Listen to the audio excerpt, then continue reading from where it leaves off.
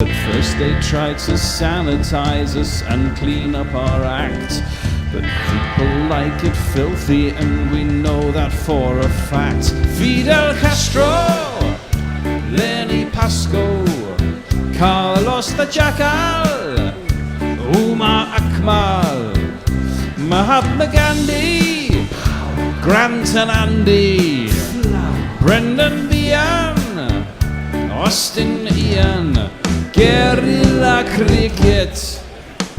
Stick with us cause you know we're not the kind of thing that you see on the TV and the radio. So vive la revolution.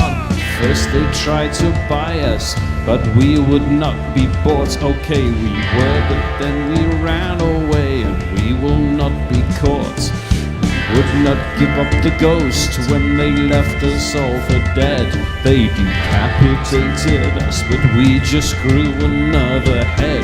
Chairman Mao, Jamie Howe, Ho Chi Minh, Asif Din, Václav Havel, Graham Saville, No Surrender, Percy Fender, Che Guevara, Sangakkara, Joseph Stalin, Douglas Jardine, Robespierre, Darrell Hare, Vladimir Lenin, O'Brien Kevin, Guerilla Cricket.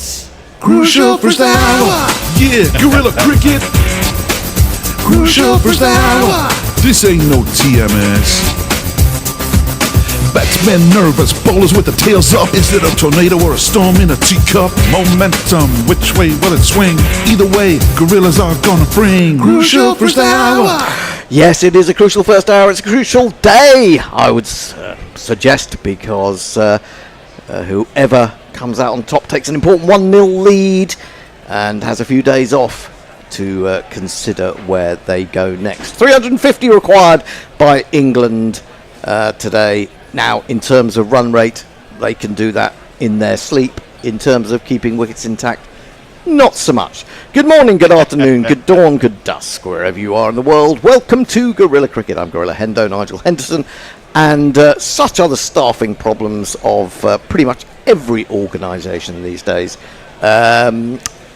We have staff only in Australia joining us for the time being. Scraping the barrel. Scraping the barrel. You wish you had us on all the time. Yeah, I do actually. I mean, we could stay at home and sleep, which I like. I love sleep. Anyway, those are the voices of Mog.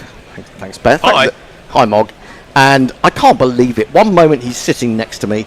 The next moment he's back in the weather cave, millions of miles away, avoiding missiles as he goes, and sitting under a very, very doomy dark cloud in his background. What's with that, Messi? I mean, how are you up? How are you even up? I would be jet lagged beyond control by now. I am jet lagged. I just got up for my 1 hour nap to try and see myself through the day, but this is too good a day to miss, isn't it? This is a tribute to 5-day test cricket. That's what I think it is. And it's perfectly poised. There's a good chance of showers around. Stop it! Noon to 2 o'clock, something like that. Stop that weather. Get back in your weather cave and can you not use some sort of scientific material to stop it raining? Send it up into the stratosphere. I mean, that's what conspiracy theorists feel is happening, don't they? I think the rain will make it a little more interesting myself. The rain might make it more interesting, in fact. But, I think the overcast conditions make it interesting for the crucial first hour. Last night, I was quite surprised how little the ball did when England had that little half hour to get through. This morning, as someone said yesterday, the morning session was the most difficult to get through. Mog, what are your thoughts? You don't care who wins, do you? Well, in a way, yes, I do care who wins. But also, I really don't care who wins. So if that side of you that does care, who are you rooting for? I would like England to win purely because India gives me the shits. However, England also gives me slightly fewer shits, so if India won, it wouldn't be the worst thing in the world. Yeah, it's a bit like a Manchester United-Chelsea game. I hate both, but you can enjoy, as much as you hate the pleasure of the team that wins, you can enjoy the doom and gloom of the team that loses. Just pick up what joy you can from individual moments throughout the day. Indeed we can. We're going to be having a quiet moment in memory of Dilip Doshi, of course, who has recently died, and we are standing out there and remembering him. Left arm spinner, if I remember correctly. Messi might be able to... Silent minutes on radio don't work all that well. Well, I wasn't planning to do that. I was just going to say if you knew anything about Dilip Doshi. I don't, actually, but what I do know is this.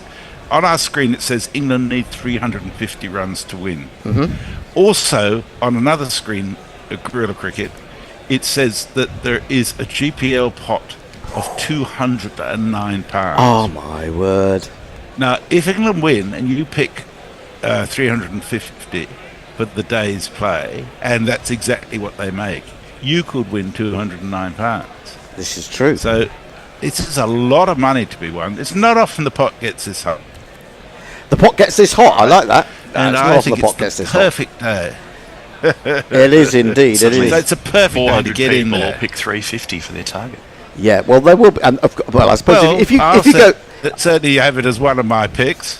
but you might have as 353 three, because England get to 349 and hit a 4. It ends up as being 353, doesn't it? So Games always end on boundaries, yes, don't they? So that's it's exactly right. you would gonna be hope a 4 so. or a 6. So that's the way to do it. Are we having the full 2 hours spare for the GPL or not? Are we having the full 2 hours for the GPL? Yeah, so you have until lunch to make your guesstimate. Go to guerillacricket.com/competitions and you'll find out how to do it. For every £1 that you put in, we get a smidgen of that, and for every £1 you put in, effectively the pot goes up by half of that. So it's 209 now, but if hundreds and hundreds of you take part, then it could be enormous before too long. The Indians are in a huddle. They've all got their jumpers on. They're feeling the cool breeze of Yorkshire. It was just sort of kidding us with those absolutely horrible heat wavy days that we had Friday and Saturday, and now it's back to normal weather as you would expect from that part of the world. Anyone saying hello, Messi? I presume it's Messi doing the Lots tweets. of people saying hello, actually. Jessica the Transmetal Alchemist just says, "Struth, mate." The Source Man says, "Love you guys. Thank you for providing this wonderful service. A night must surely be in the offing." Leah says, "Morning all. Here's hoping for a Bumrah 10-fer, including several hat-tricks, preferably in the morning session. I'd pay money to see Bear blaze a doobie on the lawn of the Royal Palace," says the Source Man. Ooh. Jessica also says, "The game might be over by 2 o'clock if Bumrah or Duckett get on a roll." Jeff J says, "GM panel well a draw on the cards. Please no rain," says Dan De Castro. Classic lined up if a full day. And Sagnik Data says, "I reckon India win by at least 100. Anything less, they would have seriously underperformed." And one person does remember Dilip. His Brave Mix says, "I remember Dilip touring Australia, a memorable batsman." A batsman? I thought he was a left arm spinner. I thought it was- Are we getting mixed so up did with I. Dilip? That's just stereotyping. Round the wicket, first ball of the morning is defended by Ben Duckett to extra cover, and there is no run. And I'm glad to get that over because I just had a horrible feeling in my bones that there was going to be a wicket with the first ball, but that has passed, and I can I can't relax from an England perspective, but as we say, maybe just over pessimistic. No doubt, Jersey Oak will be out there shouting "We're doomed" before long. I'm really disappointed with this Headingley crowd, I have to say. Yeah. 20 quid for adults, 5 quid for children for a day of what could be historic proportions. This one is back of a length and hits the bat hard as Duckett gets in behind and defends. So we've got black armbands again today. We had them on the first day for the Ahmedabad plane crash victims. Today it's for Dilip Doshi. Now, my memory of Dilip Doshi is that he played a fair amount of county cricket, and I'm thinking Nottinghamshire or Northamptonshire, and he was a left arm spinner. But you may know better. At my age, I may be mixing people up. Duckett on 9, facing up to Bumrah. And he is in, and he plays a lovely shot through the covers off the back foot. That, despite any overnight rain or drizzle this morning, has run to the boundary for a welcome one of these, if you're English. 1 and 2 and 3 and 4.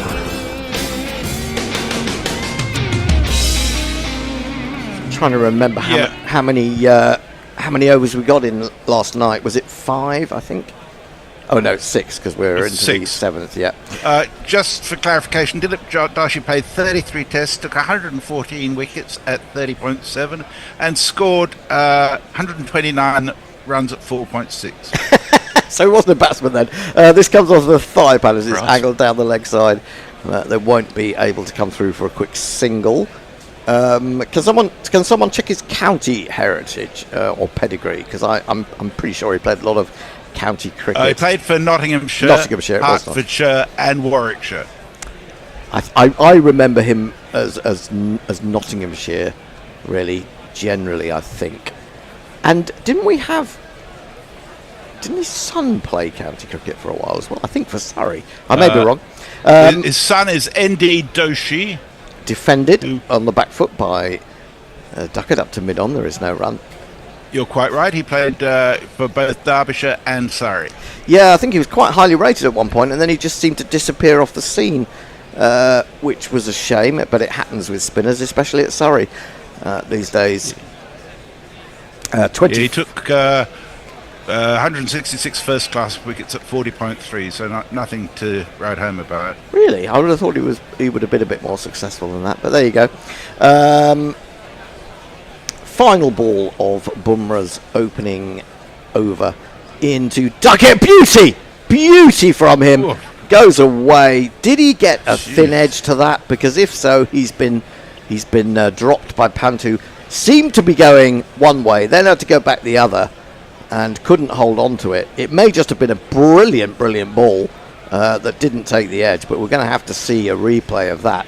That has gone from middle to outside off. Not surprisingly, if anything, punt was going down the leg side. I don't think it's taken the edge, to be fair. Didn't get his bat anywhere near it. No, he couldn't do it. That was just too good. That was just too good. That really was extraordinary movement off the seam from Bumrah. He will be happy. He will be bowling 90 overs today, will he? Yeah, how many can he bowl, though? That's the question. So just the boundary off that over. 25 for no wicket after 7. Duckett 13, Crawley 12. Siraj is also going to open the bowling for India. I'm ferreting around for jingles because it seems like I'm doing everything here today. But there you go. Here we go. When you gotta fight your way from the streets, gotta find a way to land in your food. There's only one man who can save us now. It's Mama's Siraj. Ooh, they're thinking about coming for a second as it finds the thick inside edge of Crawley's bat. Runs, fairly square. Needs the long leg to come round and field, but they decide against coming back. And so, England 26 for no wicket, Crawley 13, Duckett 13. I'm terrified now. Not that I'm superstitious or anything. There's a black cat on the pitch, and I think I heard a mirror break. And oh no! The whole stadium's under a ladder. Am I the only person who still doesn't walk under ladders if I see them? Well, it's not about luck. It's about common sense, actually. Well, yeah, something might drop on your head. Yeah, something could easily drop on your head. I wouldn't trust the people up the ladders not to smash me with something. Yeah, exactly. 2 slips widely spread and a gully, fairly fine. In comes Siraj, bowls to Duckett. There is a bit of movement there, and he plays it well down into the gully. There is no run. And I think that may be the difference between the movement that Bumrah can occasionally get and the movement that Siraj will get. Seems to have a little bit more time there. Maybe picks up the ball earlier from Siraj, and he maybe doesn't move it quite as much. Anyway, Duckett survives, but I'll feel happier when both have got off 13. In comes Siraj, bowls, and in looking for a single, just nurdles it up to mid-on. So there isn't anything there. So they stick it home. GPL is open, 209 quid to start with. Get on it. 212 now. No, 212. It's just going up the whole time. You need to be in it to win it. And you've got every chance today when you know exactly what England are chasing. So get on it. If you're on the mark. Predictions of 350. Few predictions of 350 already. Yeah. There we go. Siraj again into Duckett. Duckett again looking to work that up to mid-on. But yeah, I mean, India not over-attacking, it has to be said. They're on the singles. Only 2 slips and a gully, as I said. They've got a mid-on and a mid-wicket stroke square leg. More mid-wickety, I would say. But they play havoc with your field placing knowledge by not having a genuine mid-wicket or a genuine square leg and putting them between the two. They're creating new positions, and it's The game is dynamic and evolving. Goodness me. Siraj in quicker, that appeared, and again you feel as if Duckett wanted to get back and pull that, and then thought better of it and plays it straight up to mid-off. And this is not really baseball, is it? It's showing some respect for the game of Test cricket. We've had 11 balls and only 1 boundary, so something's clearly gone wrong. Yep, absolutely. But I think, yeah, great. Maybe just have a little look at it, especially because they aren't over-attacking, as I said. Duckett facing up to Siraj. He's onto the back foot. He'll get a single here as he pushes it wide of the man at extra, running round, picking up cleanly enough. 27 for no wicket at the end of that over. Duckett has got off the dreaded 13, and he will keep the strike. Messi. Farong says Wibble. Brave Samik, who did it touring Australia as a memorable batsman, says worst batsman I ever saw. In Melbourne it's 8 p.m, 10 degrees C, with lots of rain around, says Jessica. I reckon no one can guess the result. Anything can happen, just please no fucking rain, says Dan De Castro. Umbrella Over says morning wonderful GC, looking forward to this. Morning all, says the Harryman. I would expect him to be more successful. You sound like my mother, says Sippy Tuna. Oh dear, we're delving deep into trauma here. Cat Martin says those of us watching the game from the withdrawing room certainly don't wish to see any pant dropping. Whoa! Oh, another cracker from Jasper with the start of the new over.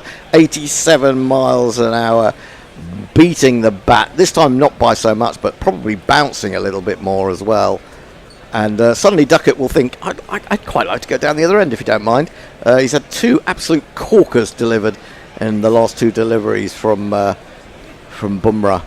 And if I was India, I think I might just put another slip in for a little while. Last thing they want to do is see that disappear. Oh, in fact, they have put another slip in. They've got 3. And I think that's a very good decision by Shubman Gill. Quite a breeze, you can see it on Jaspree's shirt. If you're in the Yorkshire area, get on down there, because really, 4 slips now. What am I talking about? In comes Bumrah, bowls, and this one pushed into the offside. Crawley comes a third of the way down, looking for the quick single, but Duckett is not interested. Did you just call him Jaspree? Jaspree. He's been abroad in France. Jaspreet Bumrah. I've always called him Jaspreet Bumrah, I think. Jaspreet. Well, you know, language is evolving. Names are evolving. It's turning into French. I'm sure he's got French ancestry somewhere. Ooh, Quickly, give him a DNA test. 3 slips in the gully, I should say, not 4 slips. The gully has now moved further away from that cordon. Bumrah in again, round the wicket to Duckett. Duckett is trying to work it into the onside. I'm not sure that's the wisest course of action because he is getting that ball to nip off the seam, and so effectively he's playing slightly across the line, fielded by the man at mid-wicket, and there is no run. Halfway through the 9th over, 27 for no wicket. I guess the thing is that England, a decent opening partnership and everything becomes more possible. Bumrah in, bowls to Duckett again. He's sort of playing slightly across that, but it's straight back to the bowler, and there is no run. 14 off 26. Jesus, pathetic, absolutely pathetic. I did notice both Stephen Finn on the BBC coverage and Sky. I think it was Atherton getting quite excited about the fact that Duckett left his first 2 balls last night, 2 in a row. Early sign on. of maturity. Dear, dear. Sign of maturity. Who wants maturity? Goodness me. Duckett facing up to Bumrah again. He's in, he bowls, and again he pushes that from the straight up to mid-on with a little bit too much bottom hand for my liking, but there you go. And maybe that's the way he plays, and it's worked for him very well in recent years. Do you want to sneak a couple of tubes in there, Messi? By all means, because there's lots of wonderful people here. The GPL is now £216. Braceamick says Dillip was a worse bat than Australia's own Jimmy Higgs. I'm Brendan Rovers. There's the Met Office and the BBC Importance of Doon. Has the weather cave Messi got more optimistic outlook? I think there will be a bit of rain, at which point the odds of a draw will shorten. So get on now, then sell. But I still think we'll get 50 or 60 overs in today at least. So I think there's every chance of a result. Ooh, 50 or 60 overs. It makes it more difficult for England. They need to go at 7 and over. At the moment they're going at 3. That was whipped away off straight, quite full ball from Bumrah. It was a well-timed shot, but also well picked up by the man at mid-wicket, just stooping away to his right. End of the over. More from Messi. What are you doing there? What are you doing there with your face keeps going very red, Mog? Have you got some sort of weird flashing light? I'm probably switching between tabs. That probably And like that. The reflection what's is changing going on? on his face. That's weird. Eric J says, don't worry weather-wise. God is a paid-up member of the Yorkshire Cricket Club. I'm not sure about that. Dan De Castro says, knowing rain could force a draw, I doubt England will risk 5 and over until they know they'll get enough overs to risk it. I don't think common sense is part of England's approach. He says, and see off. They will want to see off Bumrah's first spell. I think that's very true. It's very true. I just want to say before you read any more that Siraj is now coming over the wicket to the right-hander. His first ball for Crawley. He had to pull out of his run-up. But they are very defensive to Crawley early on. I think just one slip. Yeah, one slip in a gully. Siraj in, hits him on the pad, doesn't he? Or was there a little bit of bat? There was some excitement. If that was just fully on the pad, I think they would have really gone up.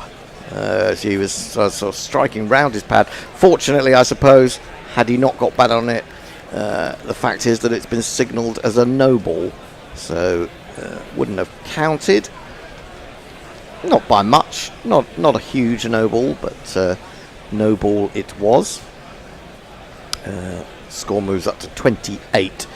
Crawley still on 13, just a single so far this morning. Hasn't had a lot of the strike, but that will help. He's not really timed it, but he's driven it into the outfield on the offside. Jadeja is patrolling the boundary there. They're not going to give any cheap fours to Crawley, but he will get back for 2.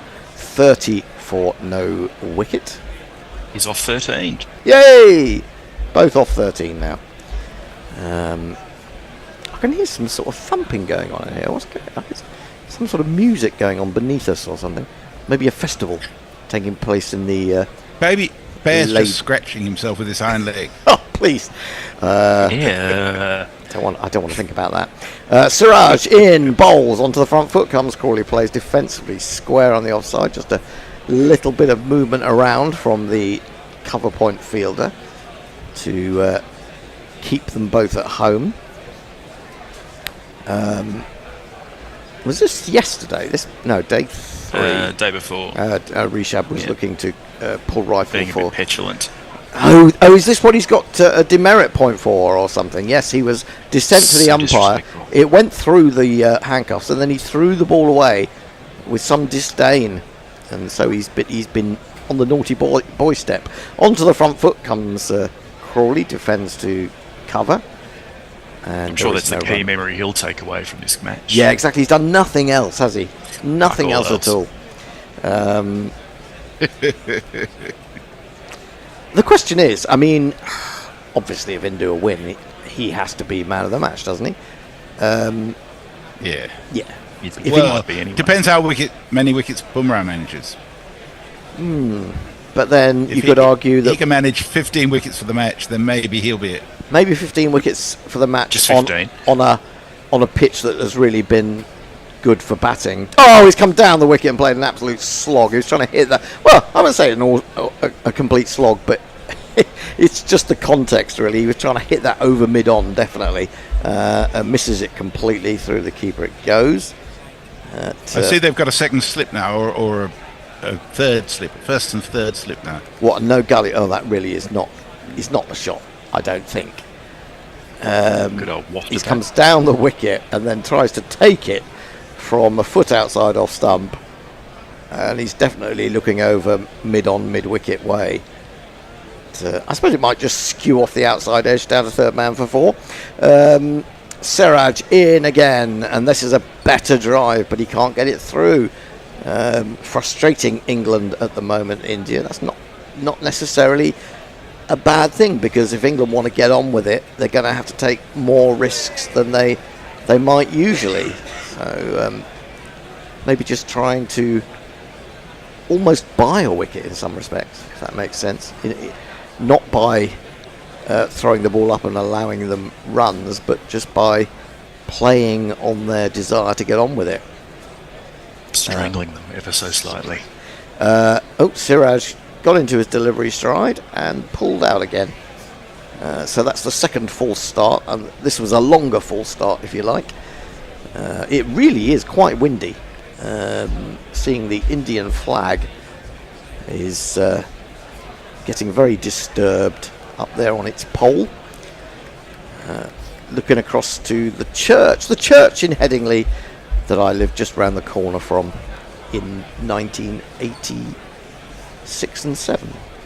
How long did you live in Leeds for? Well, 3 years. Ah. Siraj bowls, and it's driven. They will take a single. The mid-on is set well back, and so Crawley adds to his total. England 31 for no wicket, Crawley 16. That's the end of Siraj's 4th over. 10 overs bowled. Target 371. England 31 for none. Messi. Well, you avoided the accent at least. Jamal the Pickleball King says, "Hey guys, the don't need wickets, England." Whereas Deddy Sanchez says, "Wicket, please." Brave Simic says, Dilip was also a terrible fielder. He gave all of us uncoordinated nerds hope that we could someday make it. And Australia fans, crowds loved him. And Jay Grover's with us. He just says, "Hey up."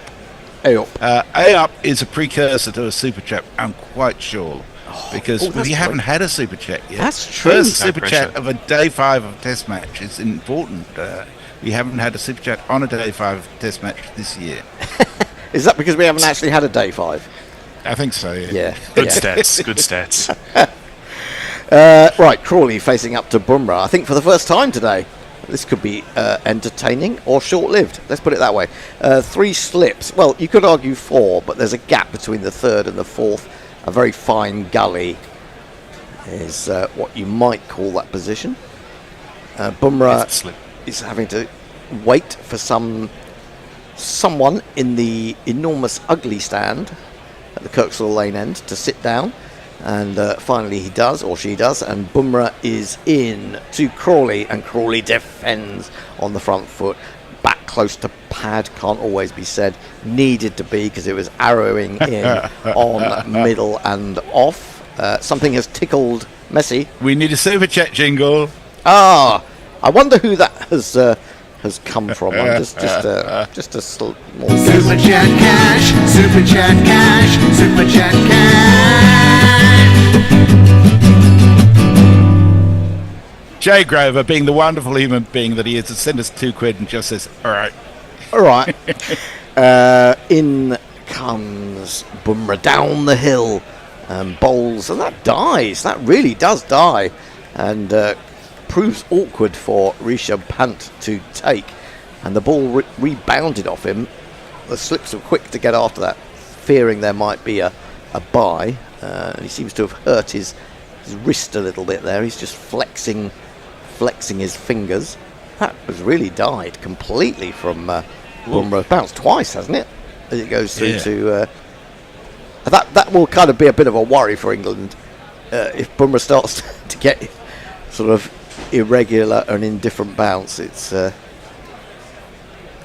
could be tricky. Bumrah in again to Crawley. Crawley drives, finds the gap, but hasn't timed it perfectly. Hauled in by none other than Jadeja, possibly one of the most brilliant fielders in the game today. They have got through for 334 for no wicket. Brings Duckett back down the face, and Bumrah will no doubt switch to back round the wicket. Messi. Right, so Kartik says, I have no hope on Siraj taking a wicket. If he concedes fewer than 3 runs in the overs he bowls today, I would say he bowls really well today. And Steve Hoke says, what's your prediction on the Ashes? Well, let's wait a few months and see who's actually likely to play. If you've got Wood and Archer playing in the Ashes, it's a different game than if you don't. Ground tells me 5-0. Bumrah around the wicket great. to Duckett. Duckett tries to chop that square, but hits it into the ground, and then Gully peels off to field. And we have another super chat. Whoa. Super chat cash, super chat cash, super chat cash. Just to say, Mog, are you going to light up your face every time there's a super chat? I think that's quite good. I swap over to read it, so probably. The wonderful Zippy Tuner sent us $5 says, morning Gorillas, it's about 3:30 a.m. on the west coast, but great cricket and even better commentary is keeping me awake. Cheers. Thank you so much, Zippy Tuner. Keeping you awake, you should have gone to bed early and got up early. This is chopped away to backward point. Mishandled by the fielder there. Can't get a grip on the ball, but there'll still be no run. It's like you got a little man beneath you there who's just with a torch. Oh my God, you're going to set yourself alight in a minute, Mog. It's my own torch, so I guess it is a little man.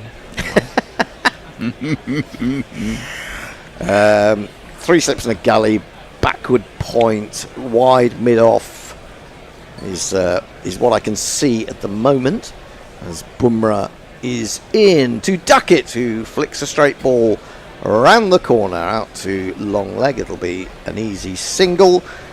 Duckett will keep the strike at the end of the 11th over. England 35 for none. Messi.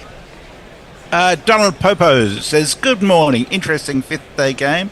As if Chitner said, I did go to bed early. I just need about 18 hours of sleep to function in today's world. Me too. I get it. Me too. Yep. Eric J says, bit behind the times in Cornwall, Zippy.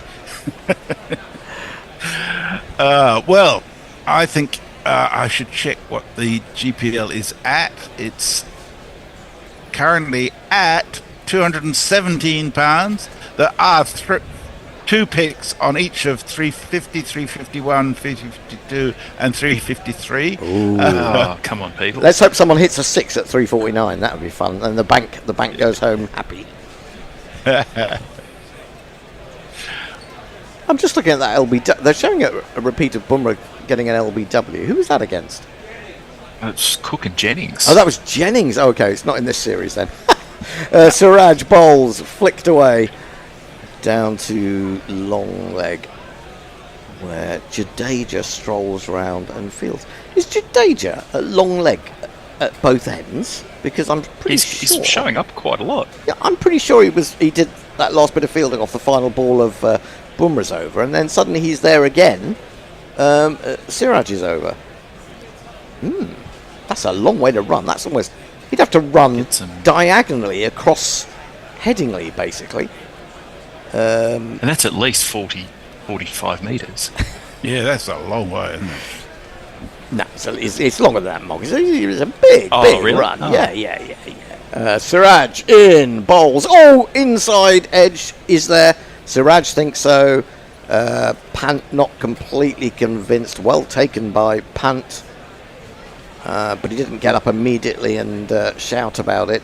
Siraj wanted it more, perhaps out of desperation.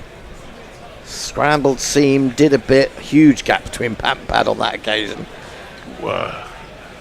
But then, you know, if a ball does that much, it's not missed the stumps by a great deal either. That may be what Siraj was more interested in, and then he thought, well, I'll go up for the catch behind as well. Pant was just doing his job as a keeper. Yeah, Just appealing. Came back a mile, that did. ball, He's though. in again, bowls. That's a more pleasant drive by Crawley with bat and pad much closer up to mid-off. However, England unable to get away as they would have liked this morning, but they, to date, have kept wickets intact. 36 for no wicket. We'll be having a change in not too many deliveries. Not sure who's next on the rota.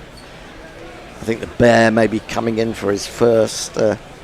You're on socials, and Krishna should be coming in with the Bear on ball by ball. Excellent stuff.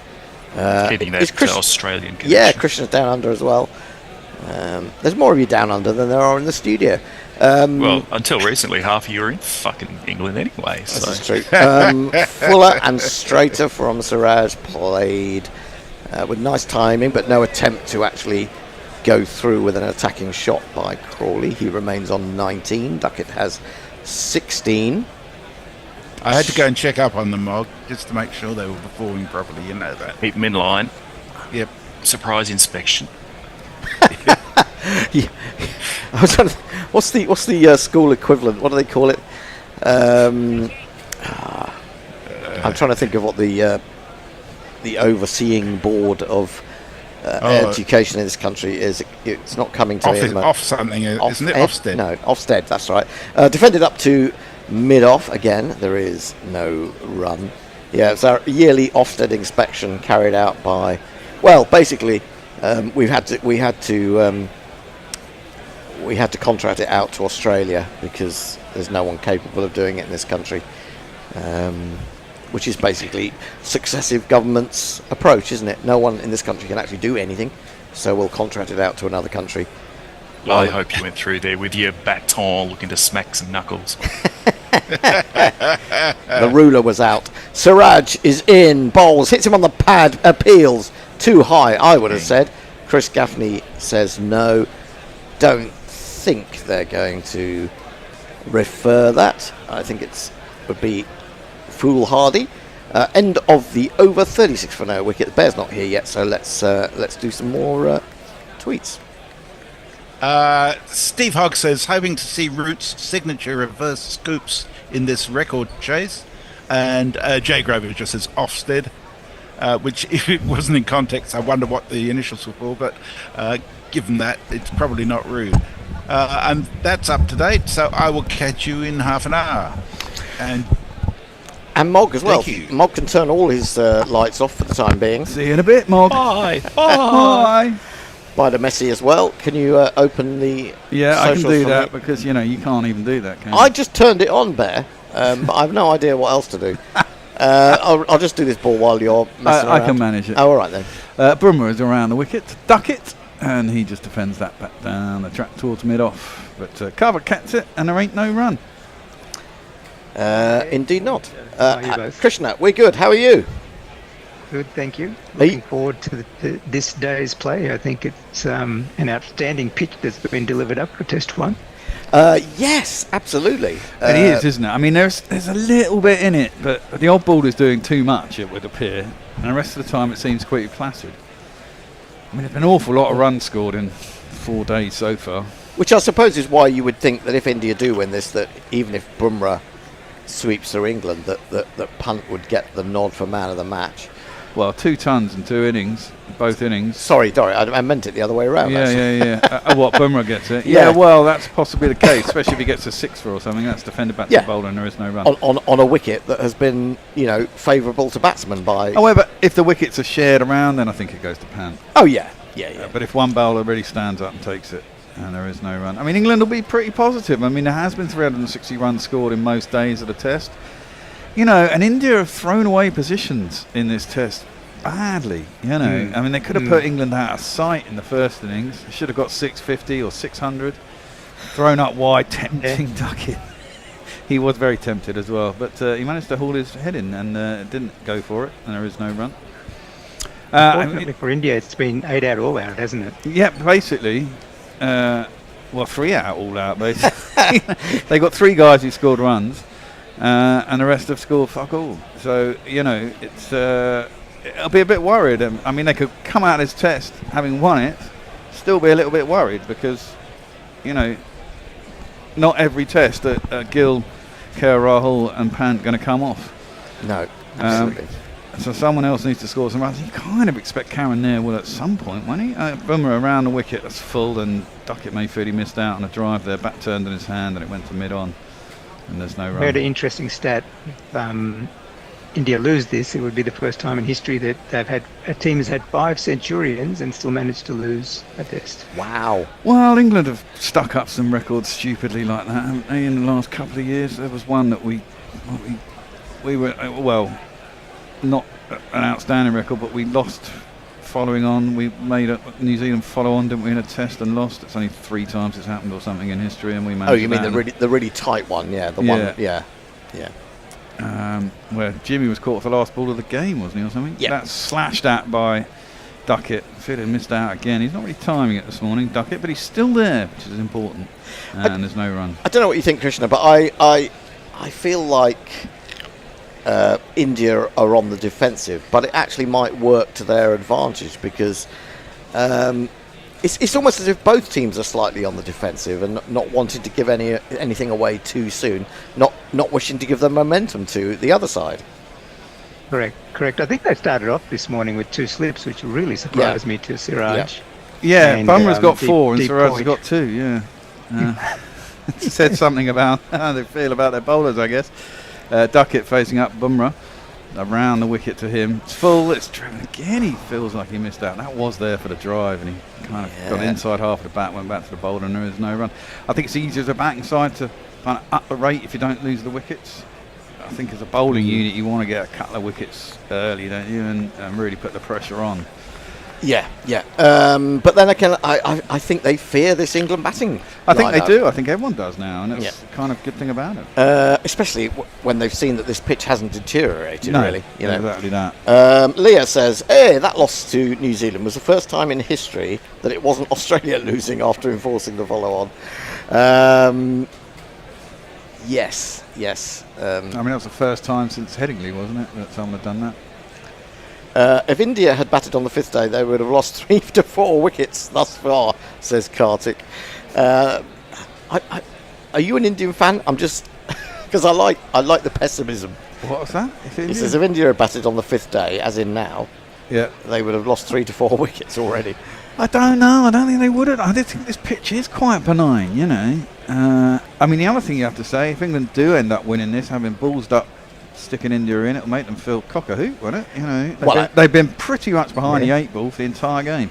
Siraj is in, nice drive by Crawley, but straight to mid-off, and there's no run. I think that it will be bigged up as a great decision by Stokes. I don't go along with that. I think that's covering up the mistake. Well, it would be. Yeah. It would be, but at the end of the day, I suppose England say they like to chase scores. It's in your own hands, chasing. It's in your own hands. You've got to bowl the side out, really, isn't it? But either way, some might say. Would they contemplate any changes for the second test, do you think, England? England. In the bowling unit, if Jofra's fit, he's in. As far as I'm concerned, anyway. Siraj is in, just dropped into the offside, and they'll run an easy single. There was Yeah. some vision yesterday where they were showing Jofra Archer bowling in some county match. Yep. Yes, I thought. I only saw a few balls that he delivered. It looked to me as he was bowling well within himself. I think might well have been. He was. I don't think that he was bowling much more than about 83, 84 of the balls that I saw. Well, I've seen him bowl that slow, even in Test matches at times. I mean, he is one who kind of tends to bowl to the conditions. He does know. He does bowl well within himself at times. But I think if he comes into the Test match, he'll let it all go. I think it's probably one of the first 4-day games he's played for a while. He doesn't want to overextend himself early on. He wants to see how he pans out for a day, bowling different spells. Siraj a little bit uppish. Oh, sorry, you're doing Yeah, a little bit uppish. But checked the shot and timed it nicely, Duckett. It was inside mid-on and it's gone all the way down to long on for a 4. Now my innings going, great guns. I hit the ball, 4 runs. I hit the ball and it went for 4 runs. And to sort of back up the way that India have been stultifying England, I think that's just the first boundary since the first over of the morning. Yeah. I'm just wondering whether this pitch is a little bit too paced at the moment, because a few of Duckett's shots have been mistimed. which is Yeah, well, unusual. that wouldn't be a surprise, would it? Duckett does tend to close the bat. There you go, in his hands quite a lot though, on the face of the ball. That one is just defended to mid-wicket and there is no run. He really is the banker in this England team at the moment, isn't he? Yeah, He's just- he, in all formats just as so well at the consistent. moment, Krishna. I mean, considering his debut for England was in Bangladesh and India series back in, we did it, didn't we? It must have been one of the first series we did in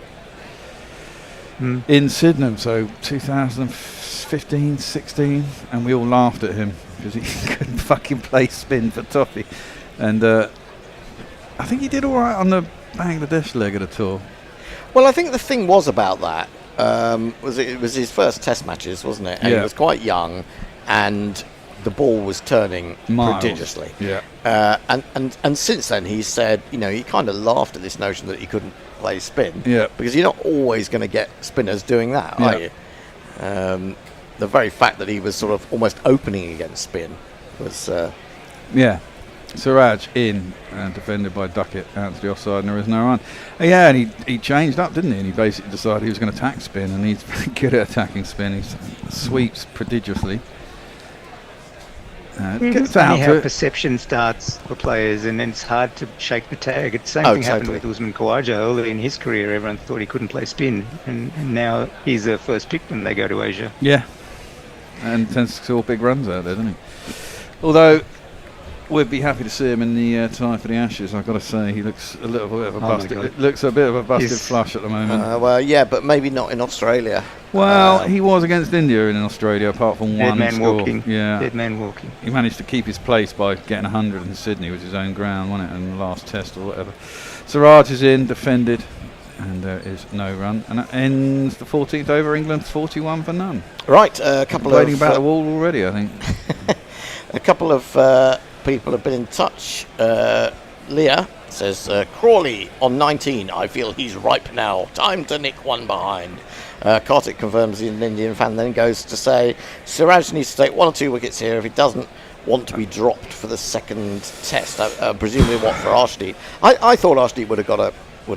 I would have thought he would have gone got in instead of Prasid, but that's interesting. Yeah, actually provides that left-hand option, which Yes. is so valuable. And but the other change India will make, I think, is Thakur, as he's just been occupying the space without providing anything. So I don't know why they didn't pick Nitish Kumar Reddy. He scored an outstanding century in Melbourne during the Australian summer, and why he's not there, I have no idea. Well, that is weird, isn't it? Because, I mean, Well- I've heard people talk about, and I agree with that Shardul was brought in as a kind of insurance because they were worried Yes. about the lower order. Not that that's helped. And he's got out cheaply both times. But And as played you 4 say, shots as well. but as you say, Nitish, with that record as well, and the fact that he's a very, very decent bowler, probably a better bowler, I would say. Do you think he's a better bowler? I don't know. I think Prasid Krishna is into the attack. He's taken over from Bumrah. So we've seen off the first spell of Bumrah. And now we get Prasid Krishna. We have a jingle. Yes, though of course, England may feel they may just relax at this point a little bit, but They can't really afford to do that. Do you want to play dirty with him? Do you think you can handle him? Prasni Krishna, Prasni Krishna. Oh, good jingle. Yeah, bowling full. Mog doesn't like it, his own jingle work, but he said that the other day. That's He doesn't played like up. No, I think it's quite funny. Played up to mid-on, no run. Well, yeah, I mean, will they think though? So, Shardul Thakur, yeah, Nitish, Kumar Reddy. I mean, I can't remember what Kumar Reddy bowls like, to be fair, but he's a much better batsman, I'd say, than Shardul Thakur. Gives you And he more bowls options. faster than. He's quicker than a ship. Well, in that case, I don't understand it at all. That one's played into the leg side.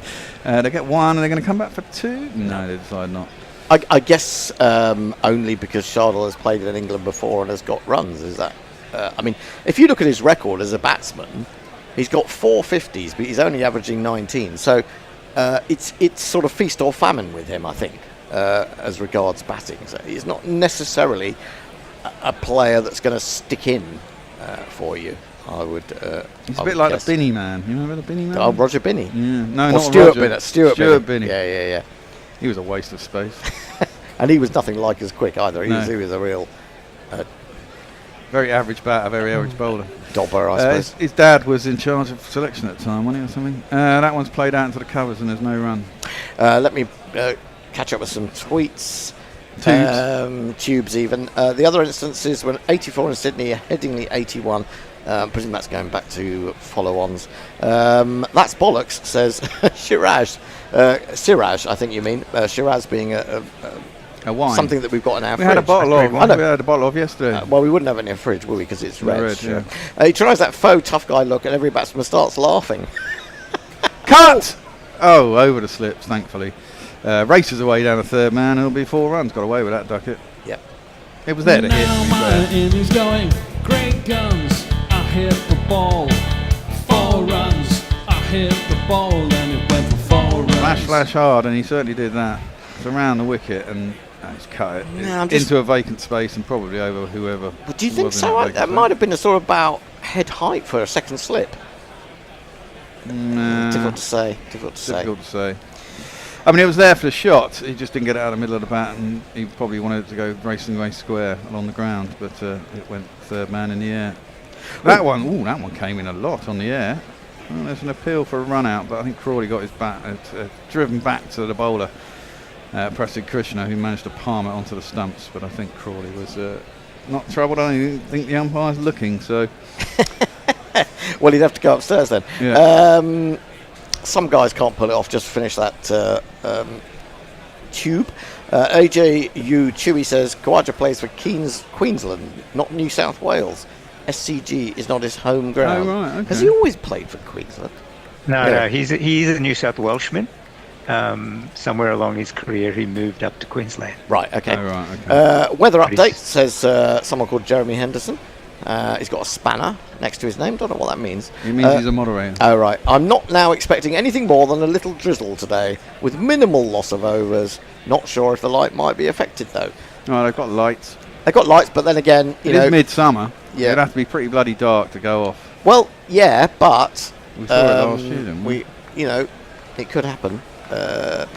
This could be Prasad Krishna's day, says Kartik. The Harriman says Shardul has an amazing domestic season. Reddy barely bowled even in IPL these days. Okay, thank you for that. No, Siraj in, defended by Crawley, up towards mid-on, and there is no run.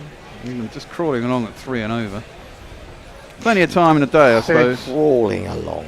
Bad. Yeah. 3 and over was Really? You know, we'd have killed for 3 and over in the England 70s. compared- Well, to be fair, 3 and over in 90 overs gets you 270. We had 270. We had 20 this morning, so that's 390, which actually means you've only got to make up 81 runs across a day, which is one run per over, roughly. Yeah, sure. But you're only looking at 4 and over then, aren't you? Really? Yeah. For a 90 over day, pretty much. Which you can pick up if batsmen stay there and the bowlers get tired. That one is defended into the leg side, and there's no run. It is a new ball, as we know. Bowlers are fresh. I'm just wondering. Siraj is bowling lighter than he did in the first innings, which is a positive change for him. Yeah, but again, there's a whole day ahead, isn't it? I mean, this is it. If England get on top, then things can quickly go away from you. I mean, we saw what Harry Brook did to Siraj in that first innings. Just outrageous. I think it was on Sunday I was watching, and he was carting all over the place. I'm going to have to catch up with that. I didn't see much of the it was an outstanding day 2 and 3. I mean, okay, he got dropped twice, but in between he was godlike. That one's defended out into the covers, and there was no run. A man called Disinterested HJ, also with a spanner, says, well, if you chaps like that Krishna jingle, I'll just shut up. Yeah, just shut up. We like it. Kartik says his dad, presumably meaning Binny, is current BCCI president. Oh, there you go. Surprised he's not back in the side then. But surely, Krishna, for example, they take out Shardul Thakur, they bring in Nitish Kumar Reddy, who apparently hasn't bowled much and is a better batsman, and then they get rid of Siraj and bring in Arshdeep. It's a pretty, well, I wouldn't say down the track. That's out. That's out. I think he's got an inside edge onto his pad. Umpire's not interested. He's gone so far across his stumps there. If he hasn't got an inside edge, he's got to be plumb, He's surely. probably about 3 yards down. Could have been hit outside the line as well. I don't think he was. I think they're going to review that. Well, they might well do, and we could have our first review of the day. They look interested. I think he is going to review. He has reviewed with 2 seconds left. Then a Kohli. That was out. That was out. That was definitely out. Was that definitely out? I don't know. Well, it will have worked if it's frustrated Crawley to that extent. He's gone right across his crease trying to manufacture something. I think he's in trouble, personally. Okay, I thought there was a bit of an inside edge, but let's have a look. He did come down a long way, didn't he? He did come down an awful long way. Oh, it's going down, surely, isn't it? Don't know if he got an inside edge. Well, it's been given not out, so if it's clipping, he gets away with it, doesn't he? No inside edge. No inside edge, no. And it's... Oh, I think that's going down. Which pad does it hit? It's hit the front pad. Front pad. He's going to be umpire's call, I think, on leg stump. It's going to be an awful long way down. It's going down by a long shot. Umpire's call over 3 metres, missing down leg side. They'll get the leg by. They will, and one of these.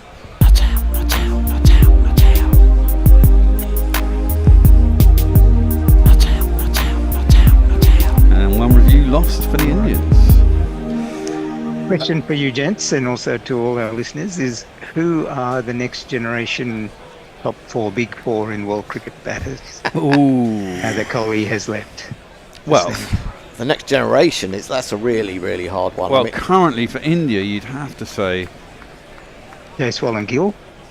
Well, I'm not sure. I'm not convinced with Gill yet. His overseas record is quite poor. I mean, he started here obviously really well, but Jaiswal, you'd have to say, if he carries on the trajectory he's on at the moment, he's going to be outstanding. Siraj is in, punched well by Duckett, and it bursts through Shardul Thakur. Is that Shardul or was that Karen Nair? Yeah, of course it is. You can tell by the little chubbiness of him. I thought it might be Karen Nair. He's a little bit chubby too. Well, he is true.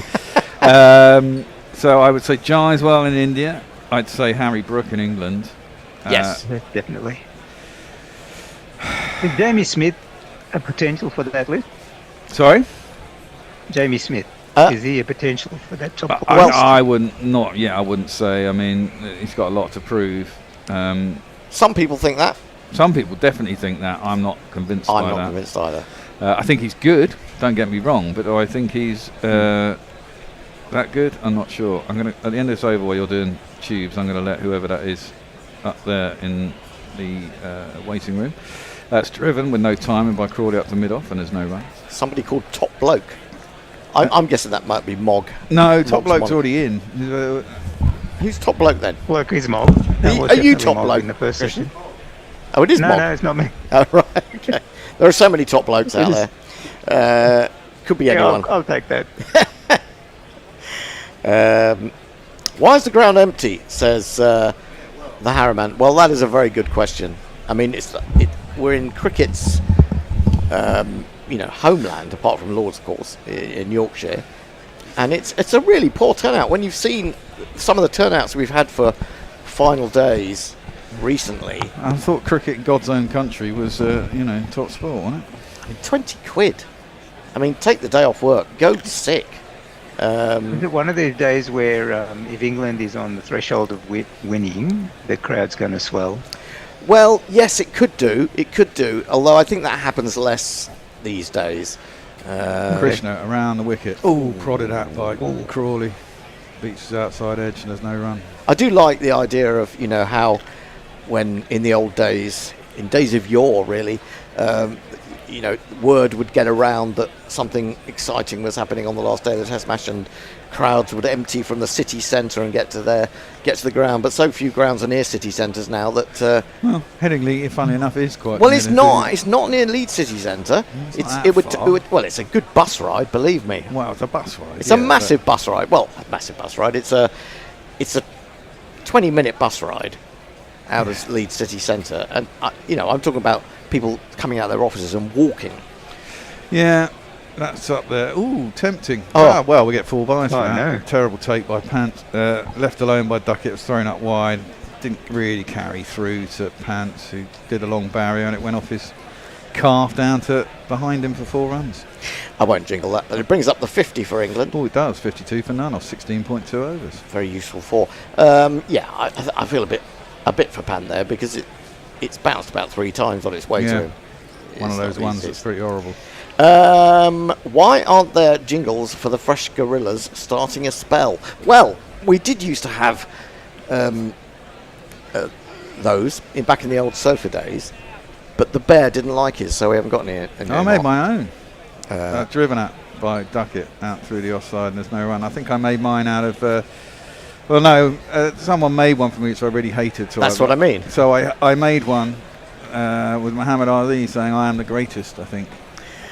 Yeah, that wasn't so good as the original bear, which was "Eat It" to the tune of "Beat It" by Michael Jackson. Well, yeah, a lot of those would be. See, Bear's very sensitive. He's very sensitive to No, these. I just refuse to have jingles made about me by someone else.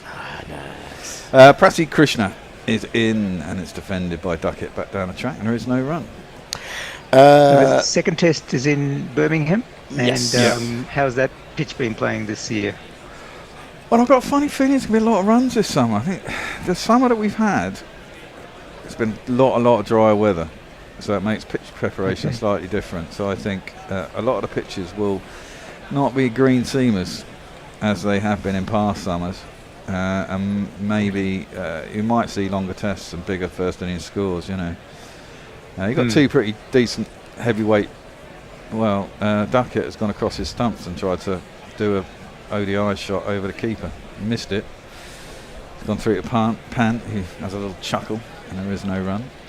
Well, they are definitely frustrating England, and England, would have come out and thought they want to get off to a quick start. And where are we now? We're almost an hour in, and They've got to be haven't got patient, away. though, haven't they?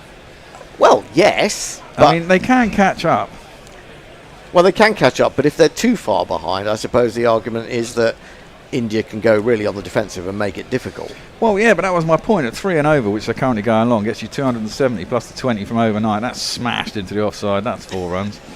Almost as if he heard you there. Yeah, mate. I was listening to you. Yeah. Now my innings going, great guns, I hit the ball, 4 runs, I hit the ball and it went for 4 runs. Yeah, just eases the pressure on England a little bit. Kartik says that he would replace Siraj with Arshdeep, as we have said. Nitish and Washington in place of Shardul, Siraj and Karen Nair. Oh, it's got to be tough on Karen Nair, hasn't it? You've only given him 1 game back after 8 years. You've got to give him more than that. I would switch Karen Nair and Pant around. Would you, though, on the basis that Pant has scored 200s in 2 innings? Yeah, but I think he's the keeper batsman, and Karen Nair is a top 5 bat, and I think it's he wants to be really batting with a top order and coming in as early as possible. I see your point. I agree with that. Yeah, I see your point on that. And Pant would still be number 6, and he can still score shitloads of runs at number 6, So. Well, we've got a change of bowling. Second change of the morning. It is this man who's under threat at the moment, but who knows?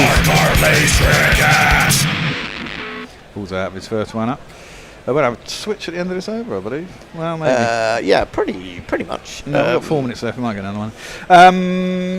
Yeah, I mean, I His think... run-up is quite extravagant for the pace that For he the pace, bowls. yeah. Indeed. Crawley facing up. don't go after his first delivery. Well, he has. He's driven it straight back down the ground. It's gone for a quick single. It's hit the stumps, but he was clearly home. And they'll get a single. I think if they go arse deep and get rid of Siraj, then they've got quite an inexperienced attack in these conditions. Well, I mean, the other argument is for Kuldeep, isn't it? I don't think you need 2 spinners in England. Well, you think that, but I mean, I'm just really going on what an Indo says, and he understands the difference in conditions between here and India, and he's all for it. I never really understood why poor old Ashwin didn't get a game or much of a game in England. Because you don't need 2 spinners in England. Well, and I think Jadeja is clearly a better batsman. Look, Ashwin's got 5 centuries in Test cricket. He's not a bad bat, I'll give you that, but Jadeja is considered a better bat, and with more right-hand batsmen, they were considered left-arm spin more conducive in England, I think, and more likely to get them stuff. That's a poor delivery from Thacker down the leg side of Duckett, who just flicks it nicely and fine enough to beat long leg, and he'll get 4 runs.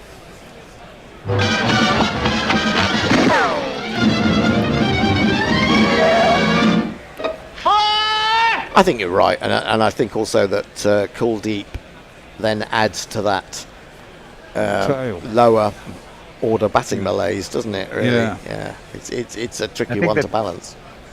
What we just saw there from Thakur is his problem. He'll always bowl a 4-ball every over. Yep, around the wicket. And there's another one clipped deep into the leg side. There is a man deep mid wicket. That will be 1 run. Well, now he's dispensed with slips. He's got a gully and no slips. And Shardul Thakur is the kind of bowler that you want to be swinging it with a couple of slips there and taking advantage of the sort of rather over-ambitious drive, really. Do you think Kevin P, in his ego-laden world, thinks the KP advertisements at UK grounds is a tribute? I didn't know there were KP advertisements. Oh, do you mean KP nuts? Yeah, probably. Driven into the offside by Crawley, but straight to cover. There's no run. I don't know if they still are, but they were originally sponsors, one of the big sponsors of the 100. I think they still are. I think they probably still are. Usman Khawaja played for New South Wales till 2012. Then he went to Kingsland and says, Chewy, brave Sir Mick. Who's brave Sir Mick? Why are you brave? Bumrah needs Shami to back him up, otherwise England take the series. I know Australian batsmen have great respect for Shami. Yes, I think that's true. I'm pretty sure everyone does. Thacker in clipped nicely by Crawley, but can't beat him mid-wicket. No run. He's got the mid-wicket and the on-Hayden. First time I've seen India using the on-Hayden. They had an off-Hayden or an on-Hayden yesterday night. Oh, right, okay. I was sort of in and out of consciousness yesterday, trying to catch up on sleep, having had absolutely none on Saturday night. Yeah, well, the second test, I'm going down to Devon on the Friday, so I'm missing days 3, 4 and 5. Oh, my word. Yeah, I know, it's going to be interesting. How are we going to cope? I don't know. Thakur is in, that's right on the pads. There should be a fielder out there. There is. Clipped nicely out to deep mid-wicket, and there's a single. But yeah, I'm staying in a tent. Oh, God, why? Glamping? Are you glamping? No, I'm not glamping even. No, because a mate of mine's got a pile down in Exmoor, and he's having a late 50th birthday because he's 54. That is late. Very late. But all our 50ths were in COVID, I suppose. So it's an excuse. He sold his company a couple of years ago, so he's fucking minted. So he can he's got a field where we're all camping. About 100 people going down. Nice. DJs into the middle of the night. Presumably lots of nefarious substances. It's going to get messy, as what I do know. And I'm going to be leaving you guys here to figure it out. That is going to get messy. Will we be changing over now? Oh yeah, we should be. Do some tunes while I let Gary in.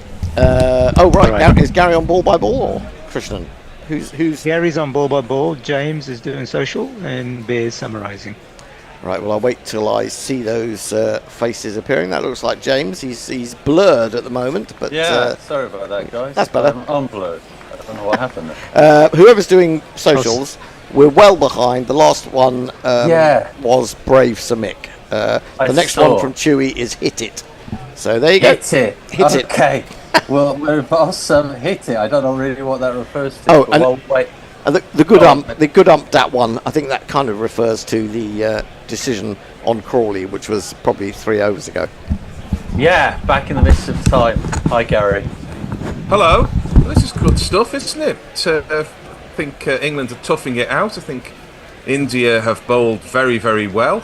They haven't had the luck that they may have got from such quality bowling, but this is Test match cricket.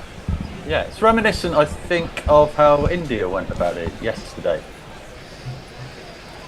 Yeah, I think obviously they scored quite slowly early on, KL Rahul in particular. And Rishabh Pant certainly essayed a few swishes but didn't connect. But yeah, sit in the game for the first hour. I always say in England that unless it's past noon, the sun's over the yard arm or whatever the expression is, it's a bowler's game. So you give them that little bit. You expect a few to beat the outside edge. You hope to miss one or two, and indeed there was one early on to Duckett, I think, that Jasprit Bumrah, Duckett wouldn't have hit if he had two bats in his hand. Yeah. But when the scoring options come, you've got to take them. Yeah, and they've done okay. How are you feeling about the balance of the match now? Well, I said at the start I was below the line at the Guardian thinking it was about 33% England, 60% India, and sort of 10% the draw or whatever. And I think it's moved a little bit in England's favour, but not much more. But I also wrote below there that if Kuldeep Yadav was playing, I'd say England have a 5% chance of winning and India an 80% chance of winning. I don't know. I don't know whether he'd be so effective. I don't know if he'd be so effective on this pitch. Yeah, try scoring this England lineup to try scoring runs against a left arm wrist spinner when they're trying to go at 4 and a bit and over. It would be over by 2 in my opinion. Well, maybe, but I mean the thing is, if you do get hold of him, he'd be taken out of the attack. You know, I mean that's it. If you get on top of him, he's out of the attack. Yeah, if you don't, they win on the board. Yeah, they have, but you know, as I was just saying to Hendo, 3 and over gets you 270, and we got 20 overnight. That's 291, right? Which requires another 80 runs across the day over 90 overs. It's less than 1 and over. You've got to catch up if you're going at 3 and over. I mean, they're currently going at 3.5 and over, which is nearly enough to get them there, and they're not really playing very expansively. If they don't lose wickets and they put pressure on at some point, the bowlers will get tired, the ball will get older. The wicket still isn't doing a huge, great deal.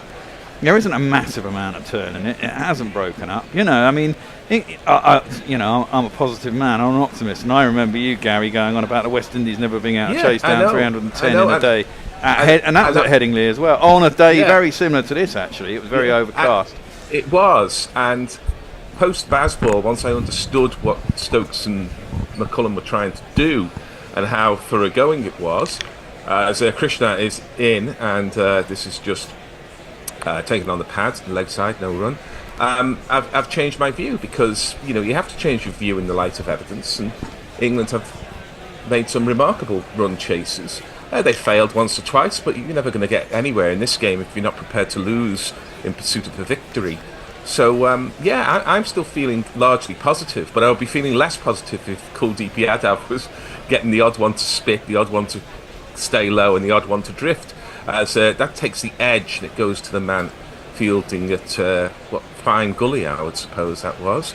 There is no run. He's bowled much better today as Krishna. Still doesn't look like one of the gods of Indian bowling, but he has bowled much better.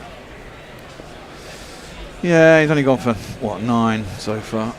I mean, this is it. England have got to stay deep into the game, haven't they? If you've got wickets in hand, you can catch it up later, and we know this team is capable of that. So you want to get rid of the new ball. This is defended by Crawley. James, what's your view? Well, listen, I'm generally optimistic about life, but I am optimistic about this England cricket team. In my head, I think this is England's to do. They've proven it before. The pitch doesn't seem to be breaking up particularly.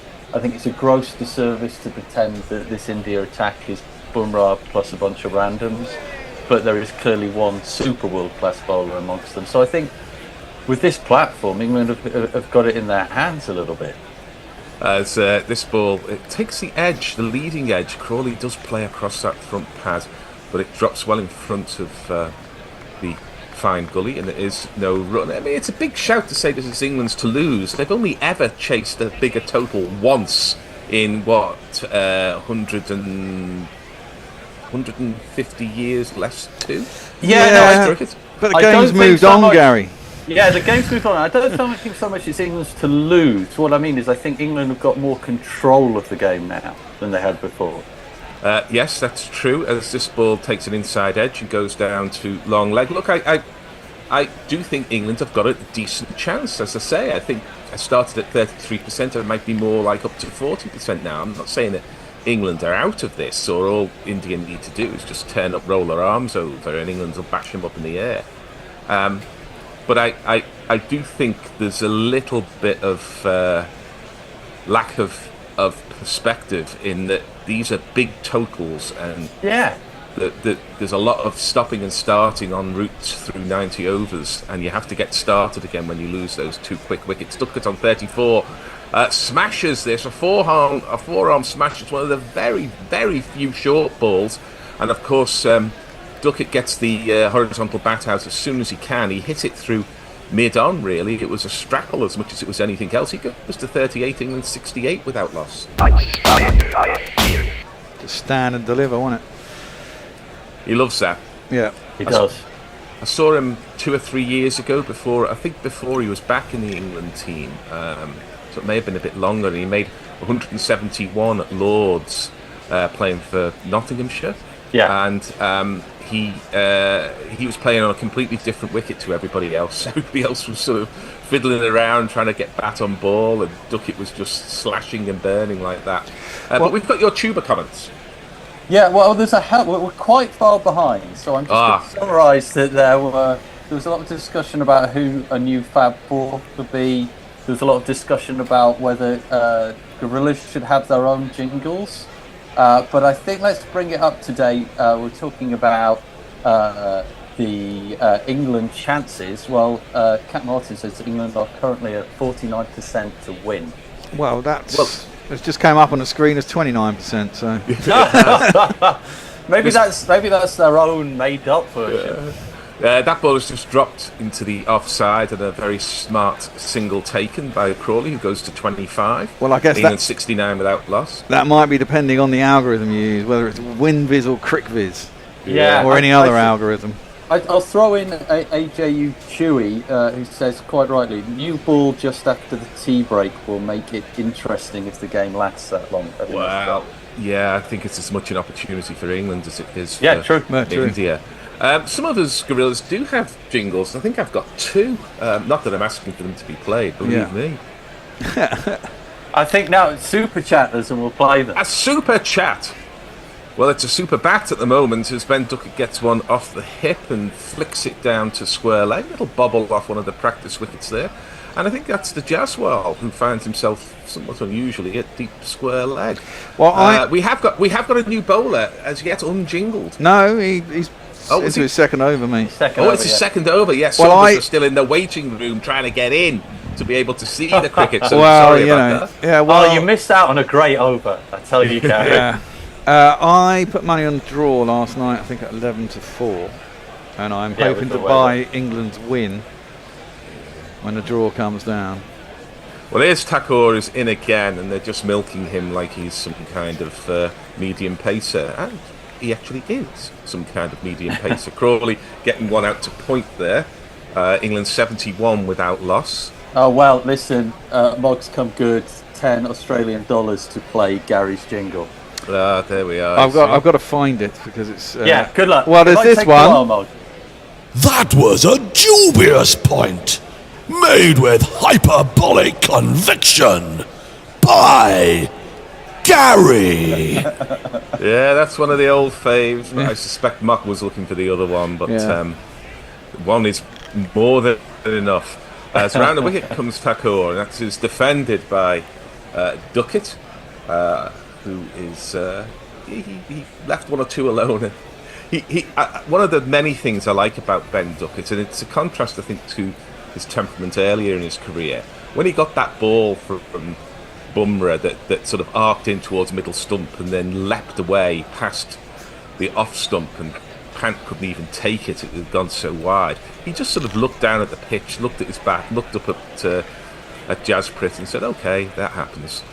This is down the leg side, and Duckett will take one to long leg there all day long, where it is the aforementioned Bumrah who takes the ball. And you've got to have that attitude as an opening batsman. You're going to get the odd good one. You're not going to be able to get bat on them all. And Duckett meets those two imposters with exactly the same view. Yeah, he's very much of that, isn't it? Each ball on its merit, and once it's passed, I wasn't out. I'll just have a thrash at the next one. Who gives a shit? It's very much that sort of attitude. I like it when he gets out in the 90s. He tucks his bat under his arm and walks off. And Harry Brook was giving it a few histrionics. Okay, he was on 99. But here's Thakur again, and push drive from Zach Crawley, half fielded off his own bowling by Thakur. It's the end of the 20th over. England are 72 without loss. Okay, so Kartik is saying Siraj's jingle was funny when he came to bat in the second innings, and plus that commentary. I don't think he made it to the end of it, did he? Yeah, Eric J saying who's in the lunch interval will be crucial. Does he know what's on the menu? Romeo Boy Op says, quite rightly, the better team will win. Yeah. I mean, it's been a fantastic test, to be honest. Amazing. And as I've said many times, I think if England do win this, it'll be a fantastic win, because having put India in, they've been pretty much behind it, chasing it the whole way. But this is why they put them in. Yeah, they put them in to have a chase on the 5th day. Yeah, I know, I get that. They probably would have liked 100 fewer to chase, and if they'd caught the chances, they would have had 100 fewer to chase. Well, they certainly would have done if they caught KL Rahul and had a first slip after lunch against Pant. But I get that, but still. Here is Krishna in again. That's very full, and it's beautifully driven by Ben Duckett, who takes the opportunity to show the full face of the bat as he hits it through mid-off. The bat looked about twice as wide as well as he followed through there. Super shot. 1, 2, 3,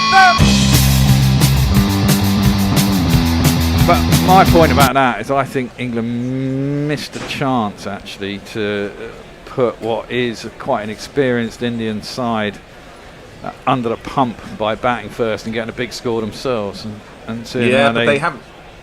It's not a bad decision. I'm prepared to say at worst it's a 50-50 decision, as this ball beats the outside edge of Duckett and goes through to the keeper, because the whole point of inviting India to bat was to set up a day like this, which England expect to win more than they lose.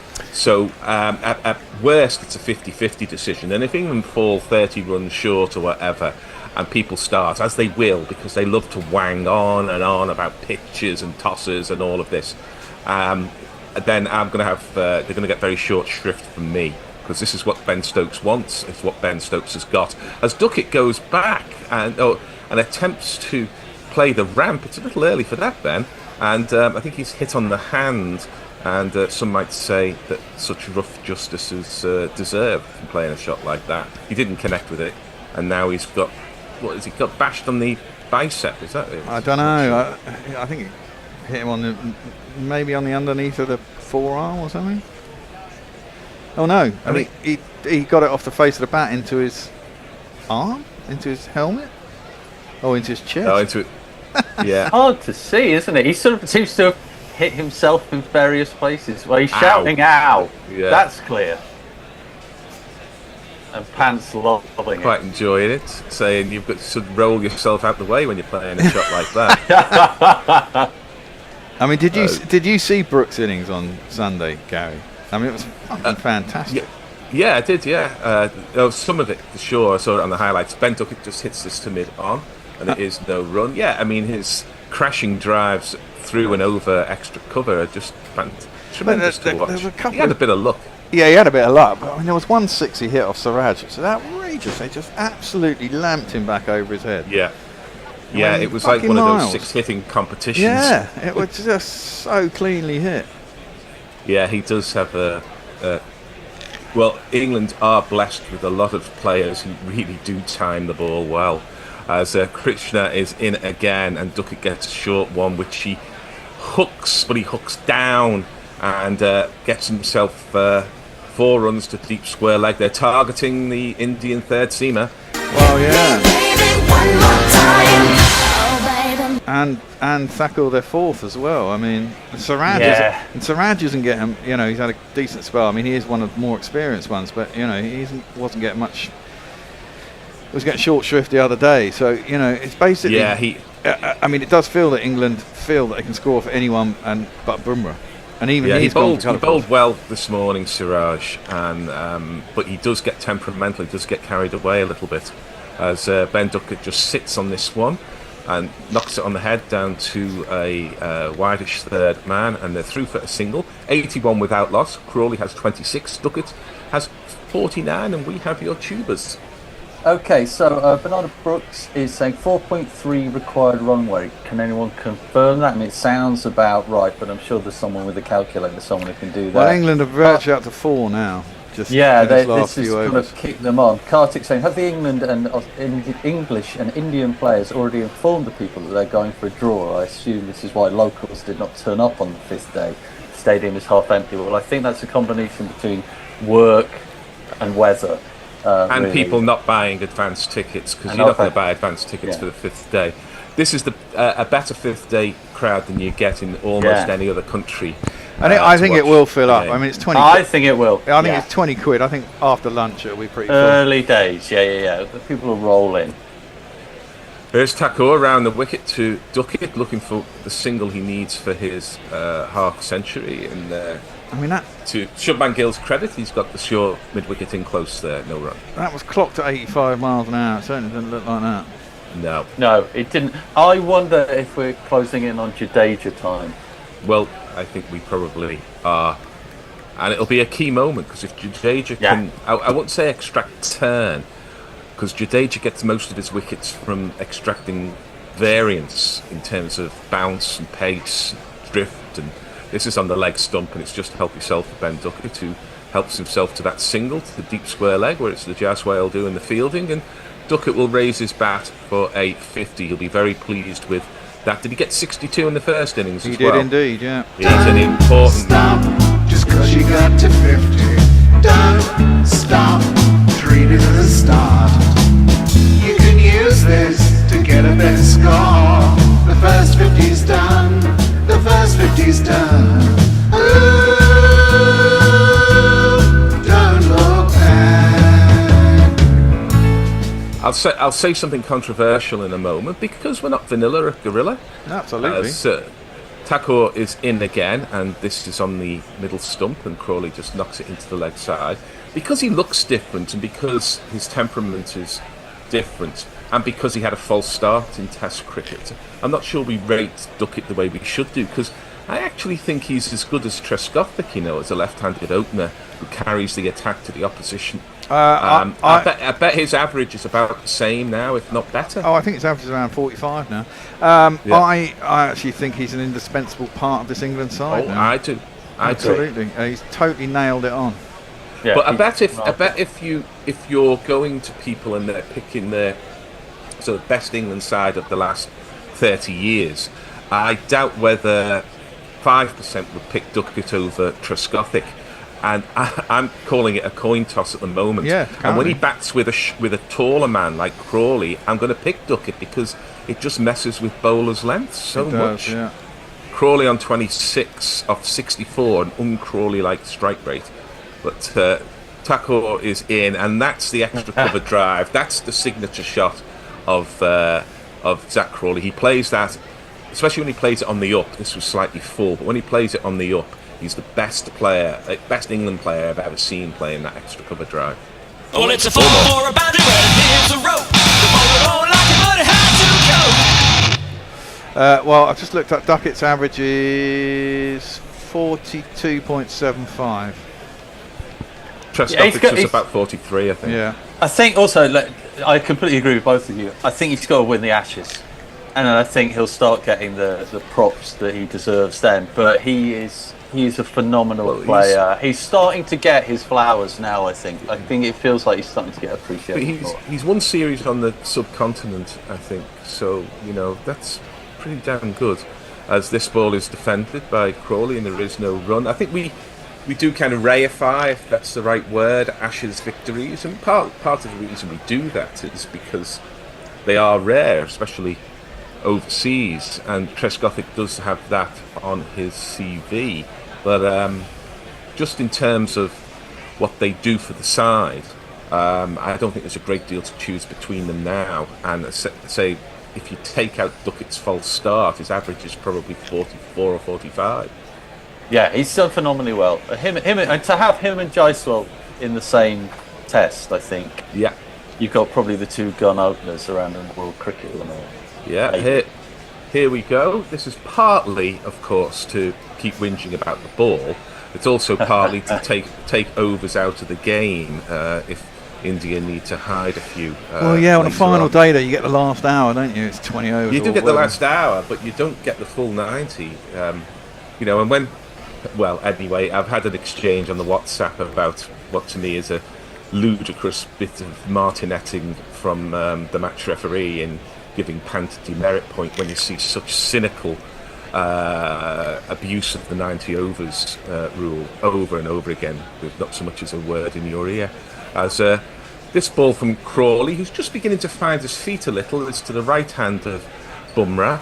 Half an hour or so ago, that would have been hit straight to him and it would have been no run. This time he gets a single. It's the end of the over and we have your tubers. We are. Right. Hold on. Super chat game. Yes. Super chat game. Super chat game. We do have a super chat now. I have to say that Eric J did an applause for Ben Duckett's 50, but did it using a duck emoji and then afterwards.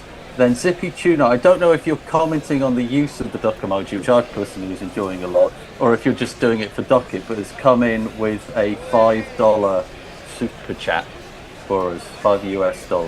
Thank you very much, Zippy. I think I might have understood that better if it was actually in Hindi, but I'm sure our listeners understand it. Well, there's a thing called emojis, Gary. Yes, I do know emojis. And someone very cleverly used the duck one, because if you put duck together with a duck emoji. Oh, I see. Yes. Have a guess what that makes. It makes Duckett. So I'm getting it. My M8. Yeah. There we go.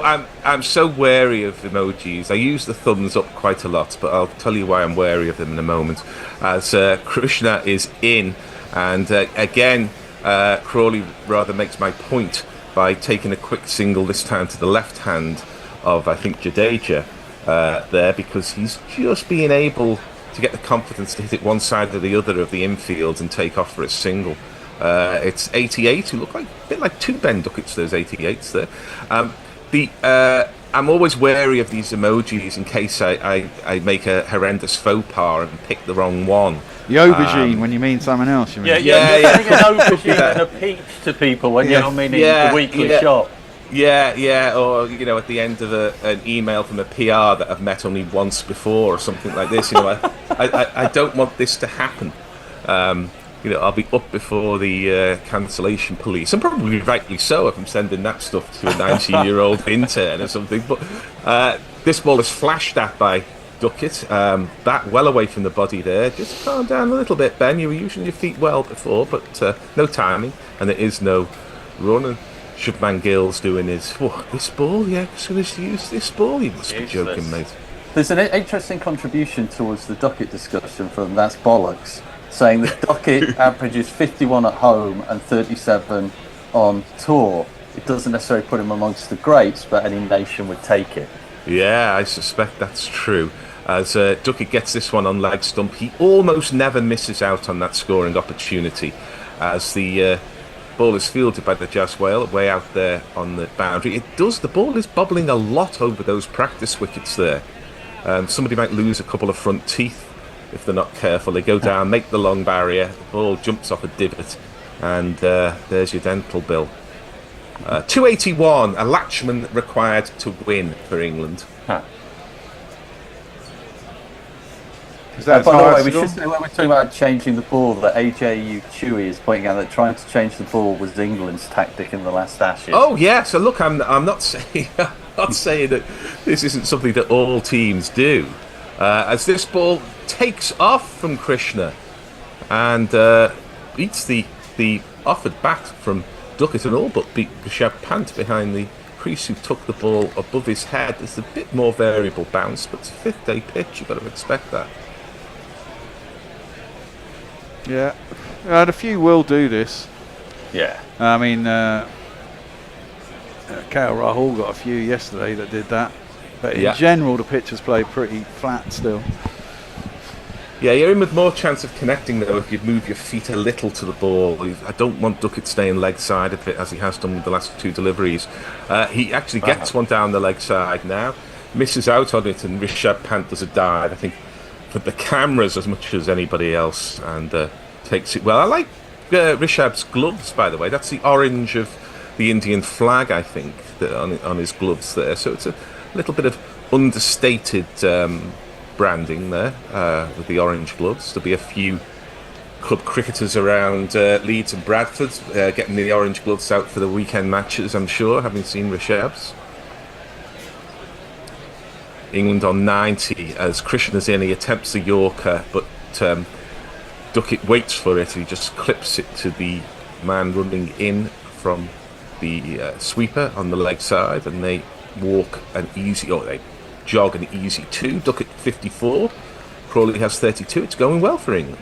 Well, run rate's up to 4 now, which is exactly what they need to get through for the day. Yeah, I mean, run rates aren't really worth looking at until you get into the last sort of 20 overs. I mean, what England have got to do is play positively, and if they play positively, they'll go at 3, 4, 5 and over, and that'll get them into a winning position. It's when you need sort of 120 after tea and you've got 30 overs to get them in, you're thinking, well, this is 4 and over. Wow. Well, shall I take you into social where there's an interesting discussion going on here. So Romeo Boy is saying the world's greatest bowler is here, but the greatest batsman is retired.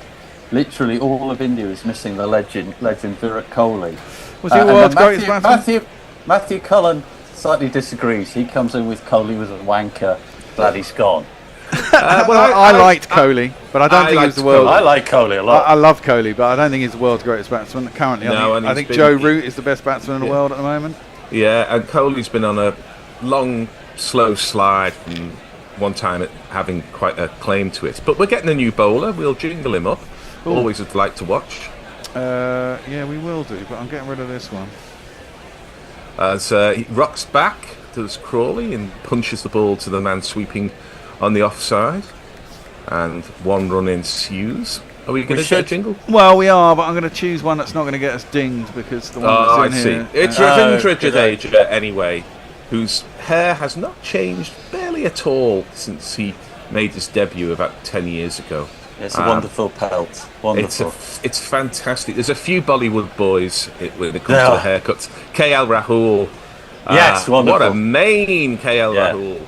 As Jadeja's in again, a little quicker in the air, but he goes back, does Duckett, and just clips it off the pads into the leg side. England taking singles at will here, and I think Shubman Gill's got to do something about it. He's got to either bring his men in close or move to a different line, because India's bowlers are bowling both sides of the wicket. England are not being overly aggressive in trying to hit boundaries, but because they're bowling both sides of the wickets, the singles on offer wherever they want. A leg slip, or sort of backward short leg, and a very fine first slip for Crawley, and the ball is fielded by the man at backwards short leg, but it did come off the inside edge but went straight onto the ground. Let's try this one. No run.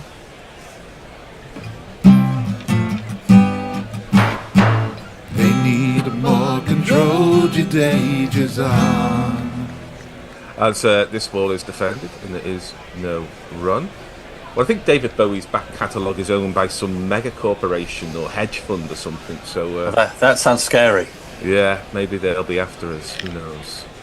This is, I think, the last over, isn't it? Yes, it is for this set of Guerillas. As this ball is punched by Crawley, that's what was not getting him runs in the first hour. Now it does get him runs in the second hour of the day. That's why you work so hard in that first hour to make sure you're still there for the second. It's been a so far a session of two halves. India very much on top in the first hour, England needing a bit of luck to survive, but these two are beginning to look comfortable, beginning to milk the singles and hit the odd boundary. 95 without loss. This is how test matches are played, though. You just need a little bit of luck or a little bit of a rush of blood, and the whole game can change. Jadeja over the wicket to the left-handed Ben Duckett, who gets out one of his favourites, the reverse sweep, but there is a man positioned at deep backward point for it. It's Krishna. He flings the ball back in. It's 96 without loss. I'll be back after lunch. I'll leave you in the hands of more gorillas for this absolutely fascinating game of cricket. All right, James. Thanks, Gary. You're going to take over. I'm going to take over, and then have we got Bear? You're doing socials, right? I am. I think and I'm doing my impression of an Indo. Yeah. No, but you're doing a very good impression of that. I always know, but I feel like it's always exciting when you're not just doing socials and that you're free from that. Well, I'm sorry that Gary's no longer here because I want to call him out for bullshit by saying this pathetic crowd of about 5,000 is as good as you get anywhere in the world. I just looked up the 5th day of the Australia-India 4th Test in Melbourne was 74,000. Wow. So, it's just bullshit, Gary. Okay, Own it. Krishna coming in now, and Duckett rocks forward, just sort of half defends, half plays it out. There's no run there. So you're saying they're very, very similar. Very, very similar amounts of people. Yes. I adore Gary, but every now and then he just comes up with something that's complete crap, so it just needs to be called out. And I don't know if you agree, we were thinking that this is just going to fill out during the day. If we get to tea and it'll fill out, but even so, it's not going to be that many. Very disappointing. Krishna in again, and Duckett is able to manipulate that onto the leg side for a single. Duckett now on 56. We should probably do a little reminder of the state of the game. No ball.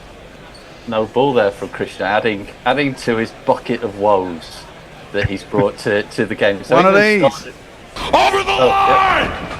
Huh? I'm sorry, Smokey. You were over the line. That's a foul. That's very good.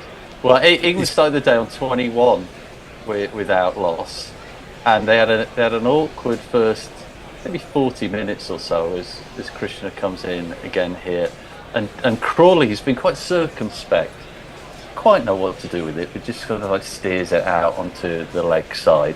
But it started there on 21 without loss. Duckett was on 9 and Crawley was on 12. Crawley is now on 34, and Duckett has his half century under his belt already. Is on 57, and England are 2 away from getting to 100. So it's been a pretty damn good start from England. Yeah, I agree, and I also think Krishna is looking very ordinary. I mean, he went at 6 and over in the first innings. He's going at 5 and over at the moment, 5.5 and over at the moment.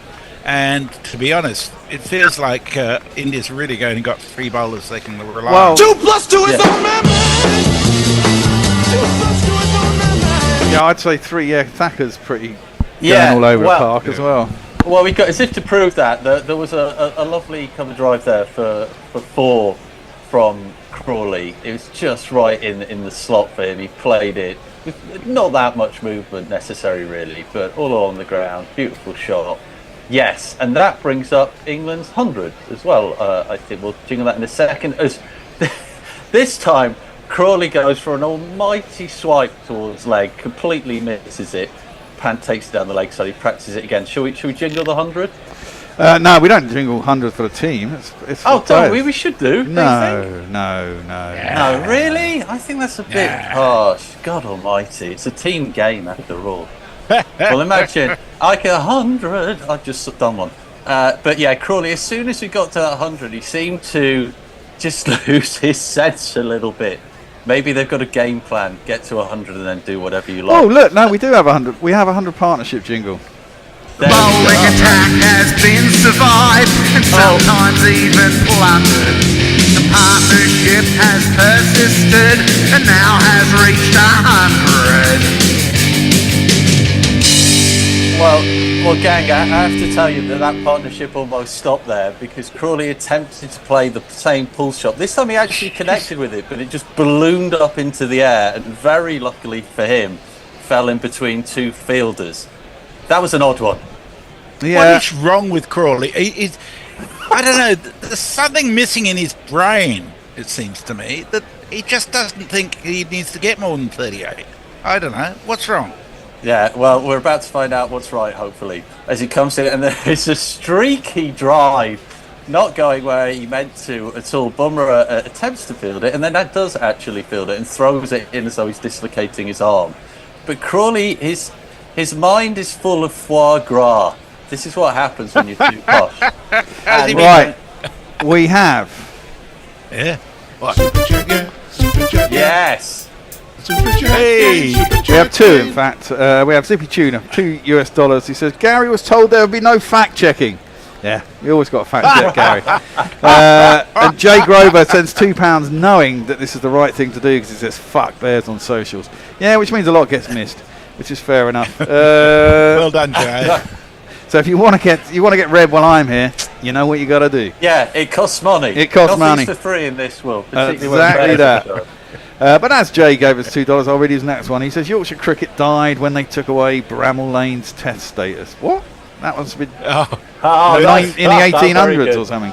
Very good. That's very Yes. very good. That's like those people like who tell you to say, "Oh, the Archers hasn't been the same since Dan Archer died." You've got to get in with those kind of early. Some of our gang out there. Well, Bumrah is beginning to warm up here as we head towards lunch. But here is the rock star Jadeja coming in, hangs it out on the offside. Duckett just half defends it with a kind of crookedy bat down the wicket here. Yeah, presumably they're going to get Bumrah back on here. Well, you'd think. You're so wrong, Bear. The Bramall Test match was in 1902. You should know that. Oh well, of course, yes.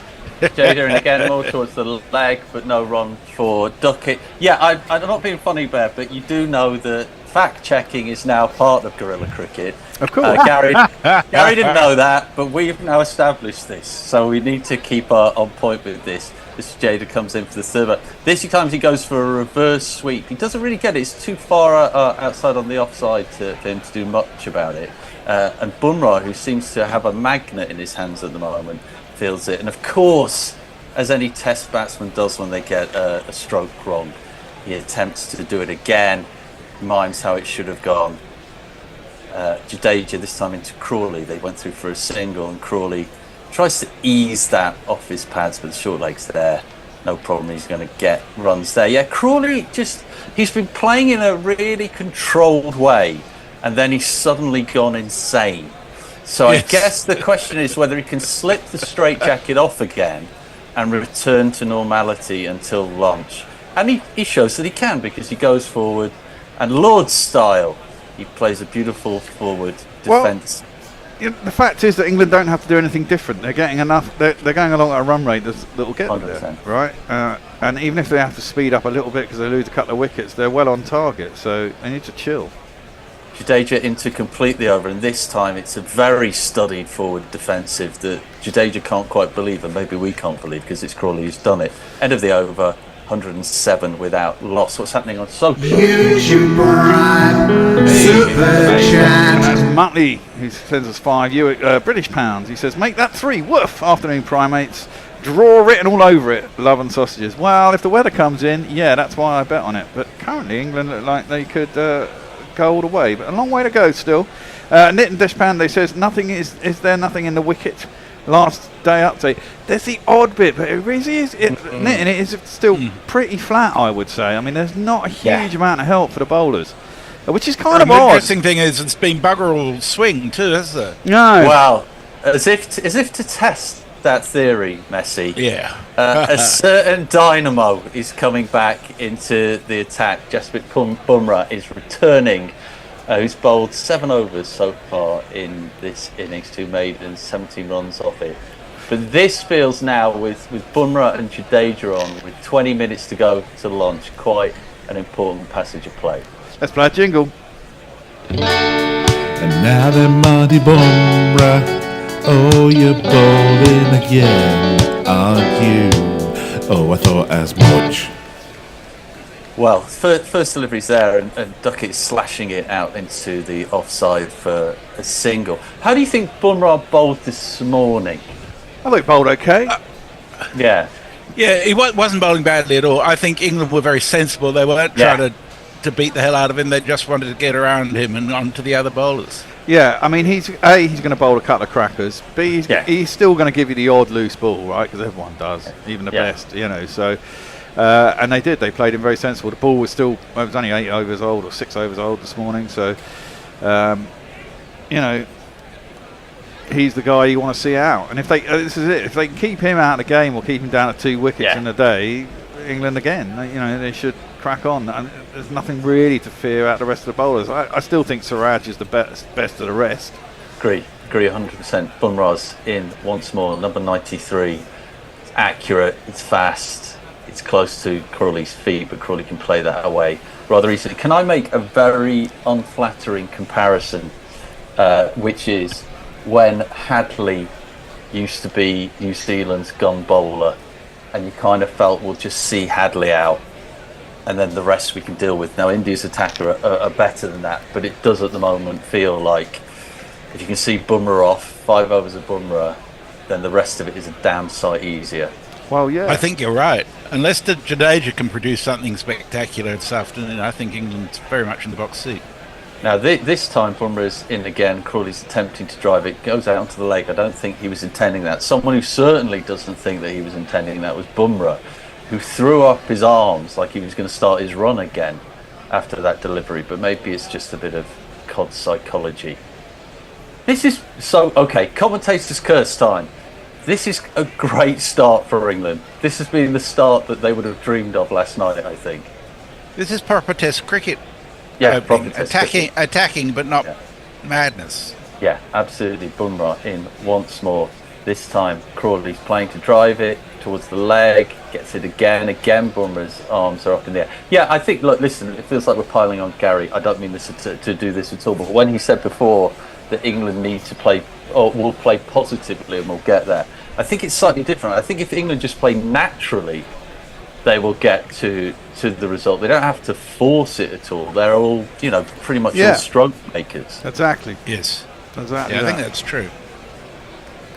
Bumrah, that hesitant arm shuffling way that he comes into the crease. He's into the crease again, all arms and legs. And again, Crawley defending it. I think they're playing this out as we thought they would. Make sure you don't take any risks against the big man.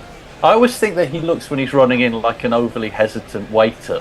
But my son was saying to me yesterday that he thought that he looked like a man who just got onto a horse, thought he was about to fall off and then suddenly became more confident.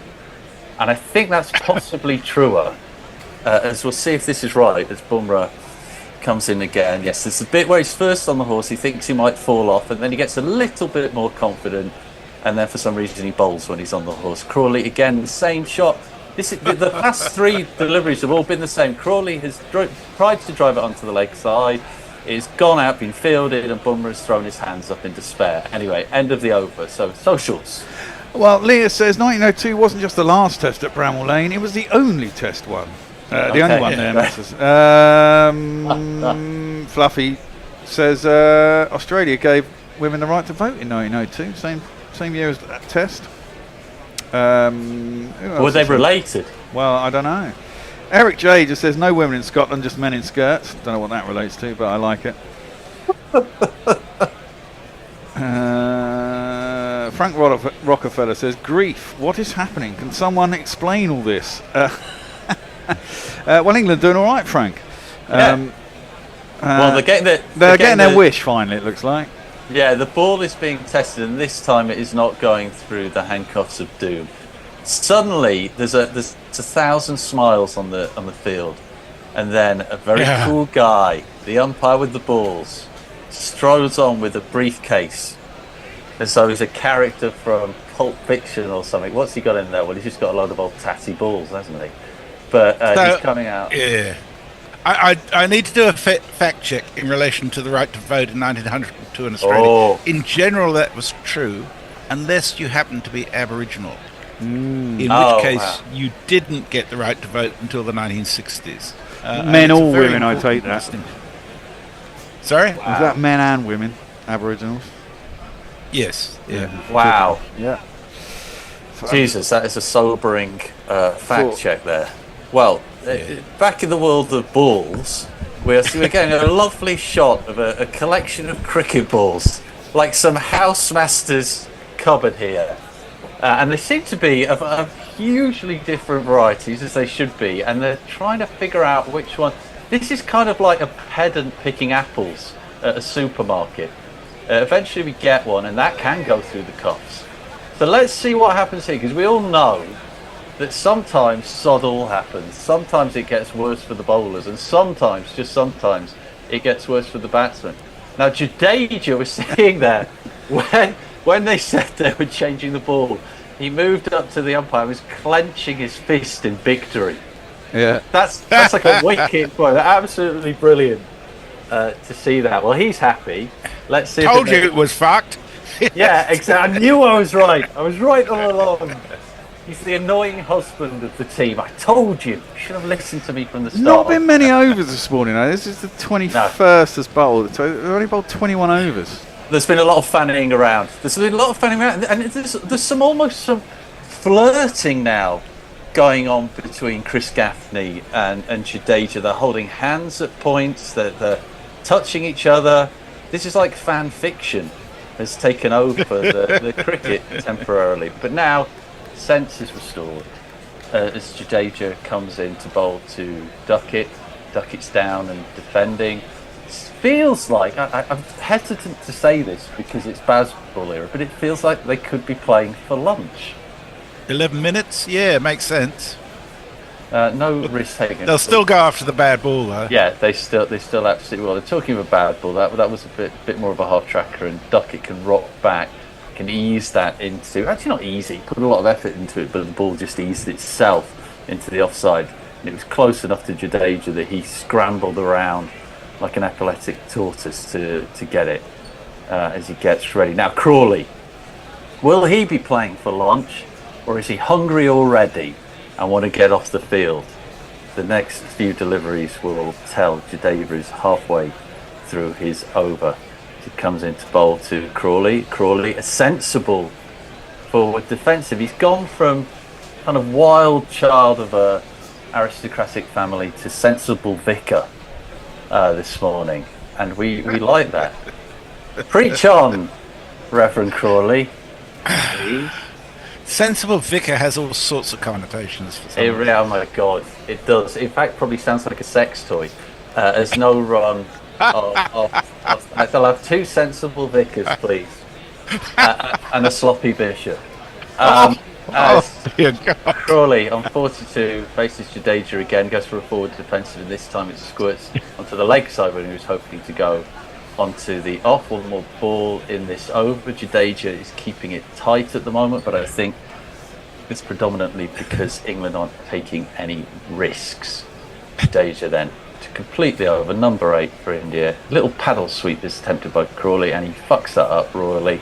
Doesn't get anything from it. Jadeja stands there like Jude Bellingham celebrating a goal. He can't quite believe it. England still on 109 from 28 overs. Social verse, please. That's bollocks. So finding a decent 145k seamer in India is like looking for an honest politician. I like that. Mr. P says, feck me, I went to get my first bacon sanger, came back and still no wickets. It's a miracle. Yeah.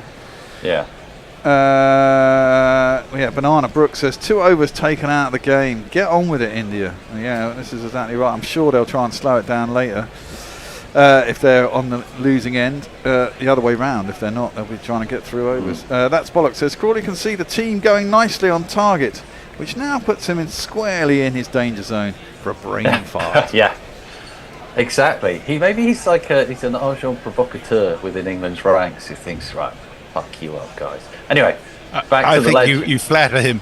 Back to Bumrah, and Duckett on 60 pats it back down with very solid forward defence. This is a key moment. We're saying key moment in the match. This is a really key moment for India here, because I'm sure Bumrah will get another blast after lunch, but as the day goes on, the Bumrah spells will dwindle in number. So everyone that England gets through without losing a wicket is a real feather in their cap.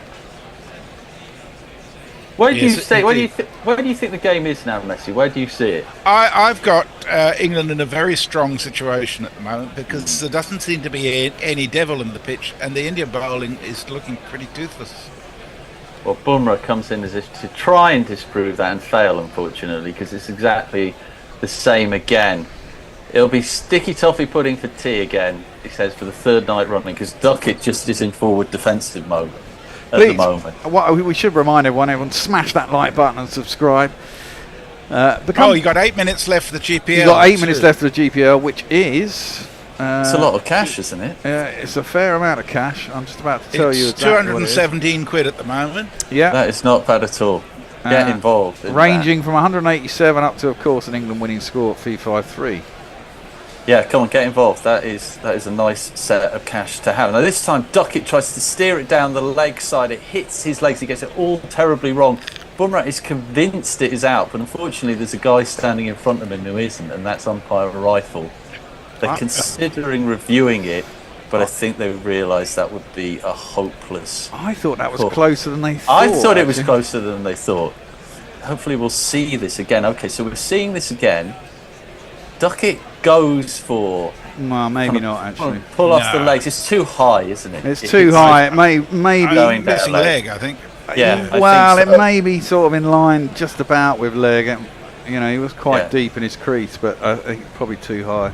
At best, clipping the top of leg stump, I think. Yeah. I think that's right. Anyway, Bumrah to return, red of soul. This time it's pitched well up, and Duckett is able to squeeze it out for bonus drive 4 runs on the offside. It could go to the boundary. It's slowing up, and it's just pulled in. Nice fielding there, and the ball goes in. Duckett 3 runs for him there, I think. Yeah, England on to 112 now. 3 off a Bumrah over as a bonus. GPL is 219 now. Keep going on the GPL. Money to be won. Let's not leave money on the table. Our entrants are disinterested hand job, Messi Jez, Hombre Nuevo, and Krisha Paul. Who's that? It'd be Krishna. Chris Charlie Paul. Krishna. There we go. Paul. Why don't you, if you haven't entered before, why don't you enter and take money away from these people? They've won it too much. We need new winners. Be a first-time winner. Crawley on 42, facing Bumrah. Words that make you slightly nervous, but let's see if we're right to be. Well, he drives that down the ground. Now, it was slightly uppish there, and Bumrah went down for a catch. There's lots of hands on heads, which suggest it might have carried. Yeah, I think it might have done, because Bumrah, who smiles continuously, he looks disconsolate, but it was a bloody sharp chance, wasn't it? Yes, it was. I'm not sure it did carry. I think it was on the half volley in the end. Let's see. Oh no! It was. Oh, he got a hand to it. Yeah. Do you know what? He got his left hand to it. He was diving forward to try and reach it. He was down to his side, and as his hand hit the floor, the ball came out, and then it was a tumble. But it would have been a spectacular catch. It would have been a phenomenal catch. Let's be fair to the big man here. Anyways, he comes into complete. It's over. It's tucked off the legs by Crawley there, and it goes to the boundary in about half a second. Leg byes. No, not even leg byes. Just byes. I just think it went miles down the leg side. Wow. Well, anyway, it's a 4. Yeah. Well, we shouldn't. Well, yeah. Okay. We'll give it this one. Yeah. Come on. Let's go. 1, 2, 3, 4. Right. Actually, didn't hit anything, did it? At best, a hit, but I think it just seemed an awful amount, didn't it? 7 off that over. It's quite handy off of Bumrah. Yeah, not bad at all. Yeah. The radar was a little bit all over the place. Anyway, anything on social as Siraj comes back into I don't know what you want me to agree with you, Nishan Dishpandi. Just agree with me? Let me see what he said. I think all we have is one ball in most of the games. Ball is swinging around. There is uncertainty principle formula. That's all. Waste of time and money. Not quite sure what you're going at. The ball is swinging a bit, but not hugely. There's not a lot in the pitch. You've got to bowl it in the right place, you know. Oh well, looks like Siraj is back. Siraj is back, yeah. Give him a quick jig. Oh no, fucking forget it. You know what? Anyway, he's coming in for his first delivery. We can get it after the second one. It's on the money. Gets up quite high there for Duckett, but then again, he's like knee high to a grasshopper anyway, isn't he? So it means nothing. But anyway, he pats it away. No run here. Interesting to get Siraj back. For the well, I mean, I think it's a desperate measure, to be honest. I think if Siraj can't do anything, there's sober ref. So he's really got his opportunity to prove that he's got something to offer here.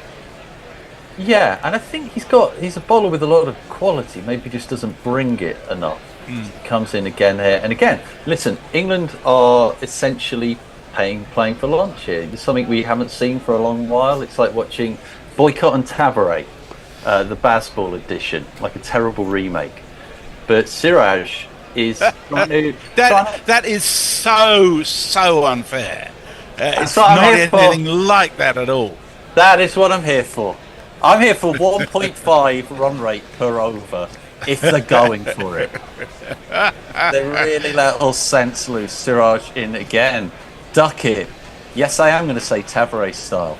Just plays a nice defensive shot there. We're halfway through the over. We might squeeze another one in here. The last 10 overs have gone at 4.6 per over. So, I'm not sure that Tabaret and Duckett ever scored at 4.6 per over. Yeah. Tabaret and Duckett. Tabaret and Boycott. Sorry, Boycott.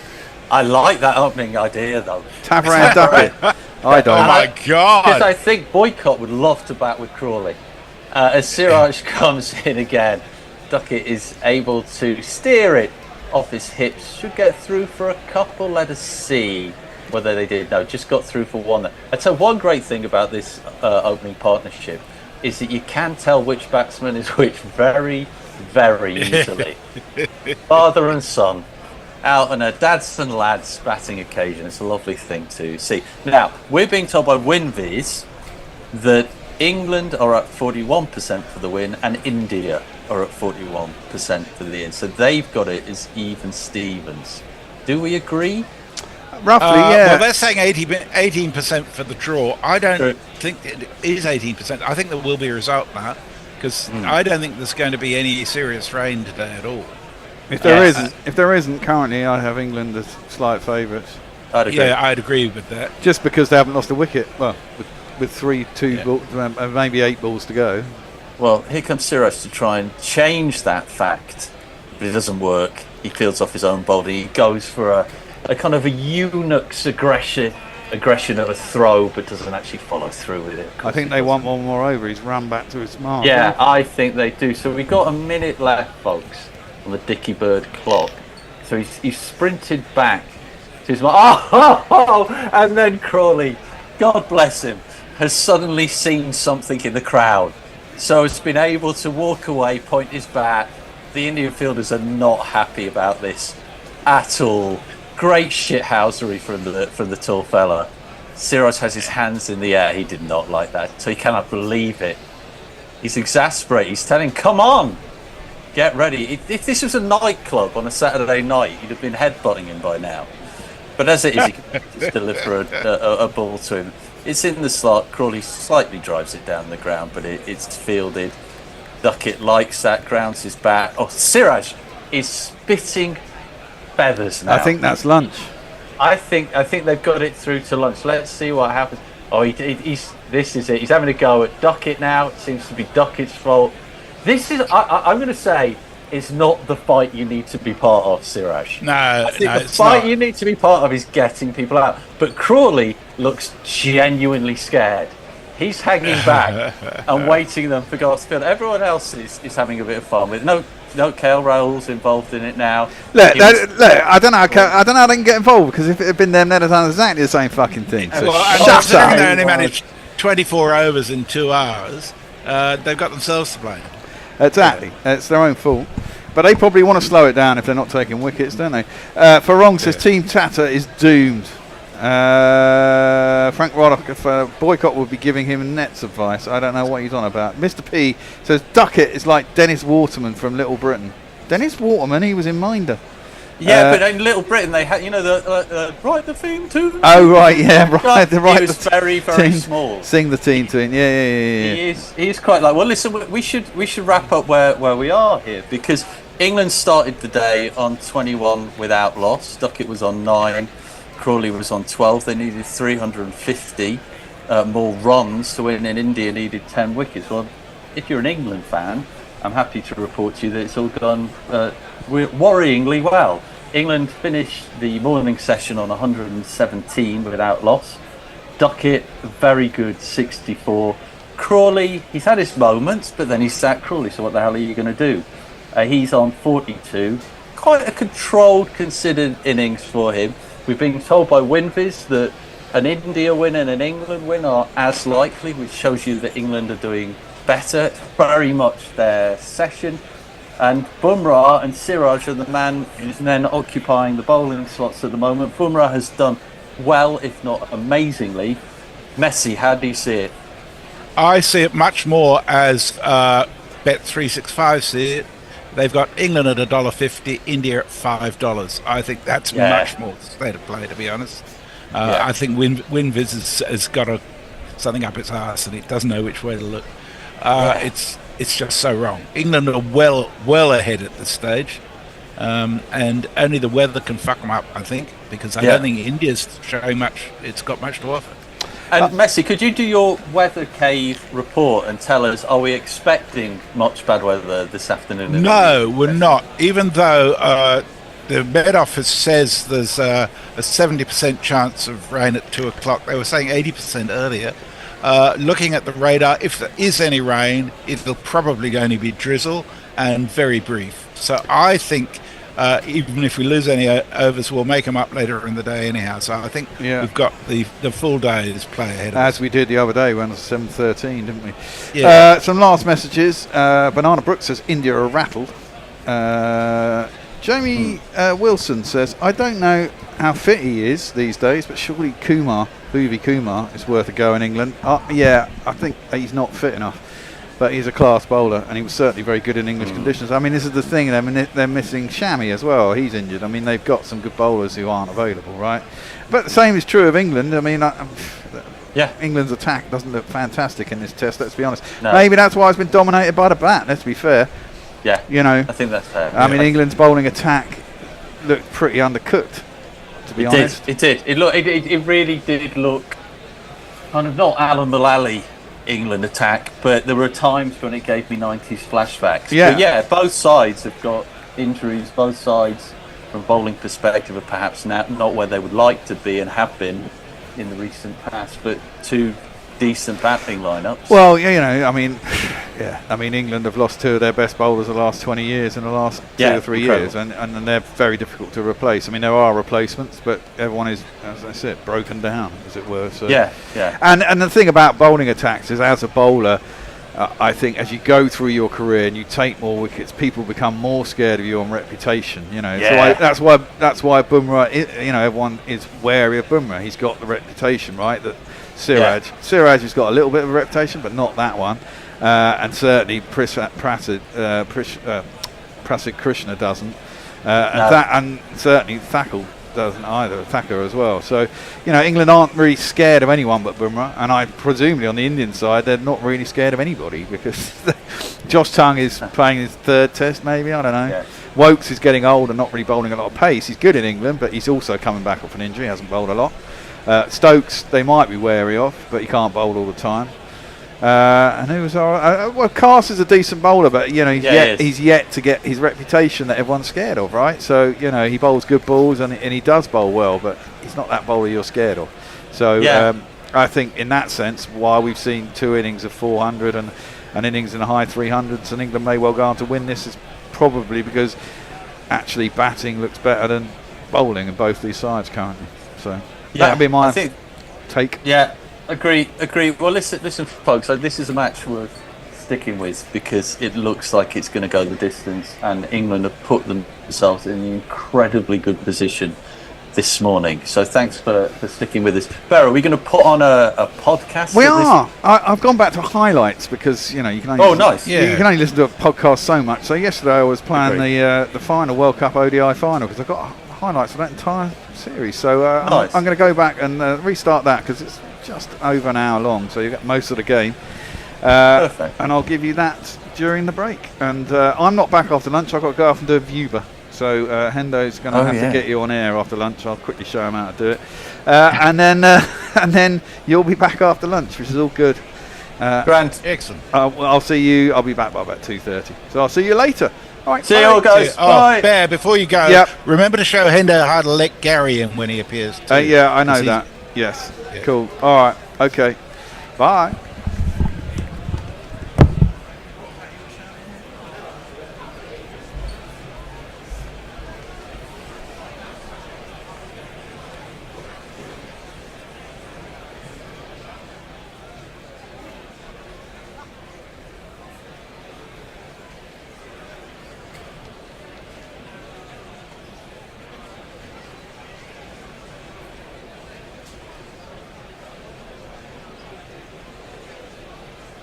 Well, that's probably got to him. It was Zampa.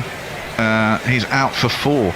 Stark is in. That's 2 wide, and Rohit has got all of that. Whoa. I don't think he hit it as nice as he wanted to, but he certainly got enough of it. And it's gone over long off for 6 more. Beautiful runs, 37 for 1 at the end of the 5th. Mitch Stark comes in to bowl to Virat Kohli, who drives that nicely and does beat mid-off, who's pretty wide, but he can't. He sprawls to try and stop that, but he can't, and it's 4 more. 1, 2, buckle my shoe. 3, 4, shut the door. And that 4 brings up the Indian 50. They're 52 for 1. 6.3 overs gone. Rohit's 32, and Kohli is on 13. Rohit to the second ball. It's gone a long way up and a long way back. Yeah. And it's over the boundary. It was always going to go the distance. Yeah. 639 sixes for the tournament. 72 for 1 are India. Well, down the track comes Rohit again. He's skewed that. Oh my word, that is an absolutely fantastic catch from Travis Head. Rohit has gone to work that over the top again. He's skewed off the outside edge. For all the money in the world, it looked like it was just going to get out of the grasp of Travis Head, who was running back from cover. And at the last minute, he dived out and caught it just above the ground, and it stuck. It so could have easily fallen out of his hands. But Rohit goes for 47 off 31. India is 76 for 2 after 9.5 overs. 4 overs, sorry. That was an absolutely fantastic catch. The last ball of the power play is punched by Shreyas Iyer, gets himself off the mark with 4 runs. That does end the power play. India are 80 for 2 after 10 overs. Kohli is 23 off 20. Shreyas Iyer is 4 off 2. And going on nicely. 20 overs. Oh, Cummins is in. The keeper's gone up. They like it. And the umpire, well, I don't know if he likes it, but he's given it out. Shreyas is caught behind. We'll wait and see. The Virat just turned his back on him, saying, "Don't ask me, mate, on your way." And that's another big wicket. And suddenly, in the space of 4 balls, this game has flown towards Australia. Shreyas is out for 4, and it's 81 for 3. Punched up to long on by Kohli off the back foot. That's going to bring up 100 for India. They are 100 for 3 off 15.4 overs. Kohli is 34 and KL Rahul 9. That one's clipped into the leg side, but it's a good over from Marsh. Still nothing but a single. No boundaries in our 10 over stint and no wickets, and just not much happening. But India advancing the score by 35 runs in those 10 overs. They're 115 for 3 off 20. Zampa is going to bowl. It's a rank long hop, which Kohli smashes only as far as long on. Now there is now there it is though. A pause as 120,000 people all stand dressed in the same colours. You would think they'd think differently. And Kohli is 50 not out.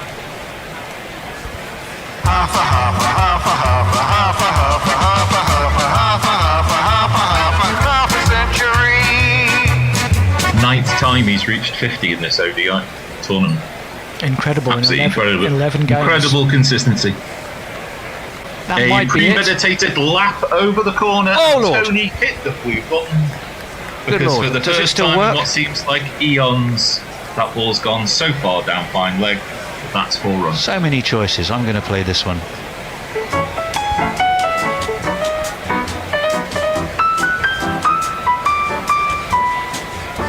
I had visions of you accidentally playing a 6 jingle. No. Coming in again. Oh, he's out. He's bowled him. Oh, my Lord. Coley is played on, and look.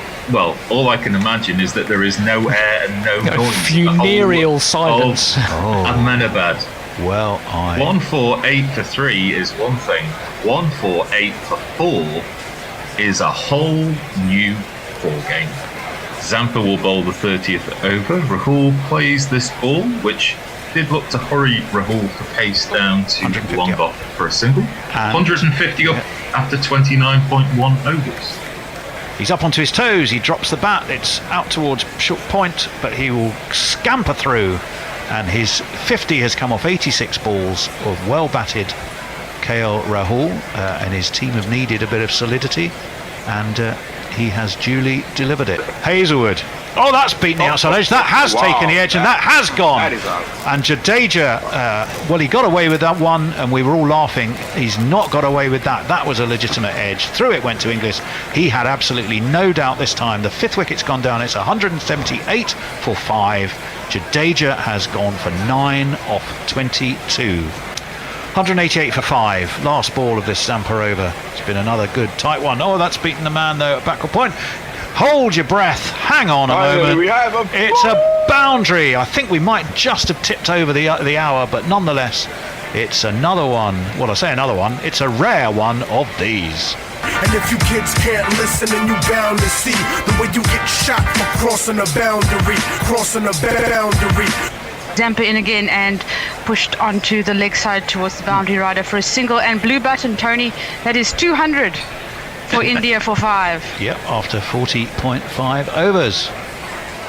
So Stark on his way in. Prodded at and taken behind. That is out. Rao gone for 66. Yep. Oh, that seems to be definitely an important wicket. Shelley straight into her work. Well done, you. Oh, God. Well done, Shelley. That's great work. It really is. Wasn't The amount expecting of you. times. You know, you had a lovely warm up over, and then poof, 9 balls in. Well done. 203 for 6. Yep.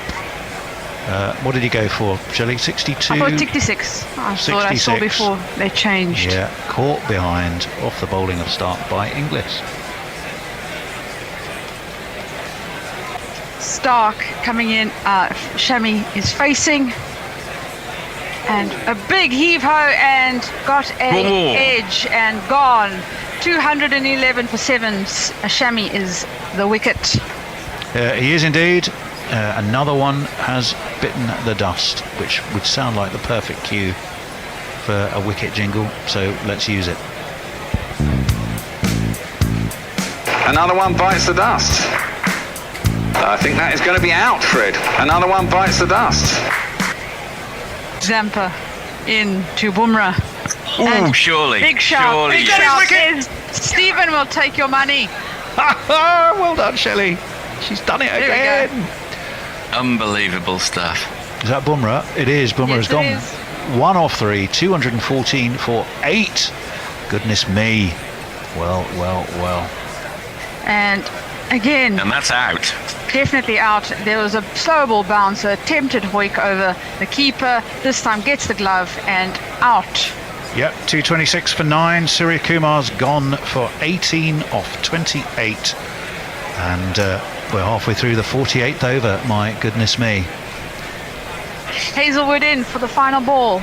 And again, slower ball bouncer, but this time got some bat onto the leg side and falls safe. Should be running back for 2 and out. Run out. So just 1 to add to the total. So that should be 240 for 9 after 50 overs. And that is it for India. It must be enough. Do you want to just talk us through some of those the key points, of which there were a few? No, definitely. I think the way the Indian innings started looked really very much trying to follow on that dominance that they were trying to put in for the rest of the tournament. Didn't quite come off as well. Australia were bowled really well, fielded fantastic today. The catch of Head really highlighted that. But also at key intervals throughout the innings, they were able to take wickets just as India were trying to put on the accelerator. And I think probably slightly, if not quite a bit less than India would have wanted, but hopefully it's going to be a really good competitive second innings and a really exciting game for all neutrals. So yeah, really good, I think, in terms of entertainment. And yeah, let's have a look what the second innings brings. Let's see, who's the pick of the bowlers? We should have a quick look at that. Pick of the bowlers is going to be Pat Cummins with 2 for 34 off 10. Yeah, not at all bad. 355 for Mitchell Stark, 2 for 60 Josh Hazlewood, 1 for 35 Maxwell, 1 for Lord 44 Zampa. Lord Zampa. Nothing for Marsh and Travis Head, but they were both very economical. The 4 overs they bowled between. Available to buy or rent at home now.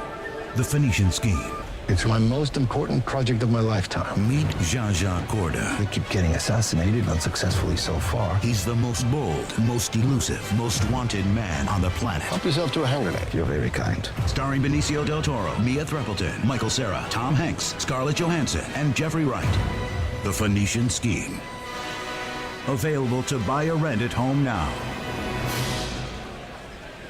And we will do some jingles in one moment. And that's the, oh my goodness me, what a start to the innings. Warner followed that ball, which kept deviating away from him, and he flicked at it, and it went between first and second slip. Not really catchable, but 4 of these.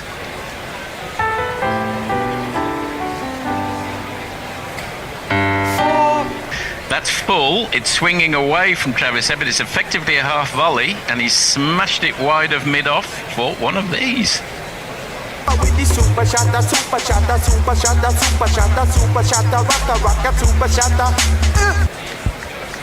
4.3.4, perfect start for Australia. I don't know what archaic system separates out 2 bowlers who finished on the same number of wickets, whether it's boundary count back or what. Oh, and he's out! He is gone! David Warner has gone following a ball wide. He flicked it much as he did the first ball of the innings. It's gone straight into Virat Kohli's mitts. The first wicket has fallen off the in the 1 ball into the second over. Australia are 16 for 1. Shami in for 1, 2, 3, 4, 5, for his 6th, but only his 4th legitimate ball, which is launched by Mitchell Marsh over the head of the man at cover point, and has gone very rapidly for one of these.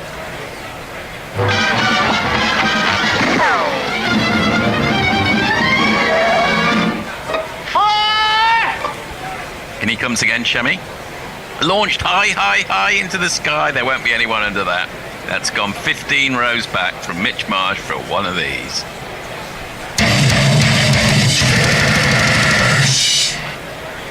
Massive hoik at that one. They think there's a little edge, and it's been given. The second wicket has fallen. Mitch Marsh is out for 15 off 14, and Australia are 41 for 2, 3 balls into the 5th over. Bummer of him for his last ball of the over. He bowls it over the wicket, and he's been given.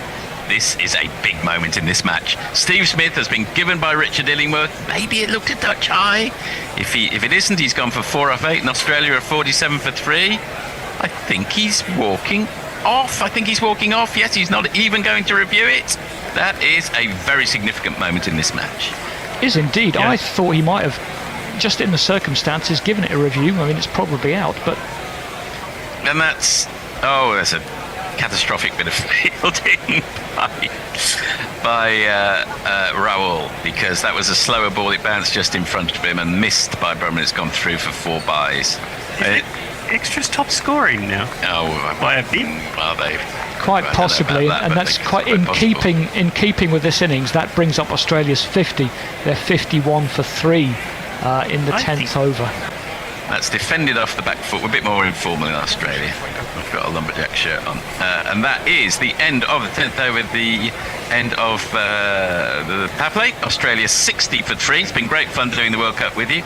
And I'll hand you over to our next commentary team. And Head opens his shoulders for the first time. Goodbye. For him in this game. It's not the first 6, but it is a 6.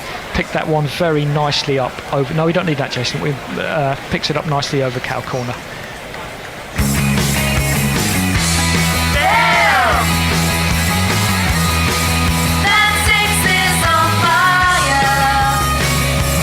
Kuldeep is in. It's driven by Labuschagne. It beats cover. It's going to go up to long off. They'll get through for 1, and that's going to be 100. Labuschagne on 14 and Head on 43. 100 for 3 in the 20th over. Something else. Hold on. Round the wicket. Wow. That's a shot by Travis Head. Round the wicket, Siraj, into the pitch. Travis Head likes it there. Pulls it hard out to deep mid-wicket. And he gets himself 4 runs. 4 valuable runs. Just punched out by Head, out to the man on the fence at point, who is Sky. Head gets to his 50 of 58 deliveries, and Australia are 111 for 3. Well, he's come back into the attack, and his first ball is dispatched unceremoniously, I should say, straight back over his head. Glorious shot for 4 runs. 4 on the floor, and 1 more 4 than the 4 before. That's what 4s are for, to get funky on the dance floor. And the score moves on to 126 for 3. First ball of the next over, Shami, the man who's in there to take the wickets and change the game. First ball's round the wicket to Labuschagne. It's too far across him and it's too full, and he's able to drive that sweetly out to the boundary for 4 more runs. Shami around, pulled by Travis Head. Oh wow, that's gone like a fucking laser bullet. That is a magic shot. It's gone really quick and fast down behind square. Rohit looks really angry. 9 off that over, and 4 more to the score. 144 for 3. 1, 2, 3, 4. Poked out to cover, and there's no run because, as we said, they're not winning this. They're not winning this by a single. They're not winning this. Yeah, sorry, a single. They're not winning this by reducing runs. They're winning this by bowling them out, basically. Correct. You need 6. That's 100 partnership. That is the 100 partnership. Well batted, these two. Labuschagne is 34 off 61, Head off 70 off 73. Australia are 147 to 3, and that is the 100-run partnership between the pair. Well batted.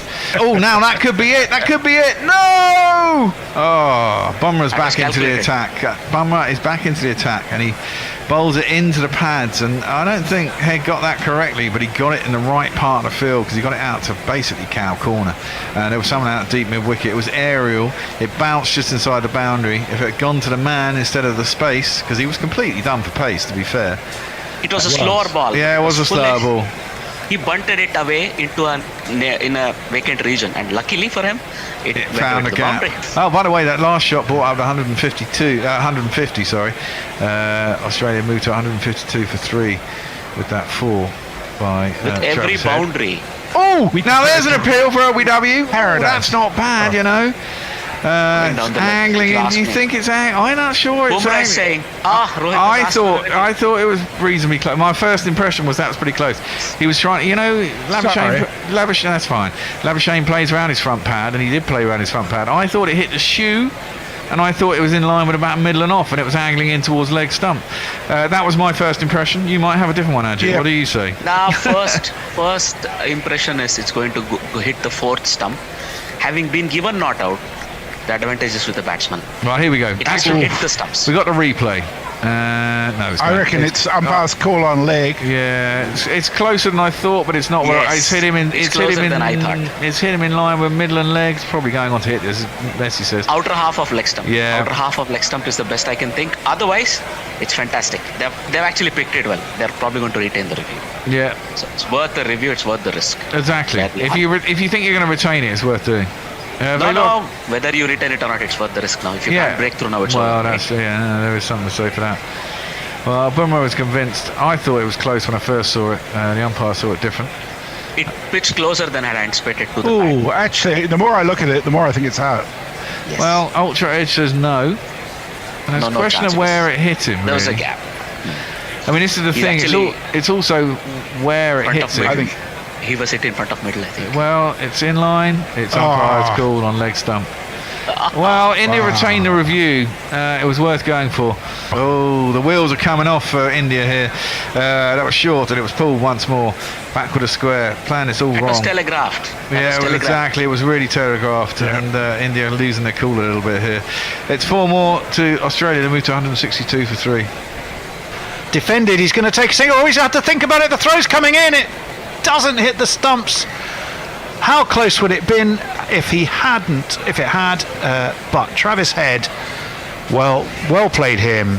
Came in with Australia. Well, he opened, but he watched wickets fall early doors. He has moved to 100 of 95 balls. He's taken Australia to within 56, and it's been some knock from him. As this one is pulled high, handsome, magnificent, all the way over mid-wicket for 6 of the finest.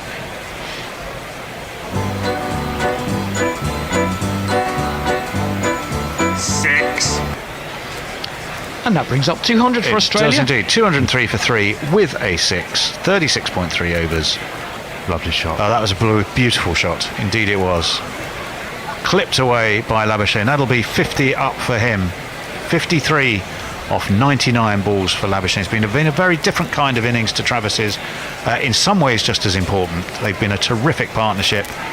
Well done him. 225 for 3. 53 off 99 for Marnus Labuschagne.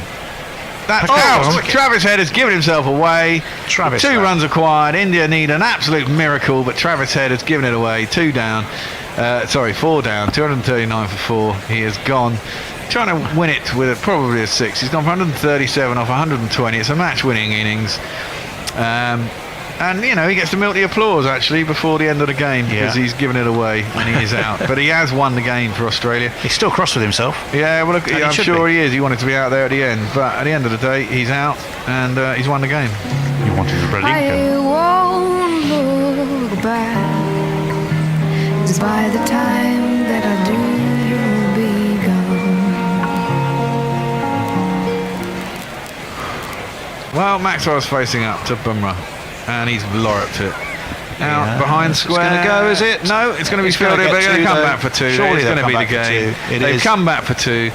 And Australia are world champions. They all come running out. Inglis has got his pads on because he was next in, but they're all ecstatically happy. Australia, the green and gold, has won once more. The hometown heroes of India are crestfallen.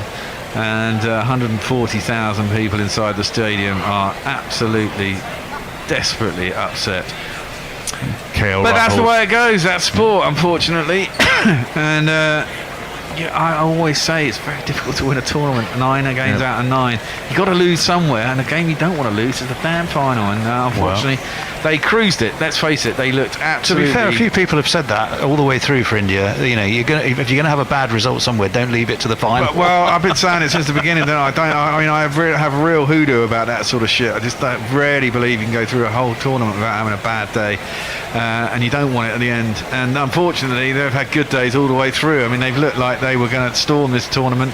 Town heroes of India are crestfallen. And 140,000 people inside the stadium are absolutely, desperately upset. But that's the way it goes. That's sport, unfortunately. And I always say it's very difficult to win a tournament. 9 games out of 9. You've got to lose somewhere, and the game you don't want to lose is the damn final. And unfortunately, they cruised it. Let's face it, they looked absolutely. To be fair, a few people have said that all the way through for India. If you're going to have a bad result somewhere, don't leave it to the final. Well, I've been saying it since the beginning. I have a real hoodoo about that sort of shit. I just don't really believe you can go through a whole tournament without having a bad day, and you don't want it at the end. And unfortunately, they've had good days all the way through. I mean, they've looked like they were going to storm this tournament from start to finish. Looked like it was up to someone else to beat them. And Australia, being bloody Australia, they're really bloody minded, and they're Australian, and they're really annoying, and they do it all the fucking time. 2 teams that have gone through a tournament without losing a match, and that's Australia in 2003 and Australia in 2007. Yeah. So no, the odds are against it. Massively. It's a game of there's a certain amount of luck involved, isn't it? And a lot of the teams are pretty evenly matched. If you're listening in Mooney Ponds, chaps. We are. Well, you are? Oh, are you... Where are you? Do you want to join us? Come on, jump on and join us. I'm just going to do a couple of quick social messages while you sort yourselves out there. Oh, we're ready to go. Oh, you're ready to go? Of course you are. You're fucking ecstatically happy Aussies, aren't you? Well, we'll save get the this over session. with because it's bedtime. Yeah, all right. Come on in. How many of you are away. left? How many of you are left there? All of you. Just the two of us. Oh, just really? the two of you left. You and Well, they haven't got bored of the victory and just thought, oh, we're going to win this and went off home, yeah? Yeah. Oh, well. Most people went home at half time. Off time. Honestly, you must be cock a hoop, aren't you? And your boys deserved it. There is no doubt about that, surely. Look, I don't think it was the greatest tournament Australia's ever played, but he certainly deserved the final. Head's innings was fantastic, except for trying to run himself out on 99. That was one of the better innings we've seen in this World Cup, and certainly in the final. And I can see Messers in the weather cave. Is there any special celebrations in the weather cave? I've had 2 beers tonight. Is that kind? Yeah. Well, it's a start. Not much more than that, but it's a start. I've got to say, yes, I did enjoy the win, but it's certainly a case of the best team doesn't always win, isn't it? Well, the thing that Australia got it's the best team on the day, isn't it? It's not the best team in the tournament. I mean, you have to say, looking at the matches at the right time. Yeah, exactly. Yeah, Australia peaked at the right time. They started off slow, and they got better and better. I still don't think their balance is particularly right with Smith and Labuschagne in the middle, and that's the point. With a low-scoring game, it kind of works. But if you give them too many to chase, it was always bad. But they did the business. They got the wickets and they got them out cheap.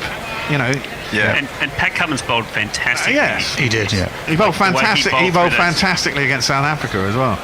I think. Yeah, the way he crushed them in that middle order and stopped them from scoring. That was the key to that low scoring total in the end. Well, we went through the 10 overs, 10 spells as they progressed. And they just seemed to grind so slow, India, and they got really mired. What was noticeable about Australia, I think, was they set off to try and really make the most of the power play. They were prepared to lose 1 extra wicket, but get themselves ahead in that. And although at one point they were neck and neck, they just found a way to accelerate, and the difference in the end was Travis Head. Yeah. Yep. Yeah. Absolutely. I think when we go through and look at the players of the tournament, you can't say that Travis Head has been the player of the whole tournament, but he has man of the match the 2 finals. So. Yeah, the semi and the final. He has, and one of the group matches as well. Yeah. Well, remember he missed away for 2.5 weeks. Yeah, he missed the first 4 or 5 games. So if you just count from when he was playing, he was very good across this tournament. Well, exactly. He got 100 in his first game, didn't he? And he got out against England, but he still won. And then in the other games, he's only played for 4 games, hasn't he? Yeah. 60 in a semi and then 100 in the final. And as we're looking on the TV at the moment, we can see Maxwell and how crucial was his 200 to win a match against Afghanistan, but it was absolutely dead and buried. Yeah. With Pat Cummins, 12 off 68 at the other end. Well, true, because if they'd have lost that game, they might well have come up against India in a semi-final, because they might well have ended up 4th. Yep. Yeah. Yep. I just saw George Bailey. If you ever want a batting partner, Pat Cummins is the go-to man, isn't he? He's certainly seen them home on a couple of occasions, hasn't he? With a very cool first test in the captain like Ashes. head. Yeah. Well, the semi was, it ended up with him and Stuck, if we remember. It wasn't a particularly great chase. No? This was a much more controlled chase than the semi. The semi, I felt, was Australia, like that early wicket losses turned them into a real mess. This one I thought might go the same way, but obviously Labuschagne had played really well. Do you think there was when Kohli went, that was a point at which belief really soared? He's been so talismanic for India. Losing him must have made a difference. For me, I think it was really Head's catch. And I think that's when the game turned. And that was it Sharma? It was first wicket. Well, I was doing the highlights. Third wicket. And they were 200 for 5. They weren't in a bad position at 200 for 5 when was KL Rahul. I suppose that's the problem. No, their bottom order just cannot fucking bat, and when they're 5 down, that's when the trouble started. I think what happened was Kohli got out, and then Jadeja got out shortly thereafter, and that would really stop their impetus. And I think the other thing is that 60 India's spinners quite ineffective today.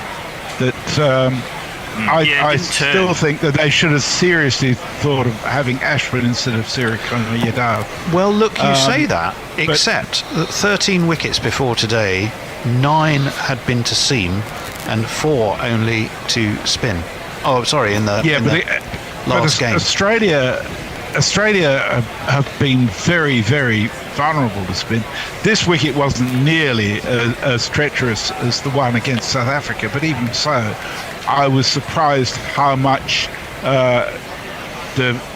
Labuschagne was able to survive against the spin without any serious troubles. Yeah, but it wasn't ripping. It was turning, but not ripping, wasn't it? It was and also, talking about spin. Let's not forget that Glenn Maxwell bowled a very economic spell as well in the innings. Yeah, he was allowed 2 overs for 4 runs. He was allowed to. Yeah. So how are you well stocked for alcohol in the box of dreams? Oh, pretty stocked. Yeah, I gave it a good run.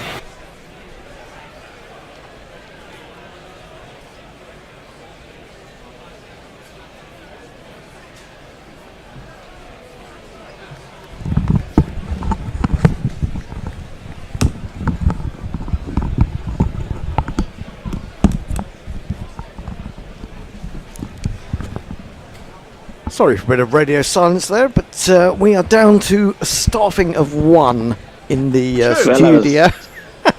Which, I was thinking, should I speak up? Which means that I had to admit Gary and Ajit, who's not showing up. His face in it. You can join us. Show us your face, Ajit. I'm about to just enter my room. Right. Okay. Sharing the hallway of my living room, maybe. Okay. So I'm nearly there. Well, there was I had to run from that computer to where I had to do the various setting us up for the afternoon tasks to allow Gary and Messi and Ajit to take control. I don't know who's on the. It must be Messi when he comes back. Where is Messi? By ball. You're on the ball by ball. I'm happy to let you go, Hendo, if you want to head off. Right. Well, I might just sit here because someone's got to do jingles. Oh yeah. So, Ajit, what's your view on the morning play so far? It's all been rather good for cricket, but not so good for India. Well, it must be said, England have done a wonderful job. Very, very competitive total that they have set up. They have actually scored nearly 100 runs. I think if you are the India captain, Gill, you would be very worried. This is now gettable. Even you don't even need to play baseball. You just have to score steadily, and maybe see where you are at tea. If England manages to, let's say, score 110 runs, 120 runs in this session, and maybe lose 1 or 2 wickets, well, it's their game, isn't it? So India somehow can't seem to find a way through. Yeah, well, I think we saw on the WinViz just before lunch that it was calling it as a coin toss: 41% England, 41%. India and 18% the draw.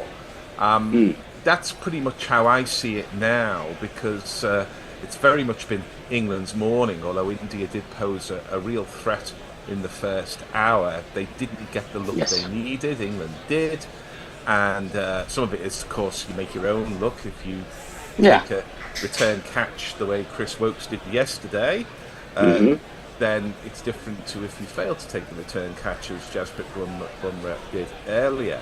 Absolutely. But he's bowled very well, and we know what catchers do. They win matches, so there's nothing unusual in what I'm saying. But England have got to start again. India have got to prey on the tension that will ratchet up as England get closer that finishing line, or they could just do it the simple way by taking 4 or 5 wickets in this session, and then it'll be done.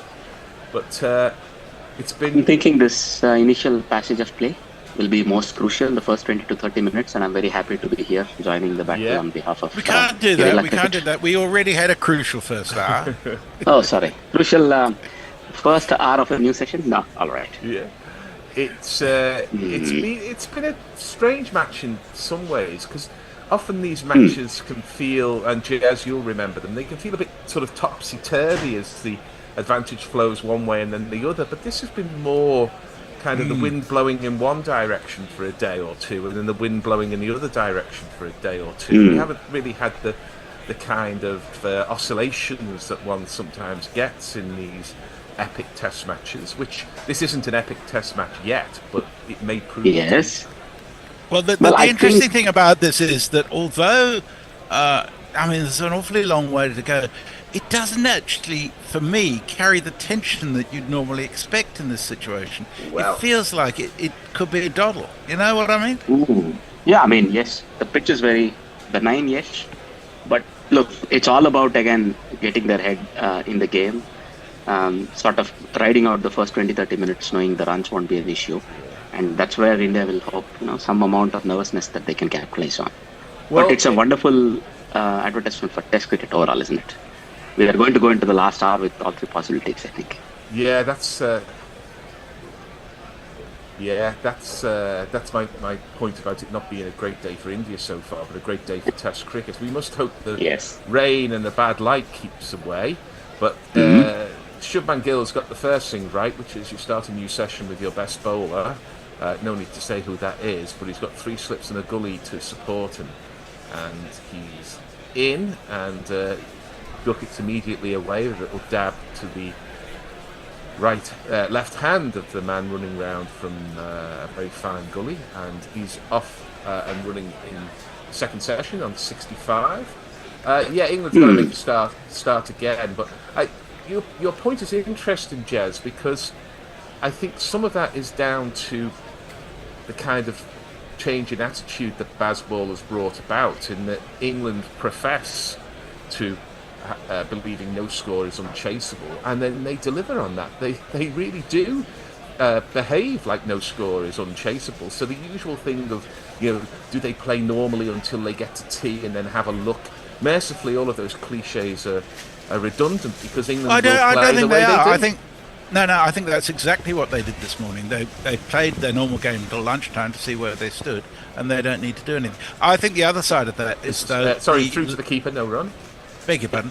The other side of that is the lack of any sense of Kohli, if you know what I mean. The aggression. Lack of aggression on the part of India is very different from when Kohli was around, in my view. I think that's a little bit of that. India do look perhaps just a little green in the field, a little inexperienced.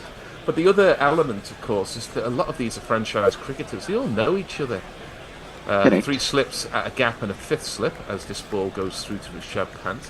So it's not like days where there could be kind of animosity would bubble from one series to the next, and there'd be the war of words, and Glenn McGrath would be saying 5-0, and Tony Gregg would be saying we'll make him grovel and everything. They're all best mates. They're all in the same WhatsApp groups, so it's kind of hard to manufacture that kind of animosity when we all know it's not there. Yeah, it's not just animosity, though. I think competitiveness will still be there, right? Come on, they're all still competing, as well as against each other. We might be playing against air quotes quasi-friends. Here is Umrah in a get outside off stump, no run, but it's not got the same bite as it had when Kohli was on the field or when Ganguly was on the field.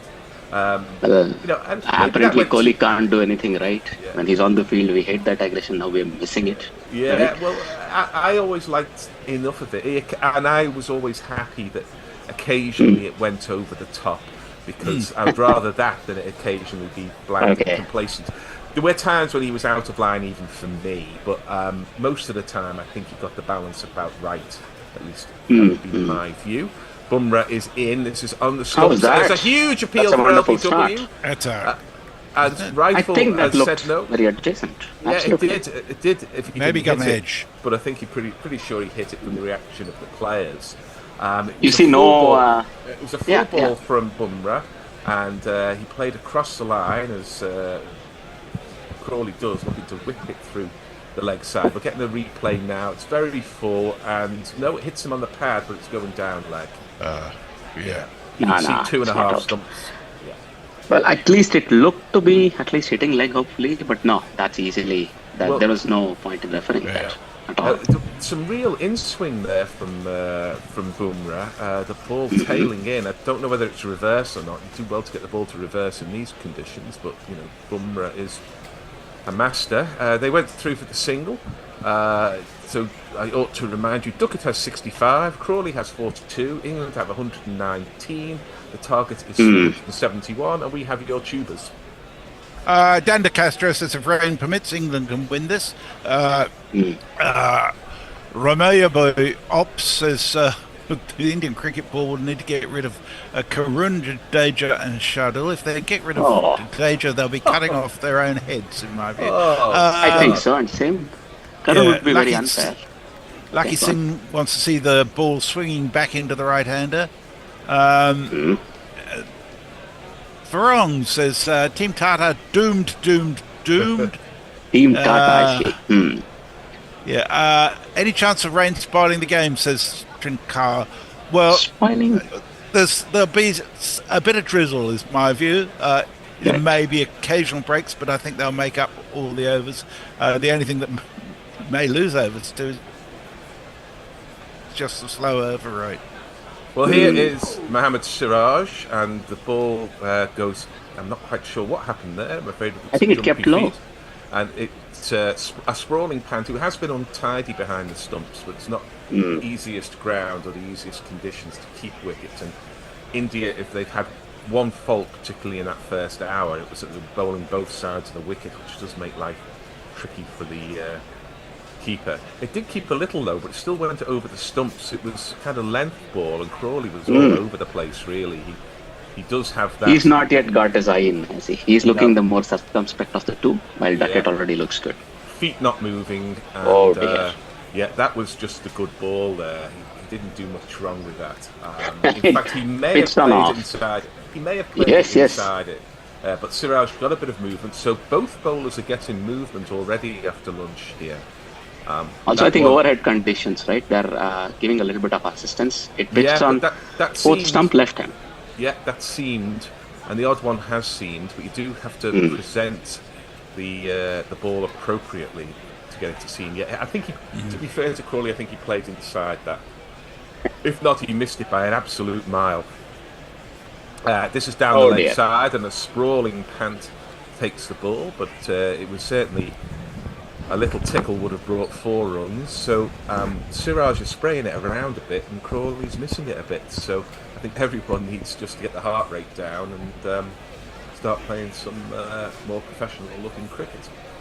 I think Siraj went for the Hail Mary over there, right? The ball that pitches leg and hits the top of off. Seeing the swing from the previous ball, I mean, come on, you probably nail that once in a series, if not once a year or something. So, maybe. I think if he's going to bowl that line, he needs a leg slip, which he hasn't got, and this ball is more on off stump. It's pretty full, and in the second hour of the previous session, Crawley was driving those through extra cover, but to his credit, he's just laid a dead bat on it. Wants to get his eye back in.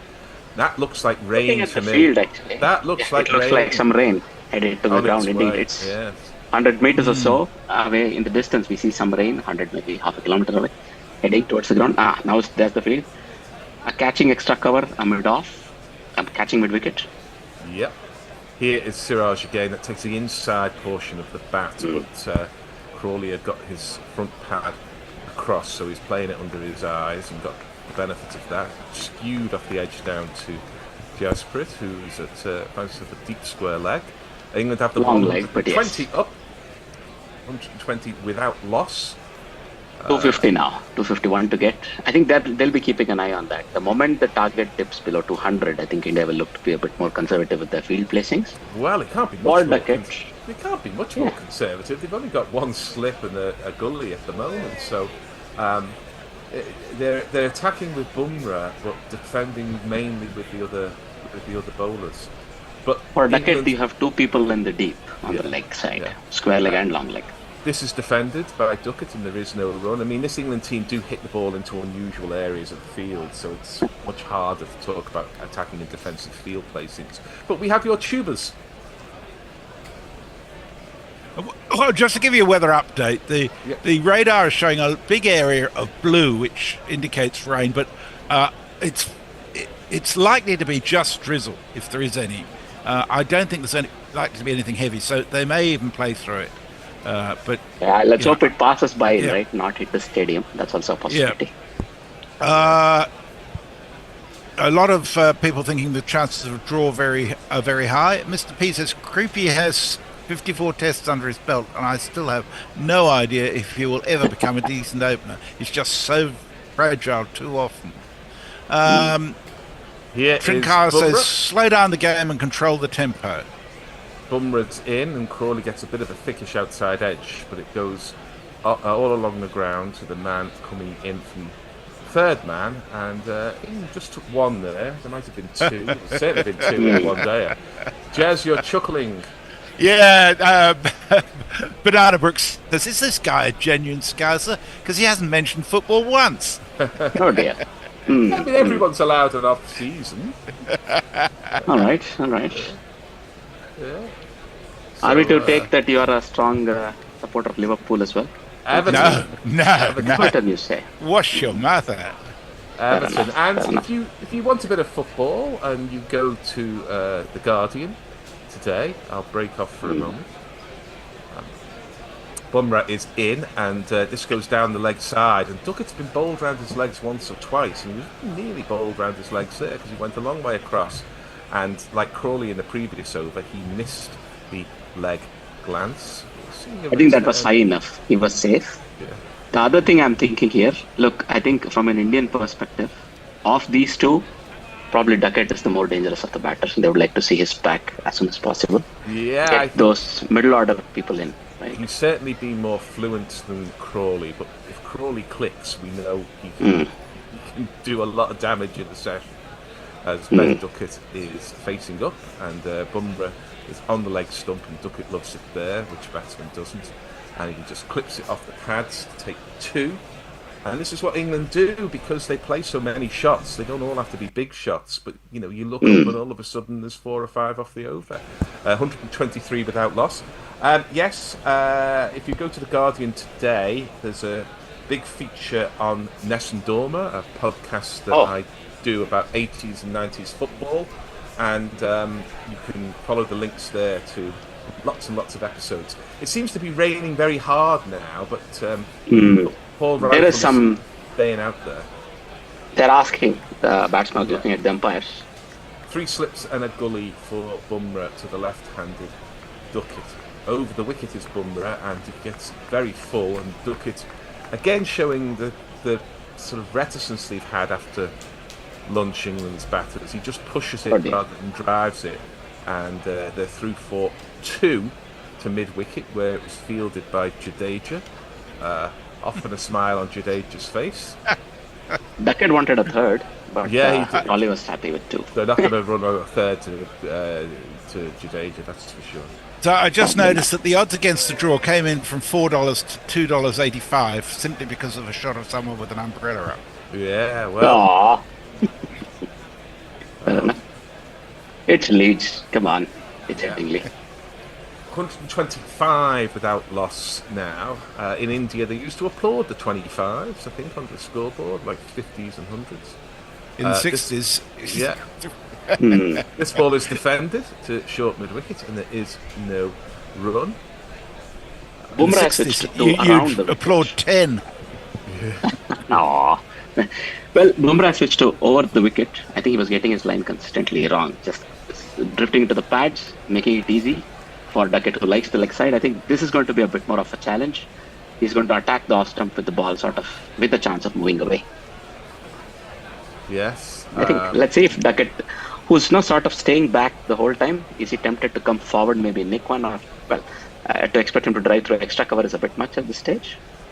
Yeah, he's attempting the Flintoff to Gilchrist line, 2005, around the wicket to the left-hander, and Duckett squirts that one into the offside like a million left-handed wicket-keepers before him have, and claims the single. 126 without loss, and there is a wicket-keeper on the screen now. It's Dinesh Karthik. Dan De Castro says bookies are ignoring the weather. There's a huge price for a draw. Well, as I say, it's come in a bit. At this rate, says Brown in Brisbane, England will become more confident in a win, and India will lose the plot and the game. And Can they stay Dan says the IQ level in the Guerilla Cricket chat is usually very high. It seems lower today. Yeah, there's a bit of quite a. I urge people messaging us to restrain themselves from constantly saying things. Wait until you've got something substantial to say and do it in one message rather than a stream of messages saying the same thing. Here's Siraj round the wicket to the left-handed Duckett. Duckett played a strange shot there. The ball came into him and he sort of let it hit his body, but it was going well down the leg side. And he took one hand off the bat. Yeah, he did. Yeah, I think the ball followed him a little. It bounced too much or something, and hence it beat his prod and sort of stuck his body, I'm thinking. So that he looked awkward as he let the bottom hand go. He did, and India are targeting the stumps, but too many balls are just going down the leg side. I feel for Shubman Gill to be entirely happy with this attack. 31 years old, Siraj now, and that one's not down the leg side, but it's still quite tight to be cutting. But Duckett did cut it, went to the man at point, and a single ensues. He's very strong on both sides square of the wicket, so I think they have two sweepers along with another sort of a long leg sort of a field, and there's a gully. There's a catching gully for him, and as you rightly said, one lone slip. Am I seeing a leg gully being put in place? I'm thinking now. Oh no, it's a right-hander, so it's still a traditional gully, but he's just switching places. I forgot. The thing with these two is that if you're a bowler, you bowl the same length to Crawley, who drives, and then you bowl the same length to Duckett, who cuts and pulls. And this is very full on Crawley's pads, and he clips it again rather than drives it to the man at deep square, and they're through for a single. But it does kind of infuriate and work on the bowlers where they're essentially but they have to change the same sides, delivery. right? And around to over, they have to also switch. Yeah, but they're looking to get control through consistency and repeatable actions, and you've got one guy who's getting the horizontal bat out and one guy who's getting the vertical bat out, and you're bowling the same ball. Look, if you are India, you're also probably a little concerned about the runs that Prasidh has given away so far, and maybe also Shardul. Where do you find somebody who can hold one and end up? Yeah, and that's down the leg side as well, and Duckett doesn't get much on that. I'm not sure he got anything on it. He hasn't. It's a leg by, too long. Had he laid a decent bat on that, that would have been 2 if not 4, because that was a drass on the leg stump.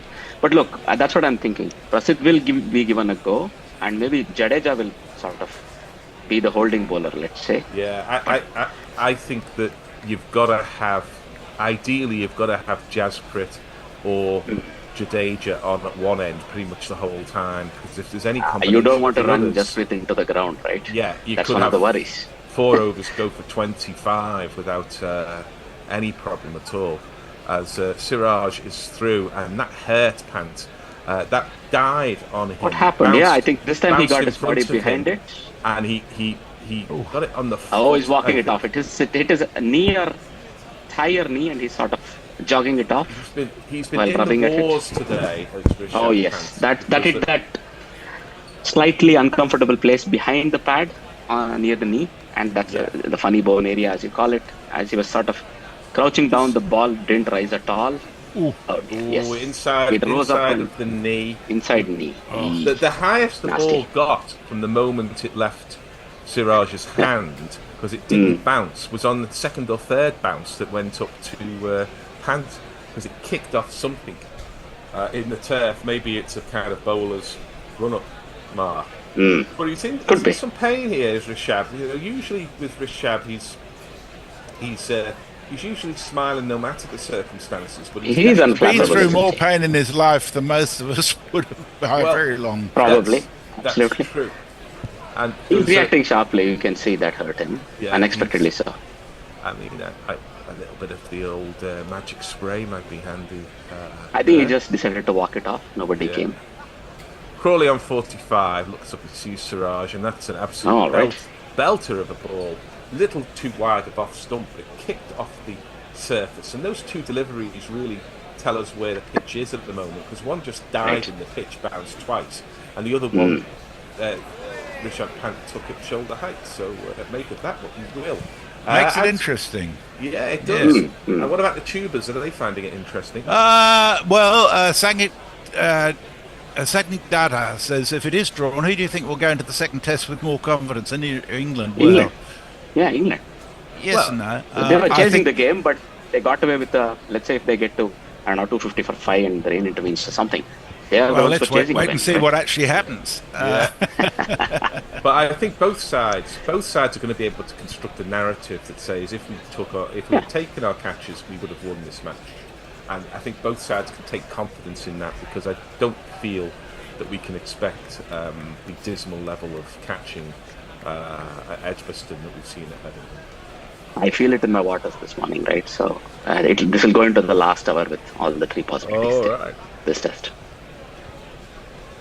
Here is Bumrah round the wicket, and Duckett waits for that and punches it beautifully through mid-on for the first of the session of these. Well, we were going to have a 4 jingle. But, okay. It's okay. Sorry. I thought I did not hear it, but that was a wonderful shot. He gave a full face of the bat, hit it hard into the pitch, and it just sped away. Jadeja, who was at mid-on, had no chance from the moment it left the bat, I think. It's pretty much the first shot England have timed since lunch, and there's the opener I was comparing Duckett to, another left-hander, Marcus Straskothic, who is on the coaching staff for England. Showing some appreciation for that, and then Duckett gets one slightly shorter in length and does a shot that not many batsmen play. It's a kind of vertical back cut where he sort of waits for the ball till it's late, so it's almost past him, but with a vertical back punches it square. Taps it on its head. No, look, he's using his lack of height well there. I'm going to say he's opening himself up. He's using his lower as a center of gravity, and just even with the straighter bat, just dabbing it down to that deep point fielder. This is good batting, I think. Knocking it on the head usually goes behind square. That one went very much square. So Crawley is on strike now on 45. He gets a full ball as well from Bumrah, but Crawley's not in the same touch as Duckett, and therefore he just skews it really to mid-on. Ben Duckett's on 76. Trombone time, as Brian Johnston would always say back in the day. What is this reference of? 76 to a trombone? It's from the Music Man musical, 76 Trombones. I see. 1950s musical from the golden age of MGM. Very nice. I may be wrong with that, but I don't think so. Well, we give over to your superior knowledge of the theatre and fine arts. Many may be familiar. I'll come back to that in a moment, because Bumrah is in, and a bit of in-ducking, but it just ducks into the middle of Zach Crawley's bat, and it's another 4 in the over. This one hits square on the left side, and England just beginning to motor 138 without loss. Many will know the very famous episode of The Simpsons written by Conan O'Brien called Marge versus the Monorail, which was in part based on the Music Man film. I see. No, I'm not aware of either of those two references, but I'm going to try and catch up on some of them. You might be familiar with a famous scene in Family Guy where Peter Griffin sings Shapoopy, having made a touchdown when he was playing in an American football match, and that's also. I've seen a few episodes of both of those, Simpsons and Family Guy, not every one of those. So unfortunately, I'm not familiar with that. Me neither. Here's Jazz Pretty's in, and Crawley just lets that one go through. So there's been 2 4s in this over from Bumrah, and I think a single 2. Crawley now. And if you're tuning in, off his 50. We are also educating you in the fine arts of the animated genre, while we are also. Well, I'm actually wearing. I don't know if you can see if you're on YouTube. I'm wearing my BoJack Horseman T-shirt. I thought that might be it. It's a bit sort of washed out now, but yeah. That's a good TV series as well. That I've seen. Yeah, at times it's works genius. At other times it's a bit hard to watch. As Bumrah is in, and this is well wide of the off stump. Pant again has to dive, this time in front of first slip. It's the end of what was that? 10 runs of the over, wasn't it? Or just 8? 9 or 10. Yeah. England's 138 without loss, and India are going to have to make something happen soon. This I is the can problem. tell you See? that the fact that they played on without stopping, despite the umbrella going up, meant that the odds against the draw went from $3 up to $5.50 on Betfair, where 214 million Australian dollars has been matched so far this game. Well, holy cow! Yeah, it's a lot of money. Wamfia Reed says India are only to be feared in India. All this about Bumrah doesn't seem like got a bowling when having to listen or watch English-hating commentary. I'm not quite sure what that's meant to say. I demand a fact check, Messi, on the trombone comments from Gary. No, it's correct. It was the Music Man, and it was exactly 76 trombones in 1952. That ball was clipped by Ben Duckett off his toes to deep square leg. He goes to 77, Sunset Strip, if you're keeping up with the 50s pop culture references. And Crawley is on strike one short of his 50. I was rather worried with the impact of weather. I was rather worried how well he had timed that. That was another 4, I thought. They had a field that down there. That made the middle of his bat a full ball on leg stump.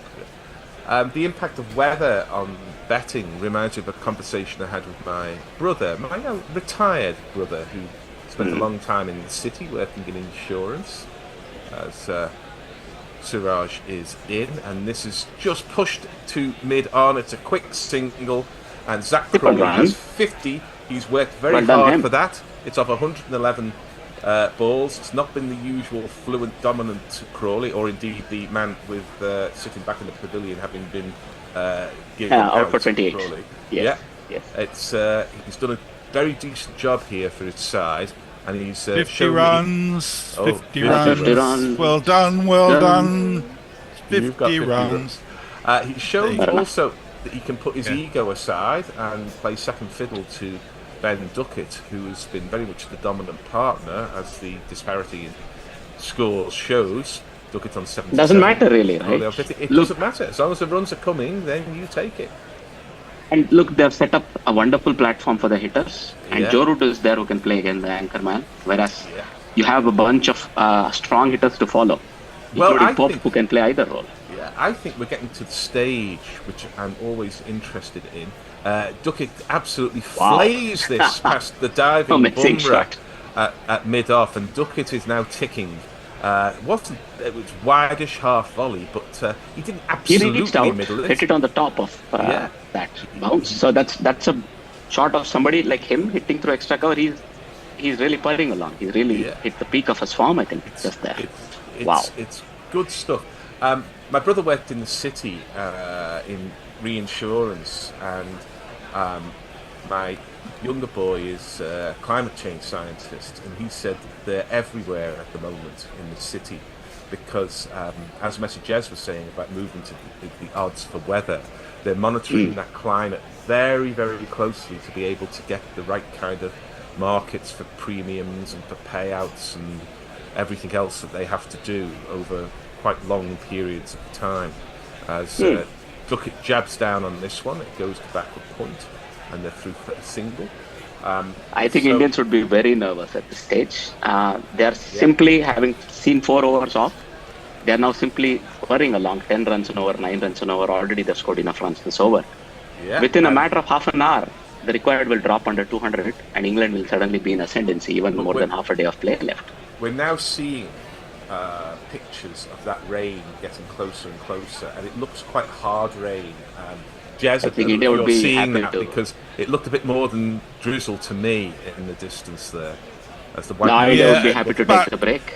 There's a chance it might miss the ground. That's what I'm seeing on the radar projections. There's been a lot of rain around Leeds, but not very much in it. Oh dear. This is down the leg side. Too much has been since lunch. And, I think that was an inside edge. I think he was not happy. It was. He just played the inside portion of the bat, but there's no leg slip. It's a safer shot as he come. And Siraj lost his footing there. Is that because it's just... Is it a little might be a bit slippery underfoot, do you think, the pitch? Slippery. Because it's hard surface, right? Yeah.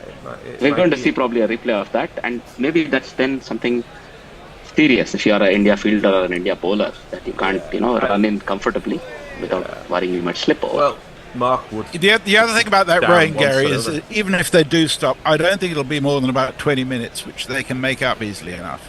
Well, I think after this ball would due a change. I'm not sure how that's going to be affected. But Hendo, you and Mayank are on, I think. Nice. As this ball is it's edged through the vacant first slip. It's an exact mirror of what Rishabh Pant did almost exactly this time yesterday, where there was a genuine edge, and for some reason there was no first slip, there was only a second slip. And Ben Duckett is just grinning at an absolutely ticking Siraj, but it's his fault. You know, if you want your captain to put a proper first slip and you demand a proper first slip, you're the bowler.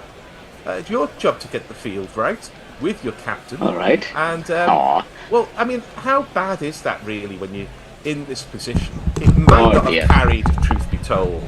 But there was a third slip, but I think it would have gone to the second slip. Well, no, I don't think it would have carried at all. Would have dropped short, is my feeling. Yet maybe it wouldn't. Time for change, guys. Time for change.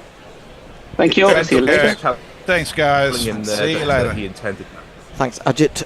Mayank should be joining us. Do I stay on as a yes. sub? No, I don't. Oh, unless... you want me to stay on as a sub? Well, we haven't got Abby as far as I can see. I couldn't see him on the waiting room, so I'm guessing not. Jasprit Bumrah will continue, and he'll bowl to Crawley, who plays a glorious shot through mid-wicket. There's a square leg. He's not going to be able to get round to that. That has raced away for one of these.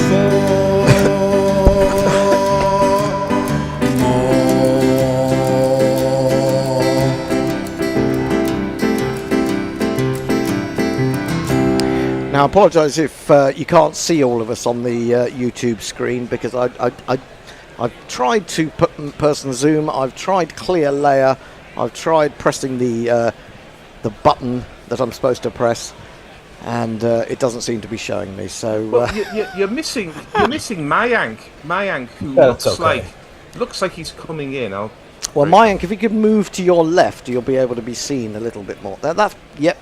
Oh no! Hello, Messi Jez has come in. That's better. Oh, has Messi been able to sort it? Can you get me in on the picture then, Messi? That ball was defended, Hendo, while you do some production there. But I was going to say, Mayank, I don't know if you're familiar with the Carpenter's video for calling occupants from interplanetary craft, because I'm not. You look a little bit like Karen Carpenter in that video, not facially resembling Karen Carpenter, but the background and the slightly ethereal presence there is very much calling occupants from interplanetary craft, which is an extraordinary record. Extraordinary. Yesterday I was in San Francisco. Today I'm in space. Oh, you're in space? Yeah. I'm all over today. Did you accidentally stumble across one of Elon Musk's rockets en route to wherever you were going? Thankfully, I have not. I don't intend on being anywhere near Elon Musk. Yeah, they do seem to be exploding with regularity right now, don't they? Bumrah into Crawley again. He defends down into the ground. He was looking around for a moment, wasn't quite sure where the ball had gone. The answer is not very far away from him. Hendo, that's the least of our worries, because I don't know if you saw in the news yesterday that the asteroid that at one point had a 3% chance of hitting the Earth, which is now diminished to about 0.001, has something like a 4% chance of hitting the moon. And when it does hit the moon, it's going to sort of knock chunks out of it, and those chunks might find their way to us. So it's both quite funny because it's going to miss the Earth and hit the moon, but also quite worrying in that chunks may be flying about in space. Bumrah bowls to Crawley, defends on the front foot, good stride, got in there. 154 for no wicket is the score. Gary, when was it due to hit us, if it was going to?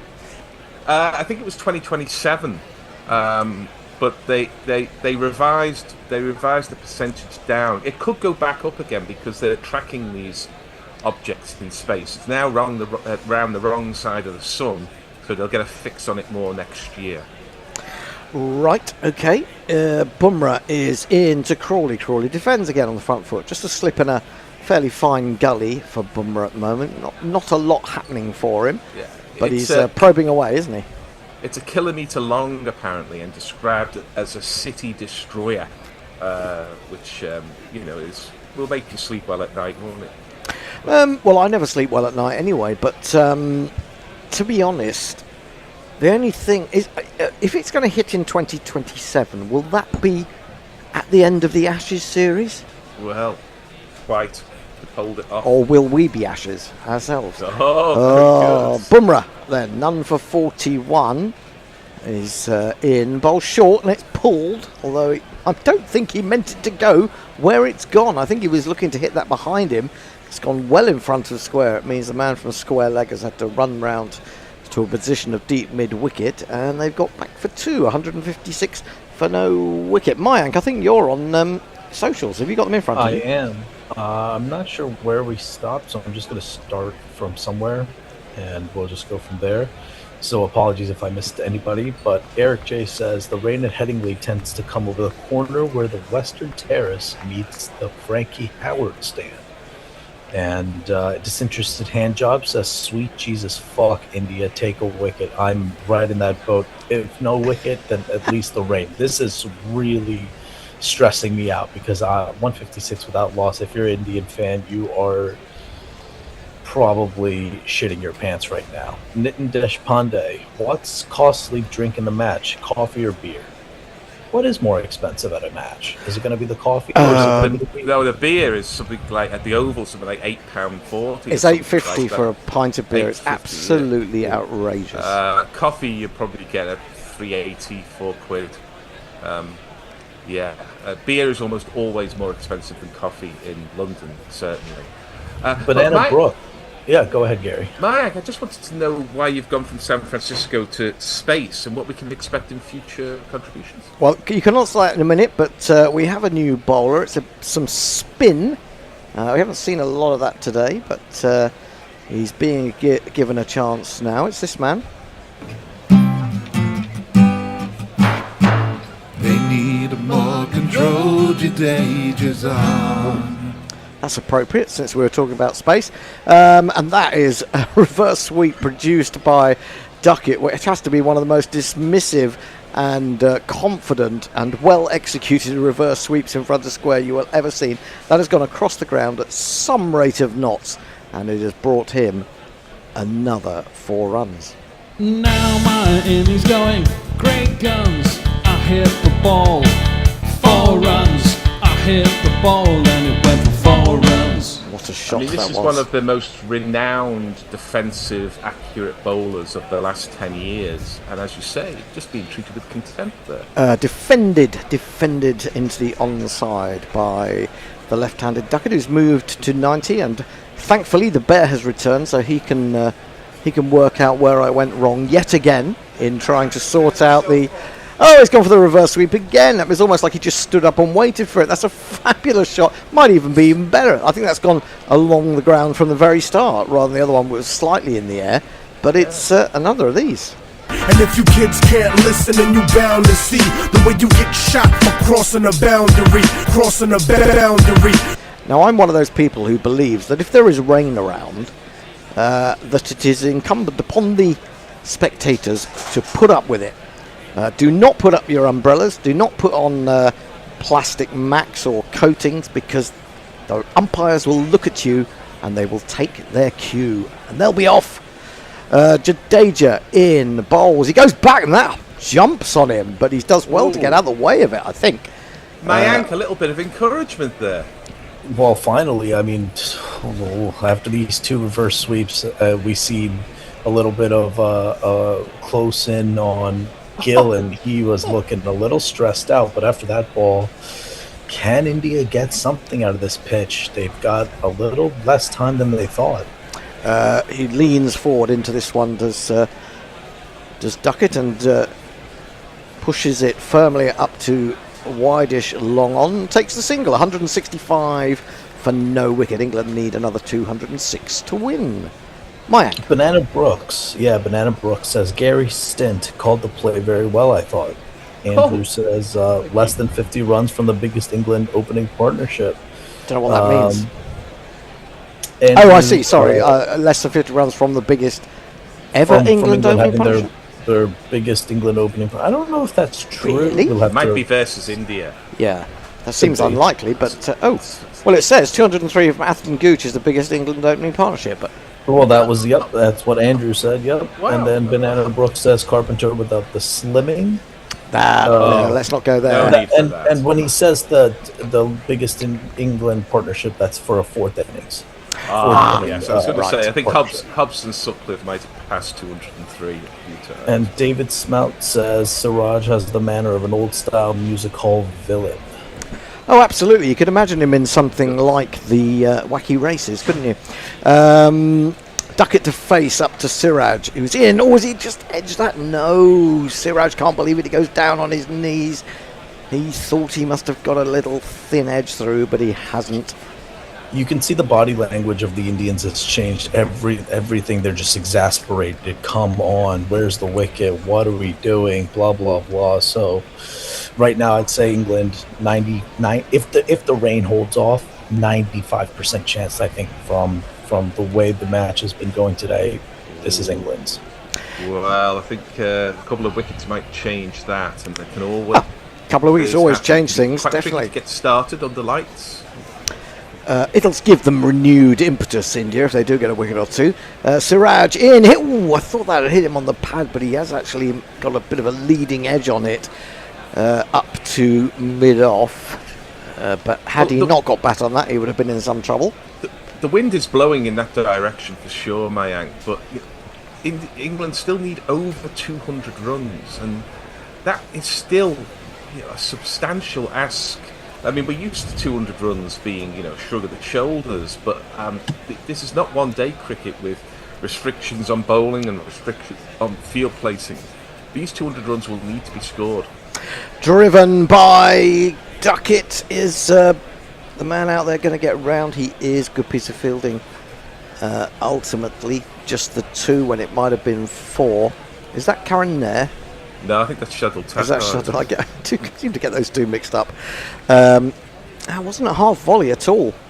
But he's really hit that quite nicely square, just behind square.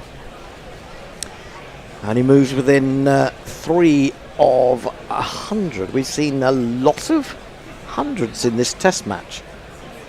And, England would have had to had Harry Brooks got one more run. Siraj in, chopped away, looking for runs down to third man, but the wideish gully, or fineish gully rather, has put a stop to that. He's looking for that gap between the slip and the gully. Yeah, I think the analysts have been working for India because it's an unusually fine gully, but they posted him regularly for Duckett, and he has been in the game.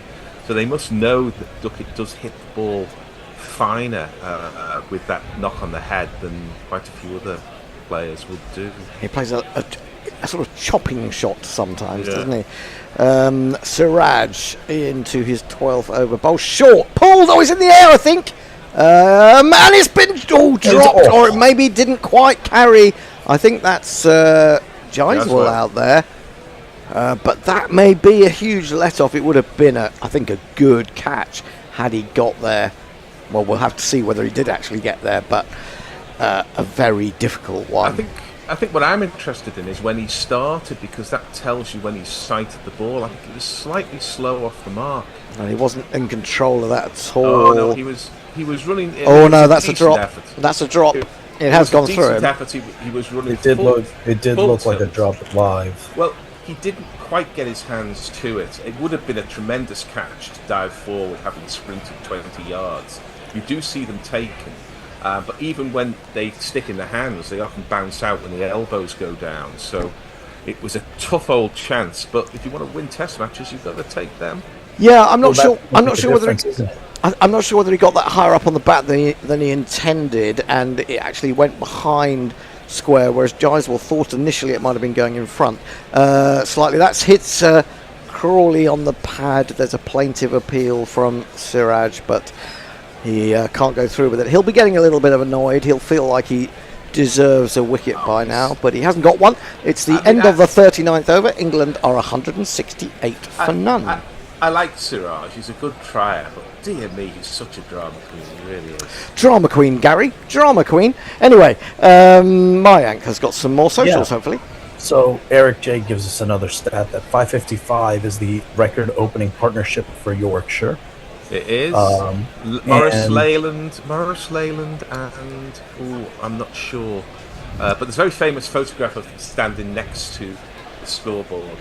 I think it's Essex, but again, I'm not I think certain. I've seen that photo somewhere Yeah. on the internet. Romeo Boy, he says, I hope someone buys Duckett in the IPL. And Devo DJ says Duckett and Crawley is better than Langer and Hayden. That's a big I think we've got a way to go before that. It's a very big call. I see umbrellas. I see umbrellas. No! Now that's turned, but it's turned down the leg side. Is this it? No, Is it's this not, it? because I don't think he got anything on that. I think it's buys. It's just turned too far. It is indeed 4 buys. It's still 4 runs, which won't please India. And England's chase is now down under 200. It is 199, but put those umbrellas away. Put them away, because I'm going to say it. The rain is fake news. I don't believe it. I don't want to believe it. Jadeja in. He's brought out the reverse sweep far too early, I think. He was down in that position and he missed it completely. Taken pretty well by Pant when you consider how he must have been blocked by that shot, his vision.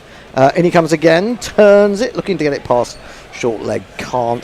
Duckett's just got a little bit frisky in the last few overs, hasn't he? Yeah. Good captaincy from Shubman Gill here. He's got 3 catches in there, one forward short leg, one at kind of silly point, and one at leg slip. So I'm liking the rain. The rain does look heavy in the background. He's playing the reverse sweep again, despite it being outside off stump, and that's 4 runs, and it's another 100 for Ben Duckett. What a knock this has been, really. We're only in the 40th over. He's got to 100. 6 Test 100 in 34 matches. His second versus India. Quite remarkable, really, how he's become so important to this England side. And really, this has been a slightly untypical innings, but still playing proper cricket shots, generally speaking. He's got 2, 3 figures. Let's celebrate it. 10, 20, 30, 40, 50, 60, 70, 80, 90, 100. Congratulations, sir. You are a centurion. It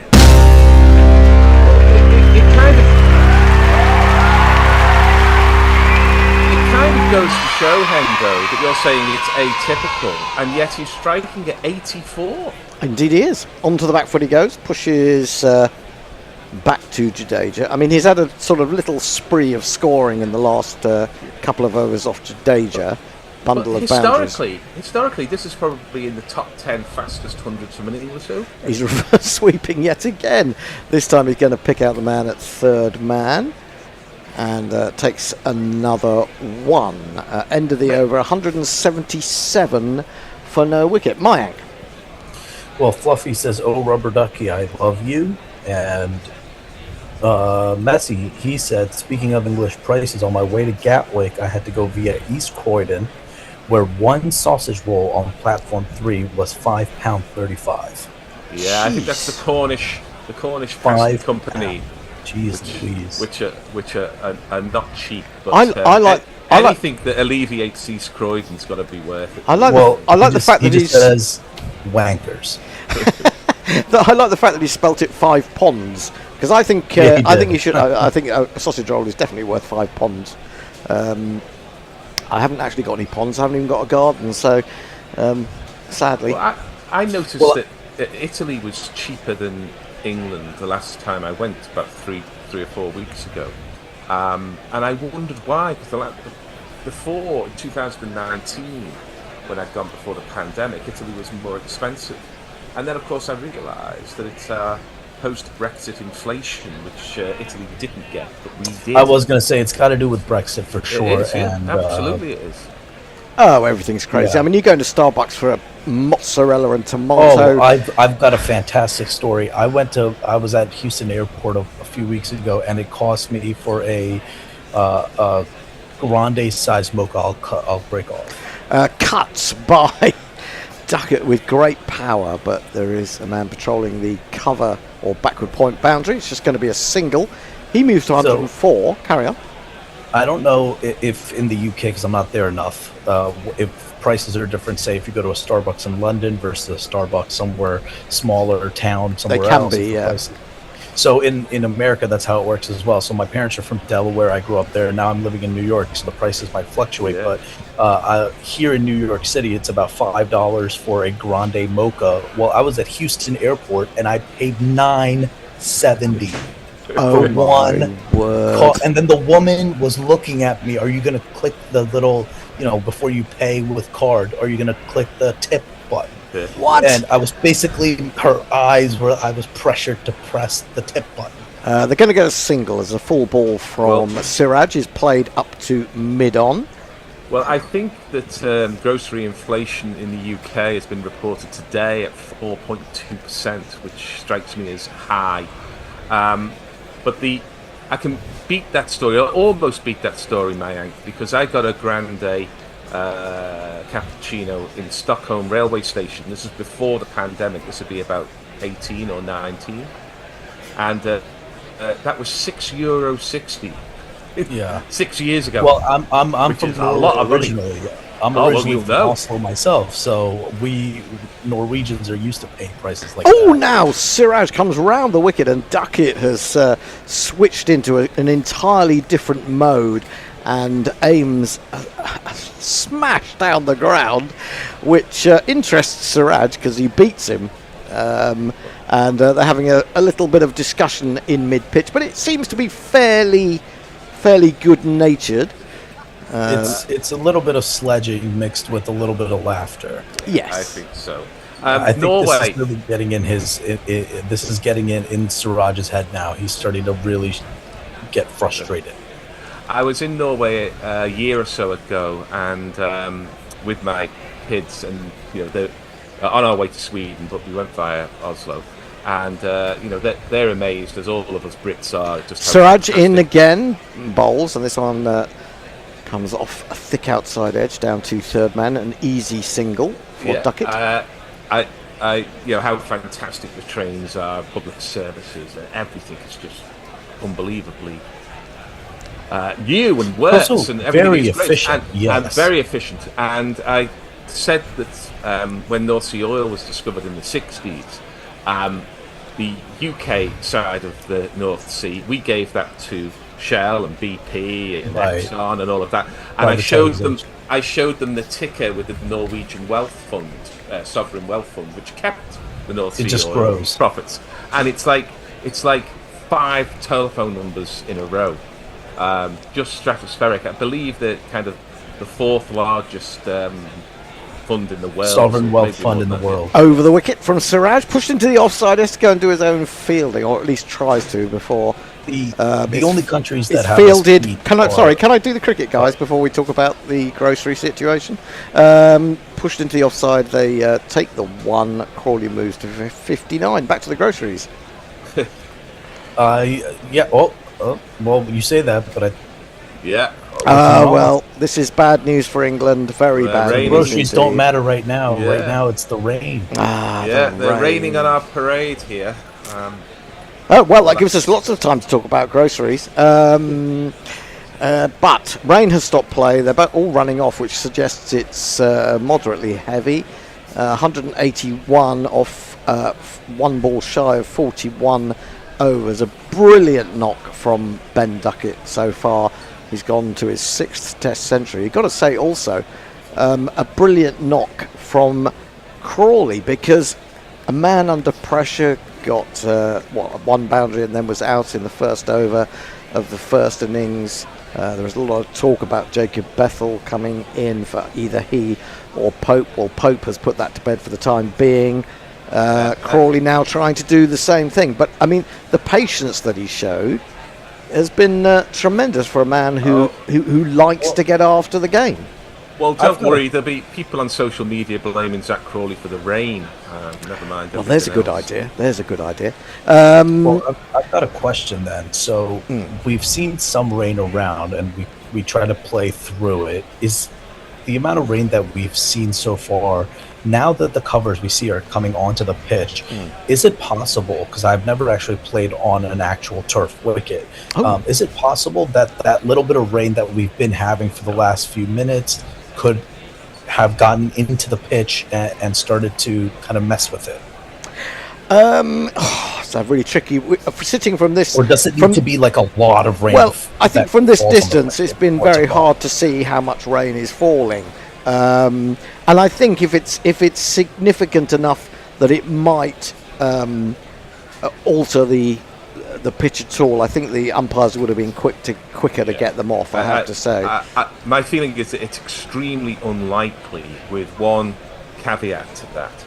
And it very seldom happens these days, which is that if anything gets under the covers, if there's a gap in the covers or a rip in the covers or something like that, and water, there's some ingress of water from into the area where the covers should be doing their job, then that can make a difference. But yeah, you can have 5 or 10 minutes relatively light rain, as we often do in one-day cricket, and the pitch doesn't change at all. Yeah, I mean, actually, it seems to me as if dew has more of an effect than a little bit of rain, to be honest, in those areas where you get dew during a game. Where there is an influence is if the ball gets wet on a wet outfield, it becomes difficult for the spinners to get the grip. It becomes very difficult to get reverse swing and stuff like that. It's more, but that's the rain that the ball picks up when it's rolling over wet turf. Well, I was only asking because it looks like they're not even putting any of the covers on. The only thing they've done is just cover the wicket itself. Yeah. I guess that will be because they're getting information fed through about how long the delay might be, and that's a good sign for England, really, because if they're not even putting them on the bowlers' run-ups, that's I would say a very good sign. Yeah, and they're also probably aware that it's been very dry in the UK for months now, and so the outfield and the rest of the square can probably take a bit of water quite comfortably. And the drainage systems they have these days are such that deluges disappear in 20 minutes. So, well, I think that's true of certain grounds. I'm not sure about Headingley. I mean, Headingley might be different because it has got that enormous slope from the top to the bottom. I don't know how that impacts upon... we did have, didn't we? If you remember, Gary... It's probably 2, 3, 4 years ago where Yorkshire were at home in a county match quite early in the season of glorious sunshine, but there had been rain overnight, and there was talk about when people went out on the grass that it was coming up over their feet, and it was all a bit. I think the game ended up being called off really early in the episode, as it were. But there was a very high water table that spring, and obviously it's a much lower water table indeed. There's large parts of the UK who are looking at drought conditions relatively soon. So I don't think we're likely to have that, and certainly not with the level of rain we've got here. My feeling is that when the rain stops, to be back on in 15 minutes at most. Well, my hope for this summer is that it's sunny and glorious until about August the 6th, and then it can rain for the whole of August, for all I'm concerned. I agree with that one, because that will wash out the 100 completely. And I've got tickets for the 4th and 5th test, all of the days for the 4th and 5th test. I'll be coming to England. Yes. Well, if I'm coming all the way to England, I'm not coming for one day's cricket. Quite right. And absolutely. So you'll be going to Old Trafford in the Oval, is that right? Yes, I am a Manchester person myself. Every year I come at least once for Manchester United to disappoint me, and so this year I'll be doing Old Trafford, and then I'll be getting tickets for the Oval was very difficult.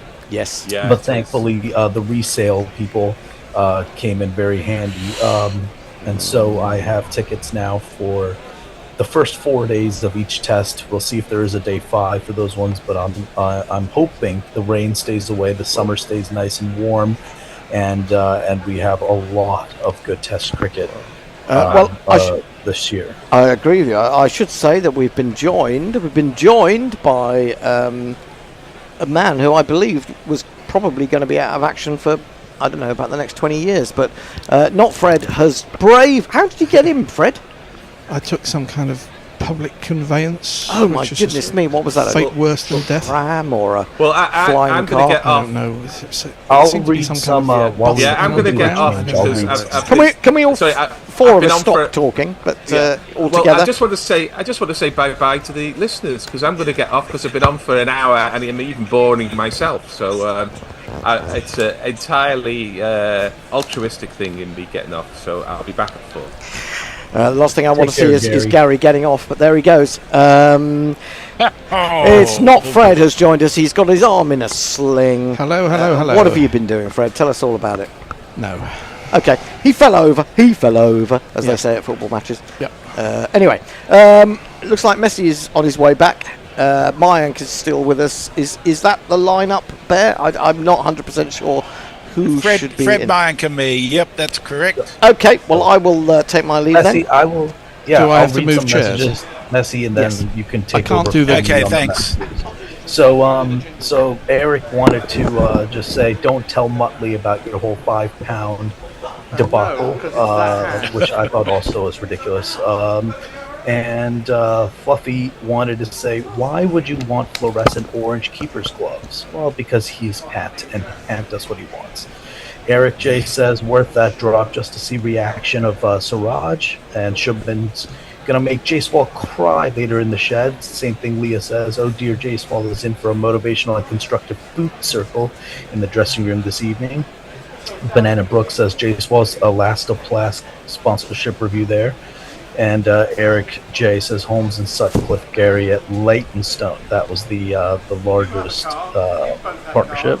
The Herman says Delhi gave a call to Duckett, but he has declined. So the BCCI cannot, it seems, go ahead and influence this match. The Kingdom of Games, he says Crawley's playing conservative. India should be worried once he opens his range, and congrats to Duckett. Okay, give me a minute to catch my breath, guys. Just keep talking.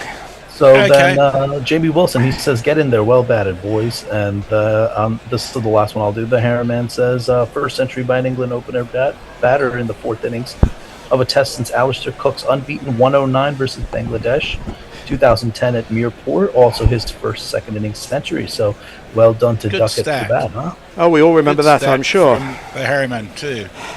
Yeah. Well, hello, gentlemen. So far, hasn't it? Hello, Fred. Just to clarify about that sausage roll at East Croydon, it wasn't by choice, it was a necessity. I went to Gatwick via London Bridge, only to be told at London Bridge that there were no trains to Gatwick, which there normally would be, because it was Sunday and trains go funny on Sunday, so I had to get a slow train to East Croydon, where I was in something of a hurry to get to Gatwick. The only place to go was at the stall on platform 3, where $5.35 for a sausage roll made me very angry, but I was very hungry. Anyhow, you're listening to the travel adventures of Messi Jez, and the reason you're listening to it is because it's raining at Headingley. Could we can we say rain saves India again? Yes. No, I say rain saves India. My prediction is that we won't actually lose any overs in the end, because they'll be able to make up the time at the end of the day. The radar suggests that this will be over within 20 minutes or so, and it's not falling very heavily. I don't think it'll lead to a very long delay, and I think England's still in a very strong position to win this. So if you want to hedge on the draw, now's a good time to do it. It's gone down to $3.20 on Bet365, $3.25 on Sportsbet, and $4 on Betfair. And all of those, it will come out very strongly once they start playing again, because people react so suddenly to very small events. Right, Messi, what does it say for a tie? What is the tie? The tie isn't on offer at the moment, except on Betfair, where they're offering it at $120, which is a ridiculously short price. Yeah, we need. I would have said if it was maybe $220, $230, I'd put a couple bucks on a tie just for the fun of it. Really, 190 runs and 10 wickets to fall before the end of the sounds a little bit unlikely. That's why there aren't very many of them. We're watching the prematurely grey Mark Butcher and the still remarkably dark-haired Ravi Shastri on our screens. And even his moustache, is unfeasibly dark, it has to be said. But in the background, it seems to be there's only the wicket cover on. There's nothing covering the square or the run-ups. So if it is still raining, it must be very light. Yes. And hopefully we've seen the last of it of the day. It doesn't look particularly dark, does it, Fred? I don't think the light would be a concern. It's hard to tell. It's always hard to tell on the television. Yeah. But I can't see any lights on in the brief bit of stand that I can see over the shoulder of Ravi Shastri. So if there's no lights on in the sort of hospitality boxes, chances are it's not that dark. I'm extrapolating from quite meagre information, let's put it that way. Okay, have we got any more messages from our loyal Andrew supporters? Statwatch is a good one. He says the 6th highest fourth innings opening partnership in Test history. For any country. 250 not out is the highest, which was Greenwich and Haynes. Duckett's bat looks heavier than Duckett, says Fluffy. Don't make fun of Duckett. I love Duckett, but he's taller than me now that I've known this information. I don't like it when people make fun of him. Are you going in when you say now, you mean are you going in opposite directions or something? Or no, it's because because for a long time when you look at him versus Crawley, it makes him look like a 3'9" midget. Now I found out actually he's 5'8". I'm 5'7". This guy's got an inch on me. Professional sportsmen tend to be much taller than you expect. I Much remember taller, when I was the first time I went to a cricket maybe not the first time. I mean, Ian Botham was not reputed to be particularly tall. The first time I stood next to him as a youngster trying to get his autograph, he was enormous. He just seemed enormous. So I found that with Clive Lloyd. Oh well, yes, Clive Lloyd was always reputed to be tall, but even people of supposed average height tend to be quite tall. When you're in the professional sports business. I once nearly ran over Robert Pires of Arsenal and France in Hampstead High Street. One of the most gifted footballers I've ever seen, and he just ran out in the road in front of me, which annoyed me a little bit until I saw it was Robert Pires, and then I just had a goofy grin on my face. But he's tall as well. He's like 6'2", and he just looks average height on the football field. Yeah, when you mix with big people, you all of a sudden become smaller. Yeah, that's true. I'm sure we all saw that picture of Bavuma and Janssen holding the World Cup mace. It was that's a great photo. It was like take your kid to work day sort of thing. It was that kind of picture. It's funny because his own kid is almost his height, and he's only like 3 years old. Well, is this the longest baseball innings without a 6? Well, I don't regard this as a baseball innings. Oh, we do have a super chat. Are you able to access a jingle for us? In fact. I can, but just give me a moment.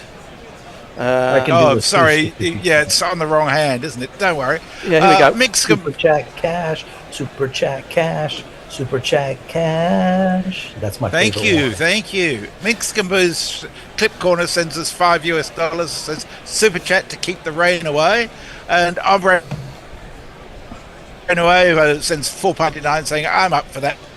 Misk also caught footage of the rope going around the outfield, so the rain has almost stopped or has stopped. Yeah, we didn't need that. Sorry. This is all a bit complicated.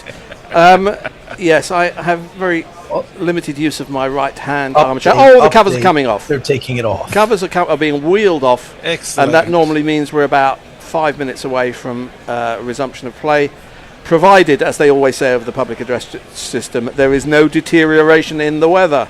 They are wheeling them off. There's lots of people. Considering England does get a lot of rain, I'm surprised at the lack of roof for much of the state. Don't let's start this. This is something we discuss quite regularly. It's basically and we unfeasible. Had the same silly discussions. It just seems like it's an easy add-on when they were making the stands, and yet they just were like, do you know the area of a cricket field? That may be, but the cost of that massive structure over there at the other end was very expensive. The floodlights installation is very expensive. Surely you can also allocate a little bit of money for a tin roof. You're talking a little bit of money. You're talking hundreds of $500 million. You're talking hundreds of millions. Just to put a roof, I think it's worth it. I mean, they put them over. It's not. They put them over football stadiums, and they are, I don't know, less than a quarter of the size. I would have thought the area of. I think that's right. It would have to be an incredibly. I'm sure the engineering exists to do it, but I don't think it's a feasible option. And for what? Weather's part of the game. In Tasmania, both political parties have committed to building a new football stadium for the AFL, which would also be used for cricket. Only 29,000 person capacity. The cost is likely to be somewhere in the order of $1.8 billion, say about £1 billion. Well, but you say both parties have agreed to it. Are both parties saying the money's going to come out of the parties' pockets? No, they've agreed that the taxpayer will be paying for it. That's exactly right. And anybody with half a brain says it's just ridiculous amount of money. Every time they talk about these things, they say, "Oh no, we've done a study and it's gonna make money." No, it ain't gonna make money. It's a load of the bollocks. other thing that they've recently realised is that the structure to support the roof is such that it will require beams that are going to make the light patterns on the ground unsuitable for playing cricket. Oh, right. So Christ knows what will happen with that. Well, anyhow, is it too early to plan for the Perth test in November, says Ravi Rattaraj? Well, yeah, no, not at all. You can get tickets now. The day one's nearly sold out, as I understand it. From some places in the world, if you want to get there, you probably have to leave now. So it's a long way away from everywhere, Perth. Absolutely, and I'm very pleased. How long was it for you, Messi? How long was it to get from London Gatwick to Perth, and how many stops did you have to take? Well, I was dead lucky. From London Gatwick to Perth itself, Perth Airport was about 21 hours all up, although the total journey was about 26 hours probably. But I was very lucky. I got out, I went through Doha in Qatar, and I left Doha about 12 hours before Iranian missiles started attacking US airbase there. And I would have been, God knows what would have happened. I'd probably still be sitting in an airport somewhere waiting for another flight.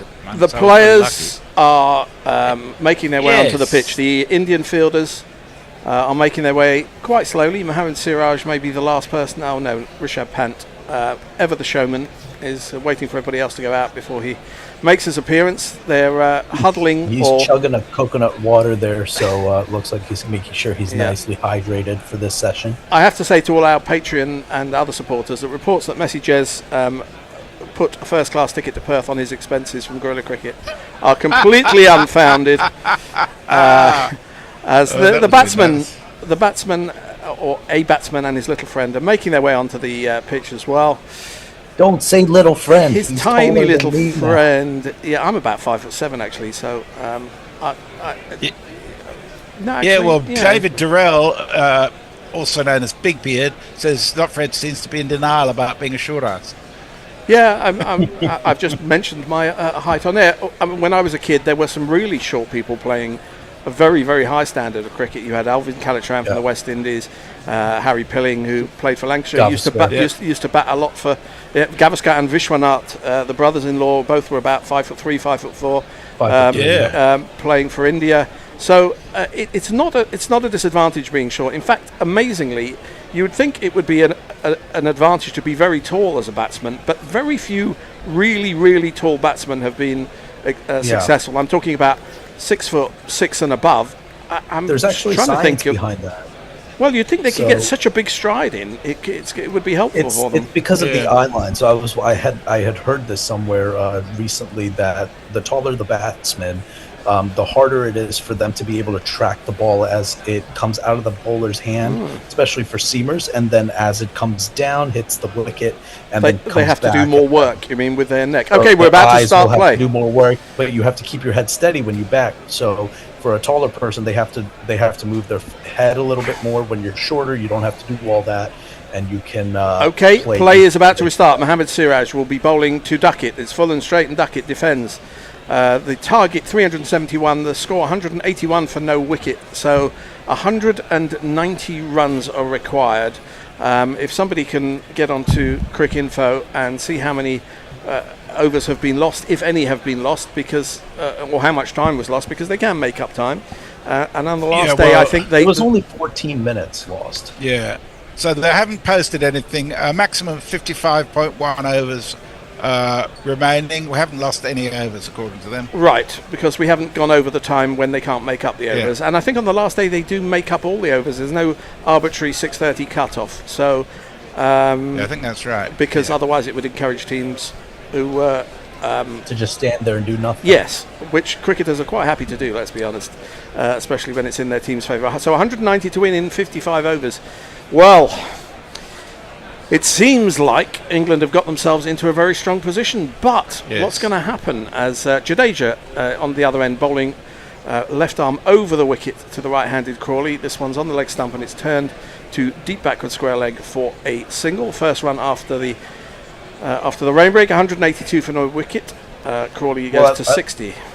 I'd love to get your opinions on who do you think is benefiting from that 15-minute break in the rain. Do you think it's better for India, they've been able to regroup, or would it be better for England to just take a minute, think about how they want to get these last 190 runs? Who do you think is better off? Jadeja comes a bit wider from the crease and Duckett defends. Generally speaking, when batsmen are set, breaks are to the advantage of the bowling team.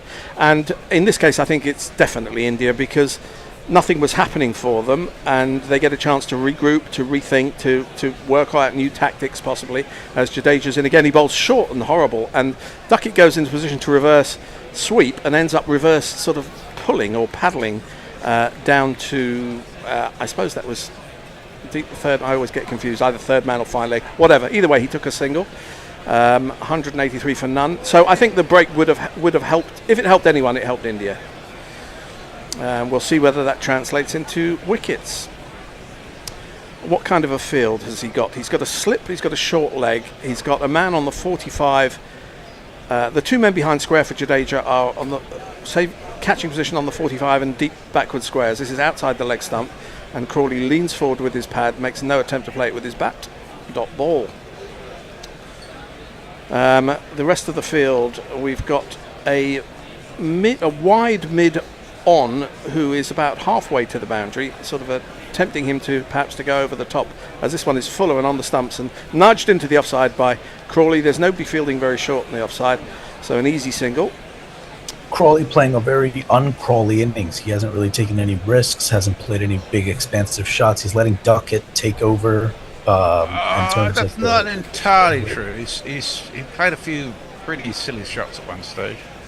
Still going at over 4 and over, comfortably over 4, as Jadeja bowls to Duckett and he leans forward and defends. It's funny, this England team and management give the impression that there is no, there is nothing that's happened in Test cricket history that they need to abide by. All the accumulated lore of 150 years of the game, they seem to think, nothing has no effect on them whatsoever. But when push comes to shove, actually they start doing things which everybody would recognise. For all the Baz balling, I mean, when Stokes starts his innings, he doesn't try and smash the ball. He tries to play himself in old-fashioned style. So they have played this. They have attacked this chase on the last day, actually, quite sensibly, I think it's fair to say. I agree. Mick Scamboo's Clip Corner says, isn't there a cricket ground in Australia with a dome? Indeed there is. It's Dockland Stadium, known ridiculously at the moment as Marvel Stadium, but frankly it's a shit cricket ground. It's where the Melbourne Stars play their Big Bash games, and it's like a cow paddock with a bloody awful drop-in pitch, and it's too narrow to be a proper cricket ground. We've got a change of bowling as this first ball outside the off stump and pulled by Crawley, and it beats a despairing dive of the mid-off fielder. Krishna is who's come into the attack, and the first ball of his spell has gone for one of these.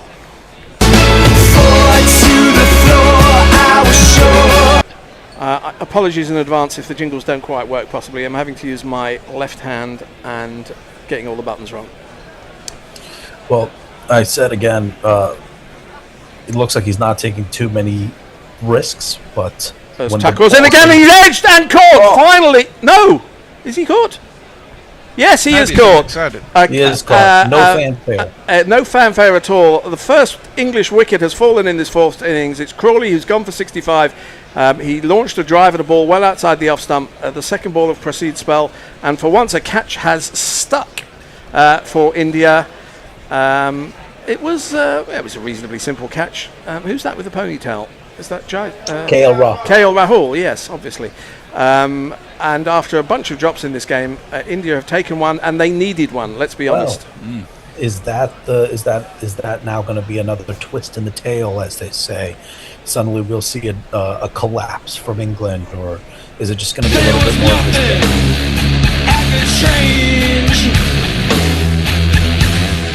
I was gonna go out strange. It was a decent ball. It moved away a bit. It was a typical Crawley shot, way away from his body. But that's how he gets a lot of his runs too. So yeah, he does. Well, the break seems to have helped India in that they have taken a wicket and they have needed a wicket. But the first innings Centurion Pope is going to be the new man, and we'll jingle him up whilst I can work the machine. We got a Pope! We got a Pope! Take a good hard look at Ollie Pope! It's Ollie Pope! It's Ollie Pope! Take a hard look at Ollie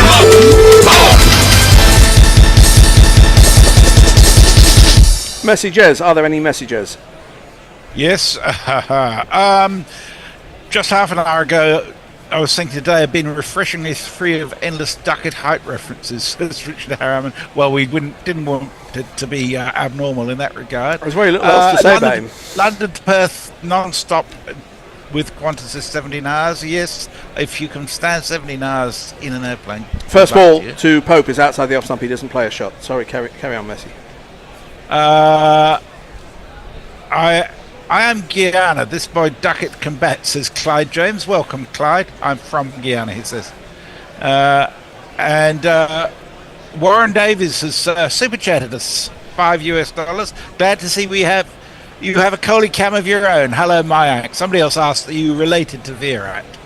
Super chat, yeah. Super chat, yeah. Super chat game, super chat game. This next ball is on the stumps, on the leg stump of Pope. He turns this out to square leg boundary, despairing, not really a chase, but accompanying the ball out to the boundary and over the boundary as Pope gets off the mark with one of these. 2 + 2 is our man. 2 + 2 is our man. 1. Oh God. 2. Just ignore me. I'm going to play as few as possible. 4. 4. That's all right. I'll just do the super chats from now on. Proceed. In again to Pope, and this is a good ball just outside about 4th stump line and rising, and Pope leaves it, and it almost gets a little bit big on him, but not to cause him any difficulty. Is that the end of the over? No, there's still one ball left. 192 for 1. The target is 371. As we look again at the wicket that has fallen, Proceed bowled probably on a 7th stump line. Crawley went to drive, got an outside edge. It was going upwards as KL Rahul caught it at about shoulder height. I wouldn't be able to get my right hand up there at the moment, but he took it comfortably. England should be wearing about 3 black armbands, or both teams, because of the amount of things that need to be. I mean, they were wearing them at the start because of the plane crash in Ahmedabad. We've lost Sid Lawrence at the start of this test match, and overnight we heard that Dilip Doshi, the former Indian slow left arm bowler that many of us of a certain age will remember, passed away. So yes, unfortunately, he just passed away last night. A lot of things to commemorate. As the last ball of the over is well wide of the off stump, could have been given a wide, isn't. 43 overs complete, 192 for 1. Oh dear, we have another super chat from the porn bot. I'm not playing it. He says, sends us $5. Says, did not Fred hurt his arm giving Hendo's stubby a happy ending? Oh, that's awful. Cricket ground with a roof, you say, says Ombre Nuevo. The Millennium Dome, I say. Well, if you can play cricket at Eden Gardens or whatever, no, Eden Park in New Zealand, Park, yeah. you can play in any. You can play anywhere. Yeah. There was a time in the 70s where they played some floodlit games at football grounds in England. They were sort of exhibition matches. Stamford Bridge. But the square boundaries were just absurd. It's sort of like 35 yards. Jadeja is going to start a new over to the left-handed, very tall Duckett, as this is reverse swept, reverse lapped as he found the gap. He has a pretty poor piece of fielding by Proceed, who got down to it, got a hand to it, but couldn't stop the ball going over the boundary. And that's 4 more. It's Nissan She. It's Nissan She. It was a reverse lap. It probably shouldn't have been a boundary. Proceed did the hard work. He got there. He stuck his hand down, but not a good piece of fielding, I'm afraid. And his trousers sort of went halfway down his backside at the same time. So embarrassing for him in many ways. 196 for 1. As the fine upstanding figure of Duckett faces up to Jadeja, slightly wide of the crease, leans forward and defends to short mid-wicket. No run. 110 Duckett has. What's his highest test score? Does anyone know? Yeah, should be able to tell you that immediately. It is 182. Oh, big. That's big. I'm trying to remember that. Who was that against? As Jadeja in again to Duckett. A little bit shorter on leg stump. Easily turned to deep backward square leg for a single. That brings the right-handed Pope. Actually, do we know? It was against Ireland. Oh, okay. That's why we don't remember it. The right-handed Pope. Do we know if the Pope is right-handed? There's a new Pope. We know he's a Chicago White Sox fan, but there's no word as to whether he's a right-handed pitcher or a left-handed pitcher. I think he's right. I think he's a righty. Actually, Catholics used to be called left-footers in England for some reason. I don't know why. So it was just sort of a euphemism. It's probably extremely offensive, so I'll say it again, left-footers. As Jadeja's now left arm round the wicket to Pope, works it into the offside, can't beat short third man, no run. Duckett does also have 153 against India. In India? Yes. Yes, I think I do remember that. As Jadeja bowls again, full and straight, and push to short, extra, no run again. Jadeja, people in Guerilla Cricket, I'm thinking of the Bear, never rated Jadeja out of India as a bowler. He's obviously a hugely talented cricketer. This is short and cut by Pope. He's got it past the man at short third man and out to the untenanted boundary. Another one of these. 4.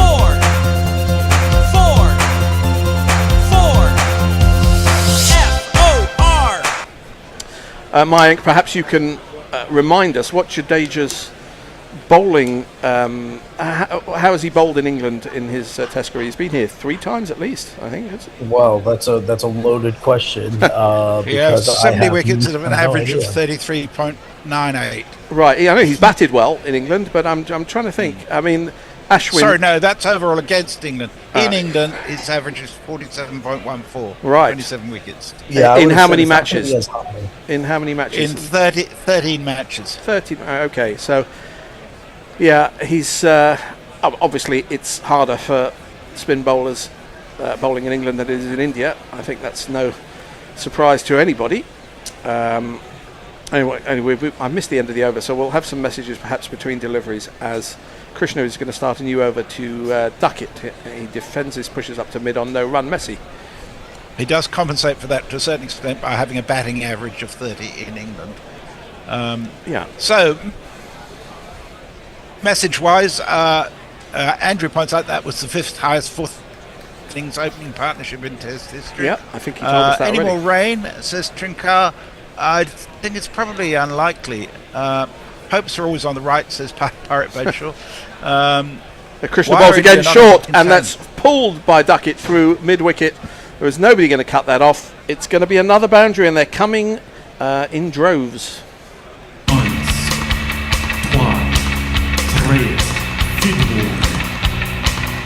What was that? It was a picture of Marcus Trescothick holding something up on the balcony. Was that a signal? We're not declaring. Yeah, it was a short ball, and he was just sort of help yourself time for Duckett. And the boundaries are coming, as I say, I'm noticing because I'm having to play the jingles. There's quite a lot of them at the moment. 205 for one. 165 more needed as Proceed bowls again on leg stump. And that gets there a bit quicker than Duckett expected. He tries to turn the leg side. It hits him on the thigh pad. They come through for a leg bye.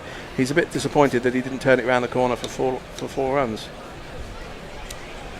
I think at this point now, Krishna, it looks like he doesn't have many answers. It looks like a lot of the Indian team doesn't have many answers.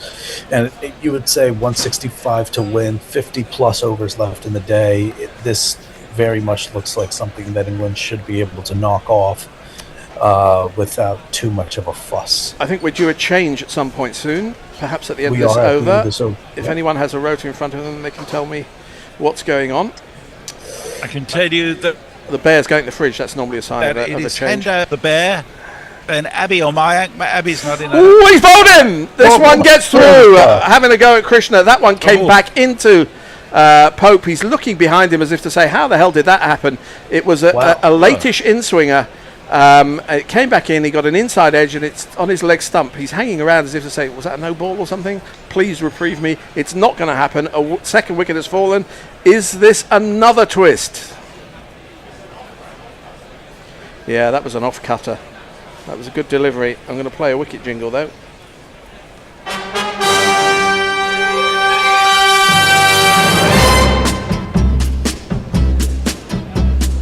Are we going to change now? Well. No. Well. Both wickets have fallen right after I just poo-pooed India. The very first wicket fell as I was saying that there's nothing going for the Indians.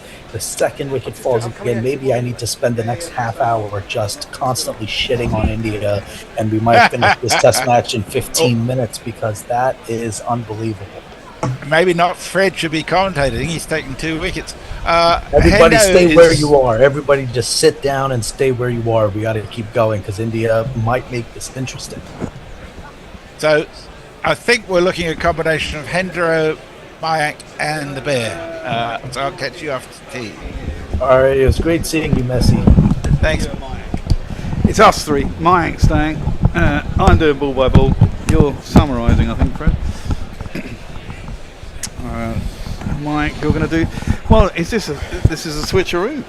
Is this the time where it all goes horribly wrong?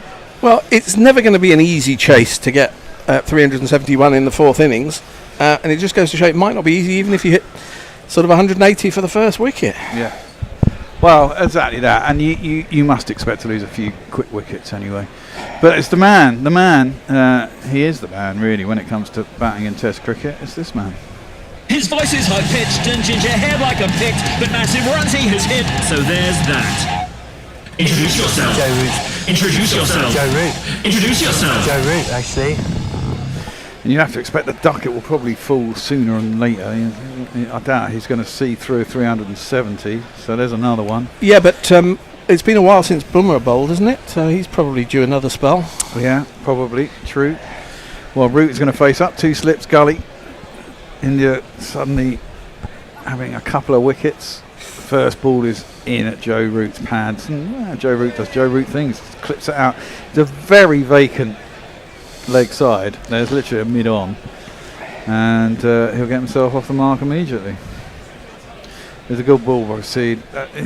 Pope's bat doesn't come down straight, but he gets himself all in a muddle. It cramps him for room, really, because it nipped back on him, didn't it? You got to say Pope's, his place is in jeopardy, isn't it? Nope. But you'll never make a headline writer. There's always somebody who's on the block. That's how it works. As I said, the thing is, and that's cut beautifully by Duckett. He's an outrageous form. Cuts it to third man. It's not guided down there, just late cuts it almost, and it's 4 runs. And if you kids can't listen, then you bound to see the way you get shot for crossing a boundary. I mean, you must be seeing it like a bloody football now, eh? And the problem is, if they can't get control with the Jadeja, they've got to keep plugging away with the thing. I mean, Shardul Thakur is pretty useless. Yeah, but and the boundaries are coming. They haven't managed to dry up the boundaries since the break. They have taken 2 wickets. Well, I don't think he will. This is the thing. While Duckett's there, the thing is, the next man in is Brook, and if Brook gets off to a start, he's not going to let him. Root, you may well get away with not getting smashed for boundaries, but what he will do is still nurdle 2 or 3 Yep. or 4 and over. Yep. So because that's what he's so bloody good at. Well, you spoke too soon, did you, Fred? Because it's now time. And now that Monty Bumrah, oh, you're bowling again, aren't you? Oh, I thought as much. And he's going to bowl to Joe Root, who he's got a lot of times in his career, I believe. He's one of those voodoo bowlers for Rooty. He leaves the first one through the keeper and there's no run. It certainly seemed to show up in the first innings. He hung his bat out at one that was very un-Root-like to be playing at the ball that was so wide. Yeah, but they have to bring him back now. He's their gun bowler by a long, long way. Yep. And if they're to have any chance of winning this game or even saving this game, they really need their best bowler to be bowling now. Yeah. Even with a 45 overall ball. Yeah, and get another wicket. Or more. Or 2, yeah. Root works that very late off his pads down to the long leg. Gets himself off strike though. Now, will Duckett wind his head in against Bumrah and go, if I get past this spell, I won't see him again for another hour and a half, 2 hours? I don't think they think like that. I think they do. I think they do treat. I mean, you are going to get. I said earlier, you're going to get a bad ball off of Bumrah every once in a while. Yeah, but I do think they treat him with respect because they know that they can score off most right. of the others. It's the fact that they have slightly less respect for the other bowlers. I mean, Siraj is a good bowler. I think so. You know, it's not fair to say that there is Bumrah and nothing else because. No. You know, Siraj is a top. Siraj was at his peak a while ago, Yeah. has to be said, a couple of years ago. Well, I mean, Root wants a single there. Duckett was just admiring his little drop into the offside, and there's no run. I think if India can get this wicket, if you can get Duckett in the next 10 to 15 runs, then it really is very much game on. Yeah. I reckon, yeah. Well, it's game on because England are not going to shut up shop, are they? No. They're not going to shut up shop till they're 8 down. No. So you keep India interested. Exactly that. They need to get wickets quickly. Duckett's been attacked by a flying, probably wasp or bee. Yeah. Pick on somebody your own size. Yeah. Oh, it did. Yeah. But England scoring runs at a pretty rapid rate of knots now, aren't they? And Duckett facing up, Bumrah in, around the wicket to him. Guides that down towards the third man. Should get 2 here actually. Had to run round. No, that's Karen down there. They decided just to go for the 1. The last 10 overs, England have scored 72 and lost 2 wickets. Wow. So, and as you say, I mean, even if Root's not going to throw the bat, runs will come while he's there.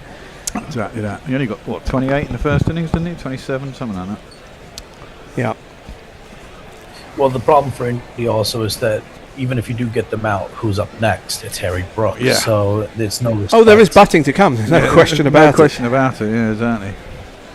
Root lets that one through to the keeper. That was a tempter. Full ball well outside the off stump, Yeah. as if to say, are you going to throw the bat at this? Joe Root, no. It is, yeah. And that was a good line of length to Crawley rather than to Root. Oh, Crawley really was one who got done by the little break, didn't he? I mean, he was really not at the shot. He's probably gone back to the pavilion annoyed that a catch was taken off him. You know, you ever played with people in club cricket, say, I never get dropped. Yeah. Last ball of the over. Root just drops into the offside. Think about a single. It's not there. Mike, you're on socials, I believe. I'm just going to go and grab my vape. I am, yep. So basically, just start from where we stopped. Paul Stratton says, if we are expecting rain and want to win, perhaps send in Jamie Smith for a short and sweet T20 blast. Trin Cow says 2 more wickets and 2 hours of rain. We are heading towards a draw. I don't know if we're going to get 2 hours of rain. We'll have to wait and see. Paul Higginbotham says, bollocks. I just tuned in and a wicket has fallen. Did the same yesterday. Sorry, chaps. I'm cursed. That's cool. Stay with us. Let's see some more wickets fall. Fluffy says, I didn't ask for a party hat. Why have you given me a party hat? I don't wear party hats. Oops, What's I need to change. I need to change the view. Do this ball while I Yeah, 158 more needed with 8 wickets in hand. 50 overs remain in the day. It's a long, long time as Krishna, who's picked up the 2 wickets to fall in this innings, bowls to Duckett, drops it into the offside. Single as easy as you like. There doesn't seem to be any attempt to try and dry up the runs because I don't think they think they can. I don't think they think they can either. They've got to take so they have to go for wickets. Yeah. Which, it's... although they do have the other option, the horrible option of bowling dry, which is bowling well outside off stump and seeing what happens. But even that, runs will come. Yeah, they will do. Well, Bear, you fixed the view because Diana Patterson said the view I love, Fred against the green screen from his shoe. Yeah. Yeah. Well, thank you, Diana Patterson. Always good to hear from you.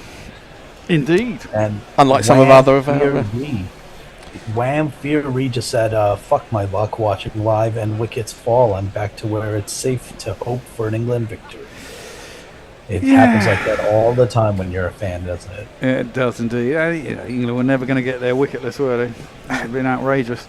Proceed is in, clipped by Root nicely, but straight at mid-wicket. They've got one in now. Distinct swing now for Proceed. In swing. Is it reverse? I don't know. I think that one did definitely shaped in late. Yeah. I trust in Root, I have to say. I know, but if Bumrah can get it to swing late, then different matter, I suppose. Absolutely, it is. Oh, look, he's probably got 5 overs, maybe 6, and he's had one of them. I don't know if we're having tea at tea time. Well, we're also getting the. Oh wow, that one is an absolute corker from Prati Krishna. Cuts Root in half, which you don't see very often. He's lucky not to get a little inside edge on that. It's well taken by Pam behind the stumps. Couldn't have missed the off stump by very much. I think it went over the stumps, mate. I think it bounced and it went over. That was a definite cut. Oh no, it hit his thigh pad and went over the top of middle and leg. Gosh. Suddenly, Prati Krishna's got it on a string. Maybe she's waiting for him to finish his spell. He's been bowling since he came back. You can't see everybody off. Well, you've got to see them off when they're bowling well, haven't you? And he's bowling well at the moment. This is his probably 4th over in this spell. Attempted pull by Root. It's just dropped out into the offside. Ooh, quite tight single in the end. And might get an overthrow. Don't go for the overthrow. We're going to get a run out. Oh my God, we are going to get a run out, except for it's a shit throw. Duckett wanted the overthrow, but Root was struggling to get in at one end, and Duckett was obviously ball watching and saw that there was the opportunity. Root obviously wasn't set, didn't want to go. Duckett set off down the track. Fortunately, the throw from mid-on to Root was well wide of the stumps, and Pant couldn't collect, and Duckett was able to get back. Calm down, boys. Calm down. Yeah, time for cool heads. Exactly. Fascinating, though. It really is. It's been a very interesting test match all the way through. It has. The batting has shone in this one. I think it's going to be a bit like this all summer, Fred, with the spring that we've had and the fact that there's been very little rain and very little moisture around. I think the pitches this year will be batting wickets, and it's going to be tough to get bowling wickets. Yeah. What are the? It looks like the umpires are talking to the third umpire or something. I don't know what that's about, but whatever it is, it's over, and we're about to resume. As Krishna, who's got the ball on the string at the minute. He does indeed. He's gone for 56 in nearly 9 overs, 6 and over. When he's bowling a Duckett, he just drops that into the offside, and there is no run. But considering he was getting it in swinging to the right-handers, and therefore out swinging to the left-handed Duckett, you'd think they could afford more than one slip. You'd have thought so, wouldn't you? I guess they think Duckett's on 121, blazing along. Yeah, but you're not going to fill the gaps to Duckett, are you? So, and as we say, they do need wickets. You'd think at least another slip, possibly a slip and a gully. Well, they've decided that's not the case. Oh, that one's an absolute cracker again. Pressy is bowling really well all of a sudden. Couple of wickets, has really got his pecker up, dander, whatever, and he's bowling really, really, really well. Gets the end of his 9th over, 2 for 56. Shubman might bowl him into the ground, yeah. Yeah, well, Dan DeCastro said Pope got overexcited. Root, then Harry, number 1 ranked bat. England still have that control. Romeo Boys just says, let's go India. Mints and Booze Clip Corner says first GPL casualty. So maybe when somebody has a chance, they can look at what the GPL looks like. What did England get overnight? Still says it's a 2 result. They were 21 without loss. Okay, so the first one was 187. Yeah, so they're down. Dan DeCastro just says still a 2 result game. Well, still all results. The rain does come in. The draw's still in it, isn't it? And it's clipped into the leg side and there is no run. And Eric J just wants to say, Fred, you should sell advertising space on the souls of your traders. Well, if anybody wants to make me an offer, I will certainly consider it. Well, Bumrah is going to... He's got 1 ball in his second over. Romeo voicing what we all think, which is if Bumrah can take the Duckett wicket, it's more even. Well, Root does Root things, cuts that into a space somehow between 4 fielders who are placed between the keeper and point, and gets it all die down to the boundary. It's going to be 4 runs. It's Nissan She. It's Nissan She. Lovely shot. Very Root-like. Dan DeCastro just wanted to say to Romeo Boy, because Romeo Boy said if Bumrah takes the Duckett wicket, it's more stable. He says, nah, you got to get Duckett, Root, and Brook before you can pretty much. That's into the pads, clipped nicely by Root.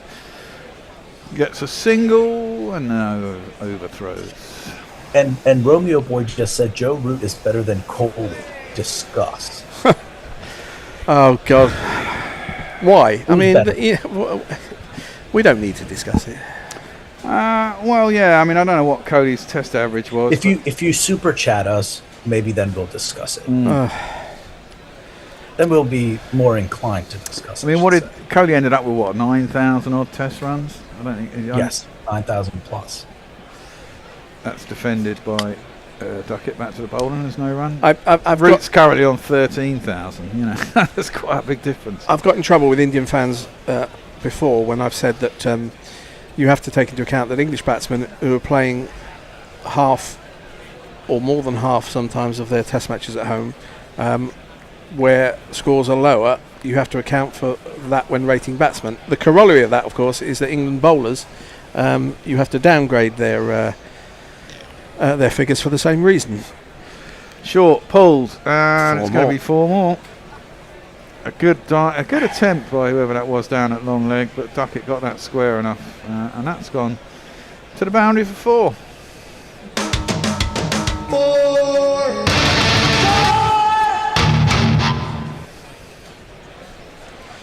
Good shot. They just can't cut off the runs. They can't indeed. Is that 2 4s off this over from Bumrah? Yeah, 1 to Root and 1 to Duckett. And a couple of singles in between, 10 off the over. And there's only 1 ball left in it. England only require 147 now.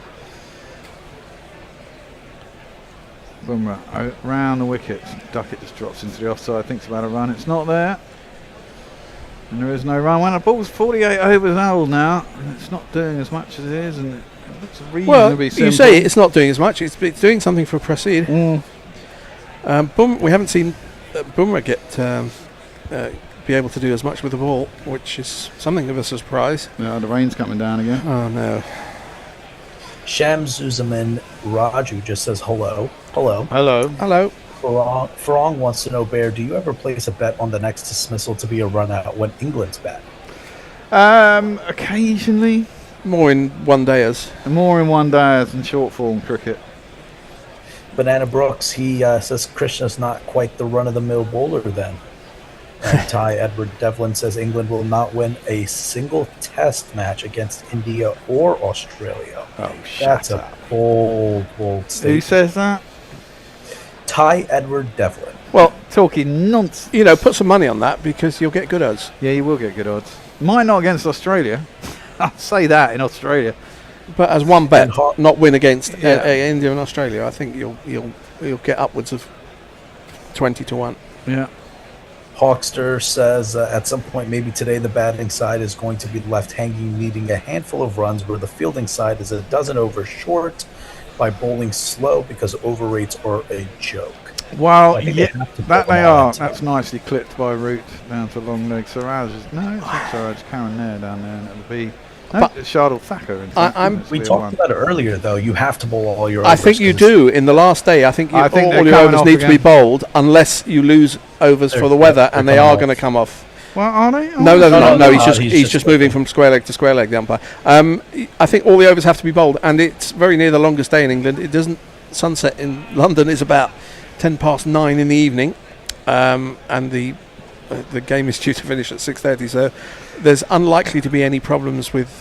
Yeah, they have the last hour, and they will wait time up for the weather. Exactly that. That one's guided down towards third man. And the sun must be out because it looks like the sun is out. Yeah, it looks like it stopped raining now. Actually, it looks reasonably warm, but maybe it's not. Michael Fleming is a new person. He just says, awesome channel. Great to find one in English. Amazing. Following. Thank you. Thank you very much. What I was going to say. Tell your friends. Like and subscribe and tell your mates. Exactly that.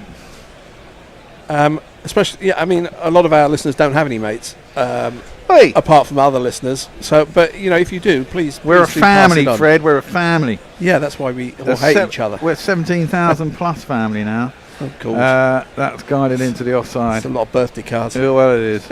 By Root, he's going to get 2, I think. Nicely placed. Yeah. Really nicely placed. Short of the man who's got third man. That's and the guy from point had to run back, allowing them to get back for 2. That's what I call a Clive Radley single. 2, rather. People won't remember Clive Radley, but he didn't hit a lot of boundaries, but he had a hell of a lot of 2s. I bowled to him. You bowled to him? Yeah. Well, the first game I ever played when I came back to cricket, when in my late 20s. Yeah. I met some guy, a friend of a friend, and he said, "Oh, do you want to play cricket?" And he said, "Yeah. Oh, that'd be nice." Where was we it? got a team. It was up in fucking Barnet. Yeah, and he I was lives living in near Merchant Taylor School in Northwood, actually. Well, yeah, that's not far from there, is it? And so they were playing a side. I hadn't bowled for 7 years, and I play on this side. It took me 2.5 hours to get to fucking Barnet to play this game. Didn't know anyone in the side. Put me on to bowled like a drain, bowling at Clive Radley was just smashing me around the park. And that put me off playing. I gave up again for about another 9 months until Dan found me.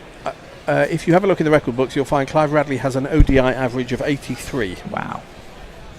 So, unsurprisingly, he carved you all over the park. But he did used to hit the ball into gaps and run too. That was his main way of scoring runs. Tempted York and Cressy Krishna, dug out well by Root.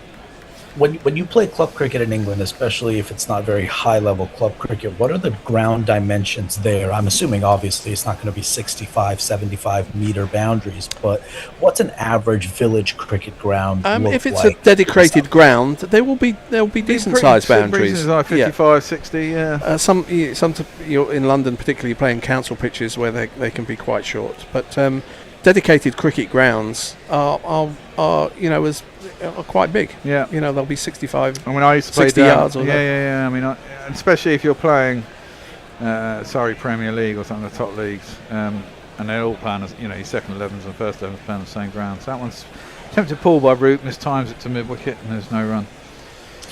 Well, Lucky Singh is pleading India. He's saying full and straight, please, full and straight into the stumps.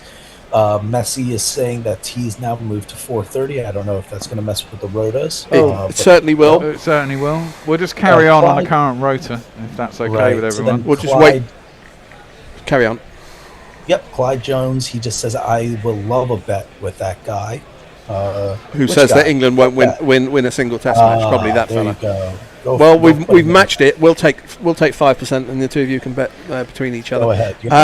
Muttley wants to know: dare we hope? What do you think, Bear? Should we hope? For an England win here? Well, I think that if the weather doesn't intervene, I think England are on at the moment. Oh, that one is catches an inside edge. Root's quick to call Duckett through. He didn't know where it was, but you have to rely on your other man, and Root gets it through. Again, the runs are not being stifled, but they're coming really, really quickly. What are they? The last 5 overs. Let's see if I can find it on here. Not easily, but I would say that it was probably about 30. Yeah, they're probably going on around about 6 and over, I'd have thought, at the moment. I mean, they've faced, they should tell us how many overs have been bowled so far. Not yet 50, is it? And they're going along at about 5 and over, I think. That one's wide. No. I'm trying to tempt a route into what he did in the first innings, but he's not having it now. No, we're well wrong on that. It's actually much less. But even so, it's... this is the 49th, the 50th over. 50th over, 223, so they're going off roughly 4.5 and over. Last 10, 57 for 2, England. That's They're still giving 5.7. 33%. They're still giving India 33%. I think that's a little too high. Sounds I would it. give them more than Well, I guess if they need another 4 wickets, and they've still got 100. They've still got 140 odd to play with, 147. That one's through to the keeper, and there is no run. Of course, if England win, unless they strike a 6 off the last fucking ball, we're going to lose the GPL. Well, what's interesting is that the new ball is. I mean, this is the 50th over with this ball, but the likelihood is that India will be bowling with a new ball towards the end of this chase, which may be important if there are some wickets, if England have lost some wickets, and it's say 6 down. Exactly that. Bumrah to root, lets it through, and there's no run. 3 balls left in this over, so we're going through to 4:30. So we're going to have a change. Oh my god, I don't know how we're going to do this then. Actually, who's the next people on the rota? Have we got a sweary email from Tony? No, probably not. He might have put something on WhatsApp. So next up will be Gary. We'll just start Gary talking, and he'll finish the sentence by T.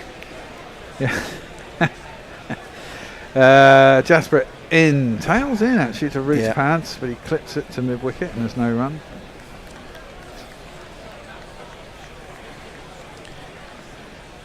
He's on 10 off 20. Duckett 127 off 147. Well, Warwick Allen, he just wants to say barely relevant, but since when has that stopped you? But Warwickshire have the fantastically named Corey J, and I'm going to butcher this, Rockiccioli playing for them today. That one, another little bit of in swing. Root essays a drive through the offside, gets a fat inside half of the bat and goes out to mid on. No run, end of the over. 50 done, and 229 for 2.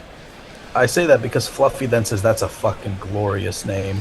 Eric J says Corey's an unusual name. Not as unusual in the US, but I'm sure maybe in the UK or Italy it would be. Test cricketer Corey Collymore, I can remember. Yeah. There was a while when a lot of Hollywood stars were called Corey, wasn't it? Corey. Yeah, but he spells it Corey instead of just. I don't know if it's supposed to be Cory. So does Corey Collymore. Corey Haim. Who was that? Was like a team Corey heartthrob. Haim, Yes. He was in the Lost Boys, wasn't he? Yeah. It was, Corey Haim. I call it Haim anyway. Krishna is going to continue. Duckett defends out into the offside, and there is no run. Nitin Deshpande just says England win, definitely. Good luck. I want a result. Not hard for England now. Well, a draw is a result as well. So is a tie. So you are going to get a result. It's still 142 runs. I mean, it's certainly not done and dusted, is it? It's a long way to go. If this was an ODI, it was 142 needed off 40 overs. Driven by Duckett, but only as far as mid-off. You'd be yawning your way through the rest of the game. You would be. And I think that's kind of how England play it, though, isn't it? They play it now here from to the end as an ODI. Corey Anderson, my mate Wiggy, tweets me. He was a Kiwi. Yeah. Also in our cricketing herbs, we had Corey Anderson. Yeah. That's beautiful drive, slapped by Duckett. It was full, it was wide, and he opened himself up and just slapped it through the offside. I think there was a bit of hands on it from the man at cover, but certainly not enough to stop it from racing to the boundary for 4 runs. The number of the day. Who could ask for more? The number of the day is... No, maybe no. 4. Krishna's bowled better to right-handers than he has to left-handers. Maybe because Duckett is, as you say, seeing it like a football because he's been in for a long time and he's got 120 to his name. But it may make sense for Duckett to take as much of Krishna as possible. I don't know if they think like that, but perhaps it would make sense. I think Duckett doesn't care who he faces, actually. I mean, he's got an incredible eye, Duckett. Pulled that one, mistimed it though, up to mid-on, and there is no run. Incredible eye as he mistimes one. Too. Well, it's just the fact that he does see it quite quick, doesn't he? I mean, he's onto it, whether he mistimes it or not. Once his eye is in, because he's really got no foot movement. No, and he plays at every ball. He does basically everything that's wrong from the traditional way of opening batting. Yeah, it's the modern way. Well, Volney Golding, he just says if England doesn't win this game, they should all be put on bread and water for a week. That's pulled, and it's kind of top edge pull, but it's gone very fine, and it's raced away down to a very fine leg for 4 more. 1, 2, buckle my shoe. 3, 4, shut the door. It's a bit of a baptism of fire for Shubman Gill, isn't it? In his first test as captain, trying to defend 370 in the 4th innings. Well, he certainly is on. His ass is on fire because I think he's feeling the heat now. The way that this match is consistently going back towards England's way. Well, it's part of the Bazball ethos is always putting pressure on the opposition. Turns that one into the leg side. Should get 2. No, maybe not actually. And putting pressure, what the Australians used to call mental disintegration of the opposition. I think it's going to be tough. It's tough for Gill at the moment, and unless he can pull something out of the fire, it may. The first game Joe Root ever captained was for Yorkshire against Middlesex. I can't remember the year, but I think Middlesex got an enormous score to win in the 4th innings, maybe like about 500, and that was Joe Root's captaincy debut. So he wasn't the greatest of captains, really. He wasn't. No, he did a reasonable job. But he did. I just want to say that James Song Armstrong is listening to cricket, drinking a Jebber or Yever, cooking a Sri Lankan dal, wearing only an apron, and Ola from Germany. Hola. And he also says that Corey Taylor from Slipknot is a big cricket fan. So that's another Corey there. Tell him there's Guerilla Cricket. He might like us, Corey. Being a Slipknot man. That's bollocks, just says spanked. Spanked to the boundary. And Nitin Deshpande wonders, is Ben tired? I think because they showed him and he just looked exhausted. He looks like I don't know what it's like in Leeds. It's pretty damn humid in London. Yeah, it is. Duckett. Jadeja's back on, and that's worked into the leg side. And it'll be... So who's come off? Bumrah? Yeah, it looks like it. Right, they've seen off of another Bumrah spell. It's quite humid in London, and English people tend not to cope very well with humidity. Yeah, gets across and outside and works that into the leg side again, and there's no run. To be fair, it almost feels maybe because I'm an American, but English people just don't seem to fare well with anything, whether it's cold, rain. No, we deal with the cold. It's just newspapers. Just moan about it, yeah. Just moaning and moaning and moaning. The weather is, it's one of our favourite subjects. That's defended back down the track, and there is no run. I mean, the reason for that historically was because it was much more important than it is because of farming. Oh, obviously. Reverse swept. Aerial. Ooh, not going to be caught, though, because it bounces well before the man out of third man. And he'll get himself a single. It was a chipped reverse lap rather than a full-blooded one. Well, he got a top edge, really, didn't he? Yeah. He's not been scared to get out the reverse. Never has been. No. And to be fair, you get it right, and it puts off, takes it to Jadeja. And Jadeja's one of these, classic spinner, wants to sit on a batsman, and he doesn't let you. He certainly doesn't let you sit on him. I quoted you earlier, Bear, saying that you never rated Jadeja as a bowler. Yeah, certainly I heard in England. Is that fair? I'm not misconstruing Well, you. I think I've kind of changed my mind a bit. I think as he's grown, as his career has extended, I think he's got better overseas. Still don't think he's fantastic. I think he's better off. Well, I'll give my reasons after this. It's swept down to reverse swept by Root this time, actually, down to third man for him, and it's a single. The thing about Jadeja is he's not a man who gives it loads and loads of rip. He is a man who kind of rolls his arm a bit. He bowls a consistent line and a consistent length, and in India, obviously, where the wickets do a lot more, you can get away with that. He's learnt outside of Australia. Reverse swept again. I think it could be a reverse swept 6, you know. That is outrageous. It is outrageous. That's fucking outrageous. He's reverse swept that. He's clouted it over point for 6 runs. That is fucking ridiculous. I'm sorry. That is outrageous. He moves on to 143. He gets a tap on the shoulder from Pant as he walks off. Game recognising game. Absolutely. I think it's fair to say. Absolutely. That was struck. But it's safe. There was nobody anywhere near that. No, there's no one out of point, is there? Yeah. So are we doing the change or not? We should be doing the change. Oh, right. Sorry. Yeah, we are. Okay. Who is it? But Gary's not here, is he? Because Gary and won't. Mayank's been on for 90 minutes. I don't know if he needs a break. I'll take a break. No Okay. worries. Well, I'm happy to stay here for the minute. I'll stay here. It'll take me 20 minutes to move anyway. Right. Yeah. And I'll see you guys a little bit later. Okie dokie. Cheers, Mike. Yeah, because you're supposed to be on the next one as well, though. Whatever. Well, no, Gary will probably turn up for that because it'll be around about his time slot. So. They're looking at the ball. One advantage of being hit into the stands is that you can complain that the ball's been damaged. All right. It looks a bit shagged, doesn't it, that ball, to be fair.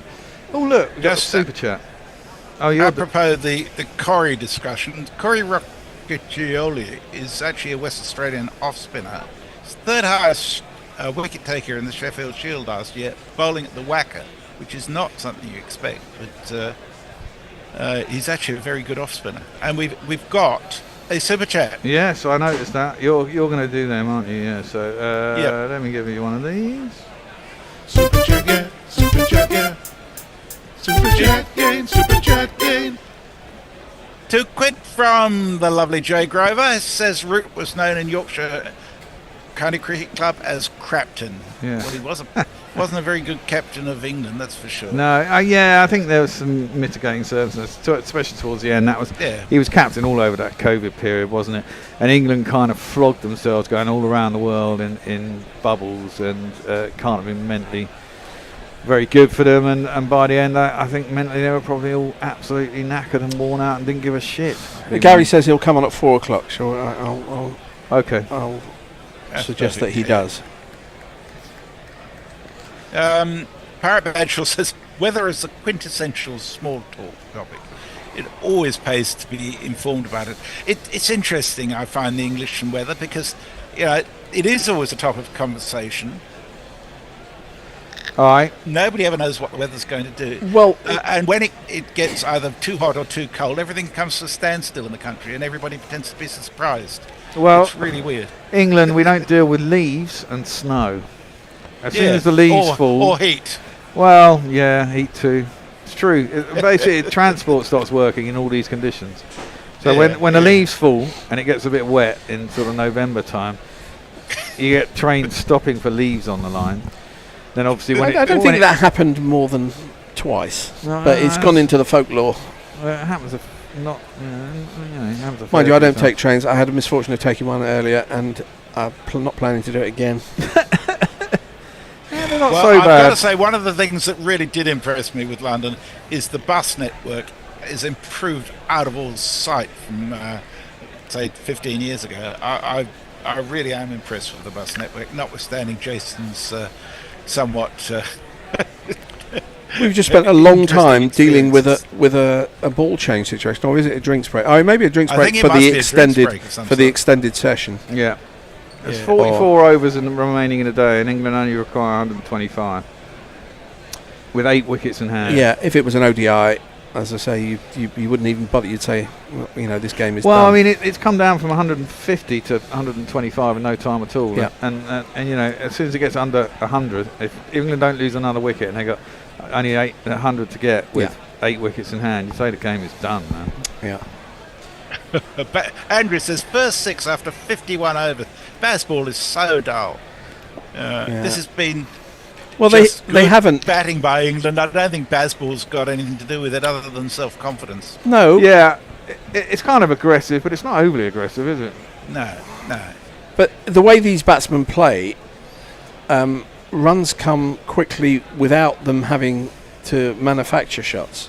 Although you'd have to say that Duckett's manufacturing but that's what he plays. It's not Bazball. No, you know, he'd be playing that for his county. Well, you know, to be fair, under some management, if he was doing this all the time, I mean, you imagine 10 years ago. I know they're not going to drop him, but 10 years ago, he was. But the same is true with Pant, for example. I mean, he's got his way of playing. It's an unusual way of playing, and it works for him. And as long as it works for him, nobody's going to say a damn word. If he starts getting out, if he has a runner scores under 10, then people will say maybe he's a good enough player to play, regular shots rather than trying to fall over and ramp it over the keeper's head. The odd thing about that shot, the falling over ramp, is that if you get it wrong, it's quite difficult to get up and run a single. Yeah. Which is not true of sweeps and other such things. That was just an outrageous shot. We're looking at the replay of the reverse swept 6.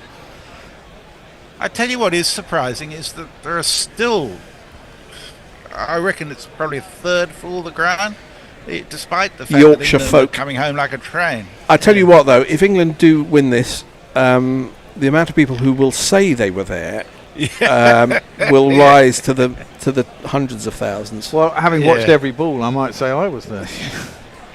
I remember. It's funny, you do remember more though when you're there than watching it on the telly. It's into Root's hit. They're going to get through for a quick single. Shardul Thakkor's into the attack. You see, he's gone for 17 in his 3 overs. I haven't really trusted him to bowl a lot today, and he'll be someone that I imagine they'll want to get after. I mean, I'd be interested to see what the Indian press say about this, because to a certain degree, India have thrown this test away at 2 points when they were batting. They dropped a lot of catches. They dropped a lot of catches in the first innings for England, but I mean, from being 430 for 3 to 471 all out was doing it twice, and they've done it, and they did it twice. So lost. Although they may have declared for a similar score anyway, even had they not been skittered. Well, no, I don't think they would actually. Not especially the time. They gave England virtually half an hour last night. I don't. That's defended by the bowlers. Okay, if they'd have batted a bit slower, they may have set them 380 in 7 hours. Yeah, exactly. They'd have wanted to bat this morning for maybe a session. Really? No. Yeah, I think what England do, they'd have probably. No, you've got to try and give yourself a chance to get 10 wickets. Well, then you might have thought they can bowl them out in 60 overs. If they set them a score that England will, if they know that England are going to go for it. There was no way that they would have batted on till lunch today. No, maybe not, but maybe an hour this morning. Got an extra 30, 40, 50 runs.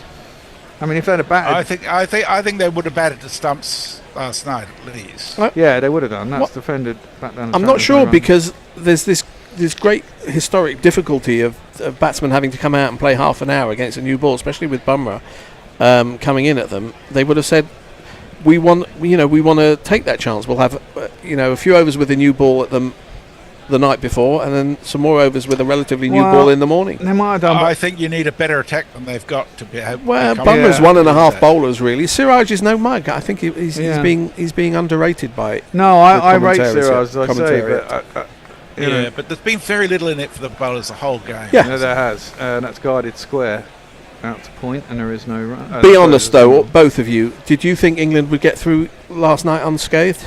No. I hoped so. I wasn't entirely sure. I thought Crawley might nick off, if I'm honest. Right. So I think India would have thought the same. They would have thought, if we have half an hour of them before the close, you've got to remember, India got beaten in the second game, one of the first games of Bazball, when they came back to finish that Test series off. And England chased down 372. Yeah, and that was Bairstow had an incredible summer, didn't he? They've got batsmen who've taken the place of Bairstow. That's played square on the offside and there's no run. So I think there would have been a little bit of a fear that they'll do it to them again. That's true, but you do at some point have to say, look, we want to try and win this game, and what's our best chance of winning this game? Give ourselves a chance to take 10 wickets. Yeah, but I think they did well. I mean, my counter argument is I think they think England probably would have tried to chase 400 in 75 overs, and therefore if they could get there and bat a few overs out this morning, they'd still have a chance of doing it. And they'd have backed themselves to get more wickets than 2 for 248. I know that much. Roots gets right on top of that defensive bat to the bowler, and there's no run. Thakur has not had a great match by any stretch of the imagination with bat or ball. And there was some debate as to whether he should be the extra man rather than Kuldeep. I'm not sure Kuldeep would have got much out of this wicket. I don't think so either. But perhaps had India expected to bowl last, they would have picked Kuldeep. And they should have expected to bowl last because the chances are England were going to put India in, and the chances are India were going to bat. Yeah. Well, India said they would have bowled. Yeah. Well, I don't understand that. I don't either. Yeah. I still think they should all put their bids in sealed envelopes so that you know who's telling porky pie. Well, Norcross's, or was it? It wasn't. It was Frank. Was it Franklin? What was his name? Oh, I was thinking about selling the David Franklin. Yeah.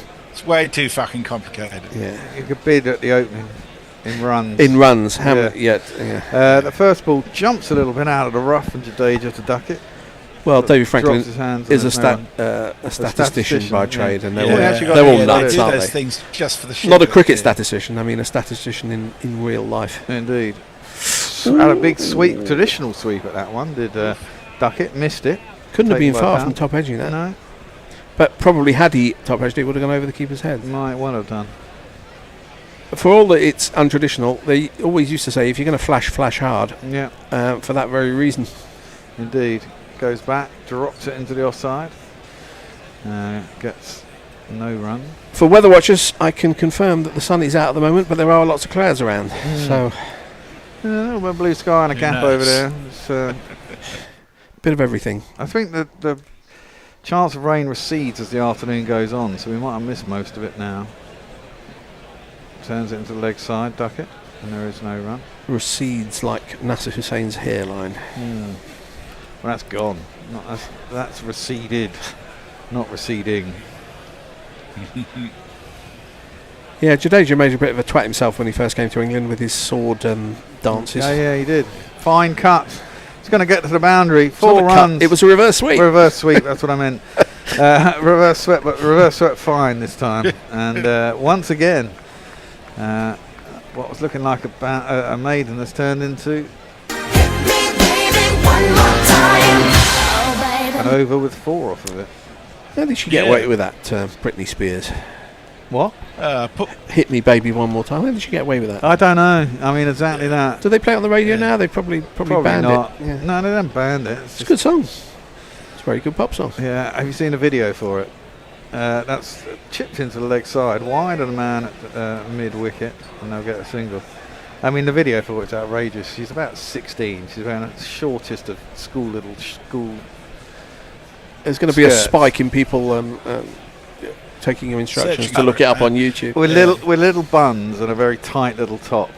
You mean buns in her hair? Yeah, buns in her hair. Okay, and with a lollipop in her mouth. Better. I mean, it's just gratuitous. Okay. Oh dear. Well, it's obviously stuck in your memory. Well, 25 years. Yeah, partly because when it came out, even when it came out, you thought, Christ, they get away with this. I mean, they're just pimping her out essentially. Enough beer, enough. Paul Stratton says it's turned into a very good test, courtesy of 2 mediocre test attacks. I think the batting attacks are better than the bowling attacks. Yeah. That's bollocks. This will be a very high aggregate of total runs for a test match. Oh, wow. Checking the records. Yeah, it will be. It's through to the keeper and there's no run, and that's my point. I mean, in England, Duckett's just been beaten. He has for the first time for on ages. The outside edge by Shardul Thacker of all people. I mean, this is it. In England, you kind of get used to pitches that are really helpful to bowlers throughout the summer. And I was discussing with Fred earlier. I think this summer may be one of those where it's been a very dry summer, and if we don't get spells of rain and stuff like that, even the test against Zimbabwe rocked along at 5 or 6 and over in the second innings when they were miles behind. Yeah. you know, it may be a case that the bat rules the ball this summer. Defended by Duckett, out to cover, and there is no run. On the other hand, if it stays very hot, then wickets will break up quicker than they otherwise would. It may bring the spinners into it. May do. Some and wickets India will, have some spinners, wickets and won't, England don't really. Well, again, you know, he's not very good. He's okay. Root's better than him. No, he's not. He's not. Root's fine on a ragger. Duckett on 149. Slaps that. Is he caught? Yeah. Oh dear, oh dear. Straight to extra cover. Duckett's blown it at 149. He's driven it hard, but it was aerial, and he couldn't beat the man at cover. So we get another bloody breakthrough. Shardul Thakur, the man who's done nothing all test, gets himself a wicket, and England lose another one. Just under 120 required, and England are 3 down. The crowd says, the crowd says, the crowd says you're out. I didn't see who caught that, to be honest. But it was a good catch, well batted by Duckett, and another little twist. So just speaking of total aggregate runs, the 10th highest total aggregate runs in the Test match is 1,672. This will be the 11th. If England just make it over the line, they'll make 1,671, or they could get it up to 10 at the very most 1,676, which would take them up to 8th, Wow. 9th most. So yeah, it's up there anyhow amongst the top 10 almost. Considering how many tests there have been, 1,400 or 1,500 or something, that's pretty good going. 2,500, I think. Oh right, okay. Well, there you go. Next man in. Test number is this. Hello.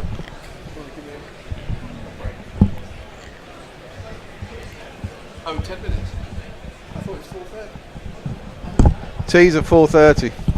Gary, can you let Gary in? No, Gary says he's coming on after tea. Oh, for fuck's sake, Gary, come on, mate. You're supposed to go at 4. This is test number 2,587. Okay. Well, the next man in is this man. We'll give him a jingle.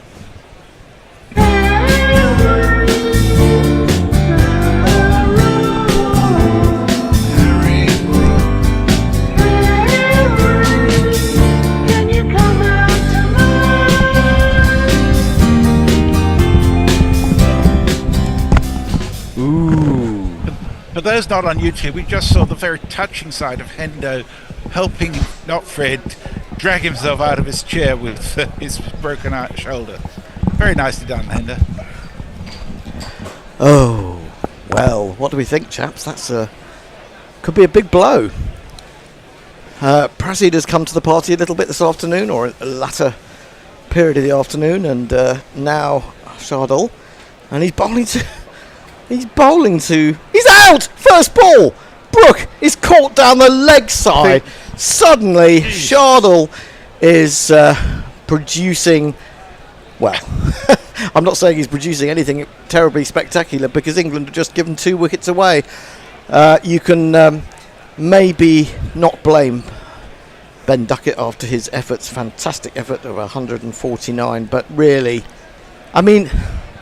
Have a look. Have a look, Harry Brook. He's gone first ball. 99 in the first innings, first ball in the second innings. Must have been a feather of an edge. Yeah. Ah, dear, oh dear. Well, that makes it interesting. I won't look back, 'cause by the time that I do, you'll be gone. England, they can't really do anything easily, can they?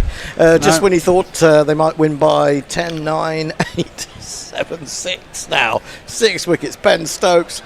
And Shardul, the man who's barely done anything in this match, has suddenly on a hat-trick, as Josh Tongue was yesterday. yes. Jesus. And a new man in is the English skipper. Well, Ben?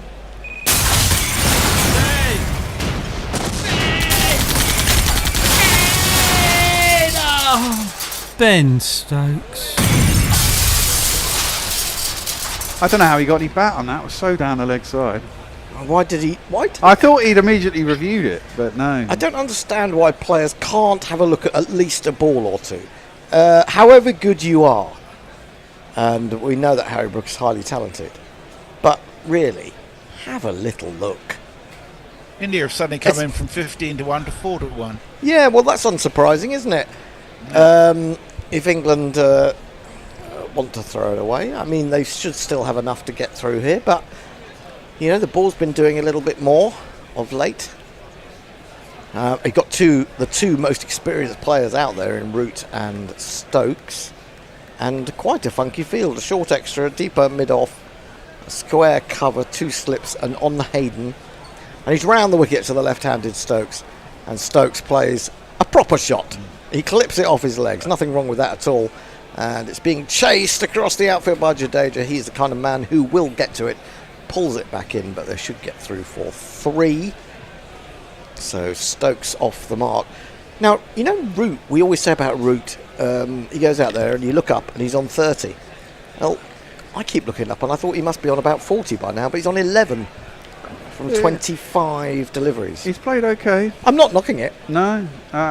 I'd imagine, I mean, the one thing that will do is I think it will make England sit in a little bit and slow things up for a bit. But I mean, they've worked it to the point where they've got plenty of time now, so they can afford to slow down for a bit. Thacker into Root, and Root signifies or signals that has jumped on him a little bit as he defends. It's the end of the over. Thacker suddenly has 2 for 21 from almost nowhere. Well, Messi, what's everyone making of this? Well, good catch finally, it's just lucky thing. It was a good catch, yeah. After all that rubbish dropping of the ball, it's a lot of, some of which doesn't make a lot of sense to me. Well, let's not read out the stuff that doesn't make any sense. Yeah. 115 required now by England. Looks like the cloud has lifted a little bit. There's patches of blue sky. The cloud is white as opposed to dark grey. Paul Stratton said, brain dead batting. What the hell was he doing? Test batsman? Well, as I've said to several people, that actually he is potentially one of the big 4 to come, as it were. Jadeja in bowls to Stokes, and that jumps a lot from outside the off stump, suddenly finding that rough. Leaps up off his pad, and there's excitement from the 2 close fielders and the keeper, but no edge was found. We just saw them talking about the fact that Jadeja was constantly missing the rough, and it almost looked like he was doing it deliberately. Suddenly now he's played a reverse sweep, but he's caught! Surely not! Well, it's been given not out by the keeper. Sorry, by the umpire, Chris Gaffney. I mean, England have batted so sensibly today. What are they suddenly doing? Especially when you consider it's the most experienced man or men out there. They are going to review it, I think. Wow. They don't look convinced, though. Well, I think it just went off his pad. Well, he seemed to be signifying his upper arm. But it's a really poor shot to be playing when you've just seen a ball leap out at you from outside the off stump. To then play an almost identical ball with the reverse sweep when you only faced 2 balls. I'm sorry, but that's just it's nowhere near out, but it is a silly shot. Yeah. And someone, Root needs to go down and tell Stokes to get his act together, because if England lose another wicket before tea, there's still over 100 needed. It's a lot of pressure on the lower order. A lot of pressure. And of course, Bumrah will be a man reborn. Mm-hmm. So it'll all be a question of, did it come off the toe? I don't think it did. No. Still waiting, I think, for some complete confirmation. Certainly didn't look out from what we could see from front on. but we're still looking up at the screen. Seemingly. Oh, we didn't get a timer up for DRS, so you wonder if a whole load of shit has gone down. As everyone's standing around waiting for something. Oh, We're going to look for Ultra Edge. Nah, missed it. That's very close. It's very close. Close. Well, it was close. Yeah, it didn't hit the bat though, and it's come off his arm, so it's going to be not out. It's going to be not out, but you know, a paper's width away from hitting that. True. It's squeaky bum time. Well, it's squeaky bum time, and it's unnecessarily so, because England have batted so well and so sensibly today. If they then throw it away now... Well, that's another review down for India. Is that 2 down? Well, 2 down. They've still got 1. It is. And England have got 3 of them. Yeah, but I don't, you know... You can only review it if there's doubt. Onto the back foot, plays that much better. He was looking to throw it out into that rough again. They'll get a single.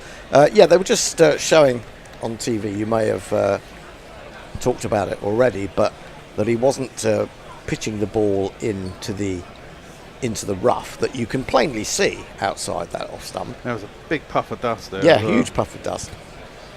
But what makes me... I'm just wondering whether the message has come out, whether India were aware of it themselves, or whether the fact that it was on TV and was being... had been noticed by the commentary team there, and the coaching staff picked up on it and got a message out to him. That'll be interesting to find out. Now, it's Joe Root playing the reverse sweep, but that's from outside his leg stump. However, I still don't really like to see that shot when you've got rough. He's got a single. He goes to 12 to 58 for 4. Super chat. Oh, Super it's been a chat. while. It's been a while. YouTube Prime Super Chat. Well, it feels like it's been a while. Jadeja in to Stokes. Oh, he's not learnt his lesson. He's trying to play another reverse sweep. Someone tell me what is going on out there. He's missed it completely. It seems to have hit Rishabh Pant, who seems to be getting hit all over his body today. That was lucky he didn't get bowled there. It was lucky he didn't get bowled. It bounced. It's too much to bowl him. Someone needs to get hold of Ben Stokes, I'm sorry, and say, calm down, man. Just because you saw Ben Duckett smashing a few of those, he had 130 at the time. He did. No, he didn't. He had 80 something, 90 something. Well, yeah, I mean, I would say that Ben Duckett and Stokes are the best 2 reverse sweepers in the side. He does play that shot a lot. I mean, he goes to it a lot. It is one of his natural strokes. I mean, maybe he should be playing it after only having played 5 balls. I don't know, but I trust Ben Stokes with a reverse sweep. He's going to get out now. And he's done it again, and he has got this one, but he's kept it along the ground, out to third man. High risk, low return, it seems to me. Well, absolutely, and you know, I can understand you want to put the pressure back onto India because they got a couple of quick wickets, but there've got to be better ways to do it than that, in my opinion. Joey Grover's sent us a 5. He says Hendo's commentary is like the anti-Arjeet. It shows stress and discord. Well, it wasn't. It sows. I tell you what. Stress and discord. I'll tell you what, mate. I was sitting over there watching it in the green room, and I was kind of, you know, not paying that much attention because England were batting so comfortably, and you could always see that there's a wicket coming, but I didn't, in my bones, I didn't see one or 2 coming in 2 balls. Put it that way. 2:59 for 4. 15 minutes to tea. This is going to be It reminds me, you know what it reminds me of? That test in New Zealand when the one where we lost, I think we lost it by 1 run? By 1 run or whatever after this ball. Shardle into Stokes, who comes right across to the offside and then decides to let the ball that bounces off his hip go. Shardle was appealing, but it was way too high. But he's got the bit between his teeth. He's up at 83 miles an hour. Shardle, 2 for 21. And there we were talking all about India being a one-man team. Yep. Bumrah's yet to get a wicket, although he may still get 5. And it's Shardle and Prasid who have done the business so far. Driven area lead, wide of slip from Stokes. Happy to see it run down to an untenanted third man position for 4 runs. Yeah, in that test in New Zealand, England were chasing it quite happily, I seem to remember, and then we did lose a wicket. And then again, I think Brooke was run out for 1 or something. That's right, yeah. Made a stupid attempt at a run and was run out by a fucking mile for next to nothing, having scored, I think, a ton in the first innings, actually. Yes. So. Was this wasn't the win off the last ball that New Zealand had, yeah. Well, when it was. Wagner When it got should the have been a wicket. no ball. Yeah. Sorry, it should have been a wide given, but it wasn't. Thacker into Stokes. Stokes defends on the front foot. That's a little bit better. Into the covers. I think actually the lefties might have it a bit harder here, isn't there? There's a lot of rough outside the left-handers off stump, even for the faster bowlers, whereas there's not so much. Yeah, but the thing about the faster bowlers there is that you can leave those. They're not gonna. It's not going to shoot back from a yard outside off stump, I don't think. You might get the odd one that does something stupid. Well, like you might get the low. one that bumps or keeps low, but the rough is wide enough for the off stump for it not to be a problem, I would say. Yeah, should be. He's in again. Bowl Stokes leaves this one outside the off stump. Now we. Neil Harris says, "What the fuck's going on here? I just tuned in expecting an England procession. Will we be able to see a Hendo rant today?" You might well do if we lose. Well, it's interesting what people tune in for, isn't it? I just think England have, you know, when you've had people like Crawley showing such discipline, it kind of needs Stokes to do a little bit of that, doesn't it? This one squeezes off a slight outside edge, maybe a little bit of a leading edge towards the covers. There is no run. Stokes 9. Driving Eric Root J 12. to drink. He says, "Thanks, England. I'm on the Ruby Port early now." 108 required now. India's still not attacking, but it may be that, having seen that England will get themselves out, that they're just waiting for that. They may attack a lot more if Bumrah gets a little spell after tea. This is left alone by Stokes, who, touch wood, is settling down a little bit. It's the end of the over, and Messi has some more news. That's Pollock says, "Great captain's knock so far." Eric J says, "Risk it for a biscuit, but not a paltry single." Alan 84 said, "Why are we acting surprised with Stokes? He was once amazing, but absolutely awful of late. Time for a fresh new batsman in his place." I totally disagree. Me too. Last session will be excited, says Nitin Deshpande. Paul Stratton, why have our top order played sensible test cricket, got us into a winning position? Then we decide for some reason suicidal Bazball appears. Why? Good question. Well, 4 wickets have gone down for 65 now. England got to 188 without losing a wicket. Now, Root has really opened himself out there, hasn't he? With Jadeja deciding to stay over the wicket because of those footmarks. Well, I think defends the first one. Root's looking for anything that turns and is short and he's open and he's just going to cut. Would be my bet. Also padding away. He might be doing a bit of padding away here. This is straight and he drives it pleasantly enough. Certainly going to get one. That's all it'll be as the wide mid-off comes into view. 264 for 4. 107 required. I think this is the bigger test when Stokes is up against Jadeja. Yeah. And Jadeja, 12 overs, none for 52. Is that 12 overs? 11.2 overs. 11.2, yeah. He's going at some, isn't he? He's going for some, but you know, he could suddenly find it's doing things for him. This one is played by Stokes to the forward short leg, and there is no run. A rather tense Ben Duckett up there looking out. It might be cold up there.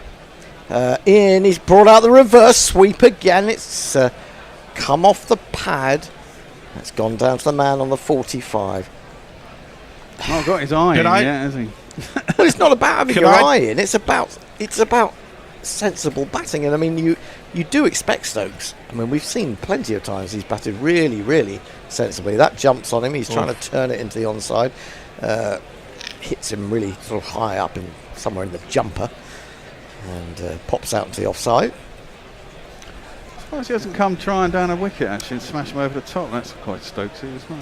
Well, yeah, if he's bowling the ball and he's aiming it to turn into him, which he is, he's brought out the reverse sweep again. That time he's hit it very successfully. He's only going to get one, maybe two, because the ball is not fielded cleanly by Prasid out there. And indeed, they do get back for the second. But the more success he has with that, in a way, the more he's likely to play it, and that worries me. He moves on to 11 from 16. No, I mean, the more he plays it, the more likely he's going to get into the groove with it. Well, to you be fair. Unless he gets out. Okay, couple of messages. Eric J says mentality was so good until Harry came in, and Mayank says I'm not lost now with the rotor. In the absence of Bishop guidance, what I suggest is that what's listed for 4:30 on the rotor, we set at 4:50 and go from there.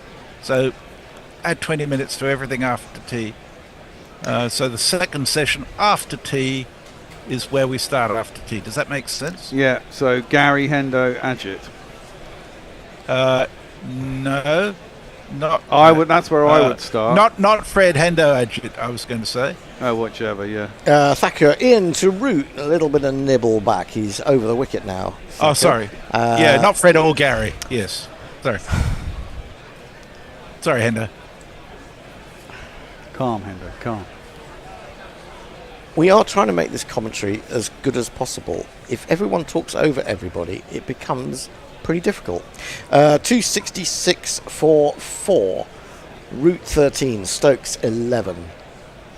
Shardul, yeah, just getting that to nibble back. He's in again, bowls to Root. Root will take a single there as he eases off his hip. That's meat and drink to the former England captain. 267 for 4. He's on to 14 from 31.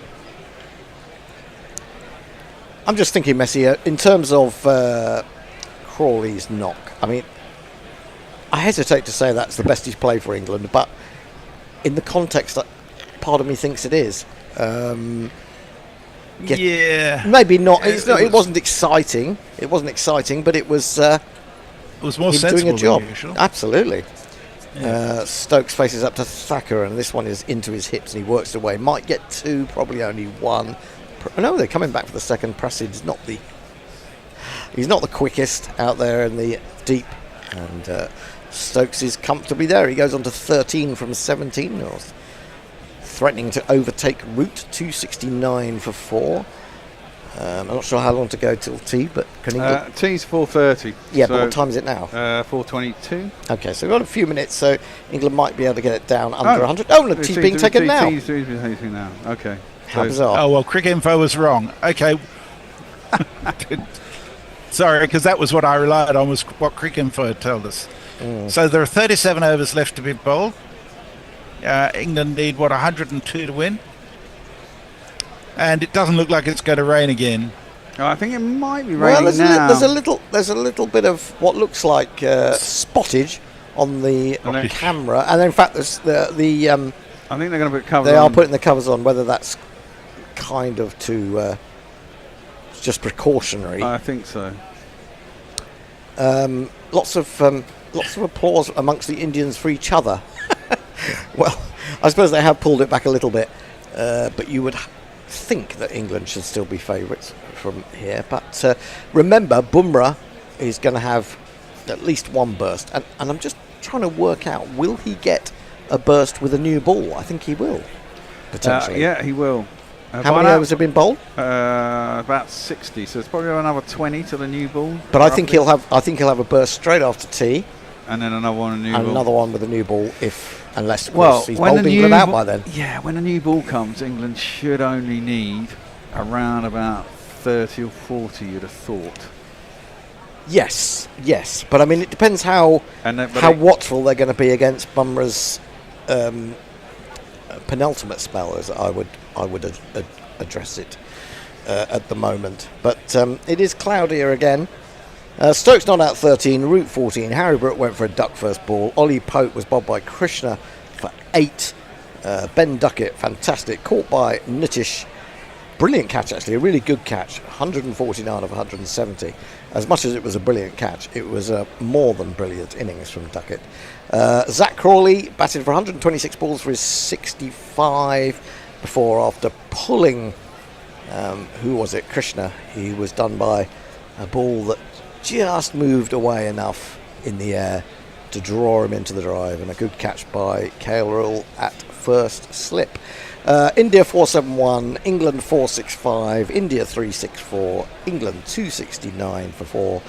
They need 102 more runs to win. Oof. Oh, what? And a new ball during the 13 overs too. 13 overs, right? Well, that's what I just said about the new ball, but the Bear said 60. Sorry. Oh, I thought it was 20. The Bear said he thought 20. There were still 20 overs before the new ball. So. Oh, sorry, you're quite right. I'm all over the show. I was busy looking at road of things. Yeah, 58.3 have been bowled. So how many overs have been bowled, please? 59. Right. Okay. So 21 overs before the new ball. England on WinViz are 71% likely to win. India 26%. The draw still there, hanging around at 3%. But join us again in about 15 minutes for the final knockings of a 5th day test. Oh, it's wonderful. Isn't it just? Well, we should say, just before we go, Super chat game, super chat game, super chat game, super chat game. That's £5 from Jay Grover, just to cheer Hendo up a bit. Oh, Hendo, I think you need more cheering up than that, don't you? Well, I don't need cheering up. I just need beer. I need beer. That's what it is. Yeah, but you need more super chats. You need more super chats. I need more super chats. And the other thing I'd like to say is that we need people to buy more merchandise, because we saw that we had an unlikely pair of Ben Duckett bucket hats sold earlier this week, I think on Sunday. Now, I think we probably only sold 3 of those in history. And I'm not suggesting you have to buy a Ben Duckett bucket hat, but it would be nice if you bought some more merchandise, people out there. Some fantastic t-shirts. Go and have a look at the designs on redbubble.com, because I can tell you that over the last year we have made £38 from our merchandise.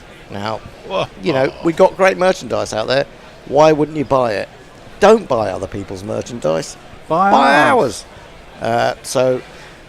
Jay Grover will kindly show you a picture of his shower curtain bought many years ago. Indeed. Somebody's asking, do we have umbrellas? No, they don't do umbrellas. That's a tricky one. I mean, I suppose we could have them made to order, but how much would that cost? Loads. It's not worth it. I'm trying to think of other strange things that we could have. Oh, polo shirts. I'd love a polo shirt, but they don't do them at Redbubble. Very, very annoying. But there you go. Have duffel bags, though. They do have duffel bags. Yeah, duffel bags. Tote bags. Backpacks. Yeah, they got all sorts there. You can get it all.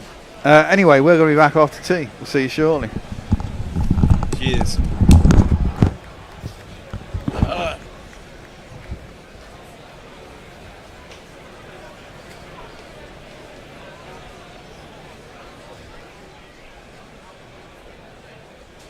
And alcohol we got and some pizza. more donations today, which really.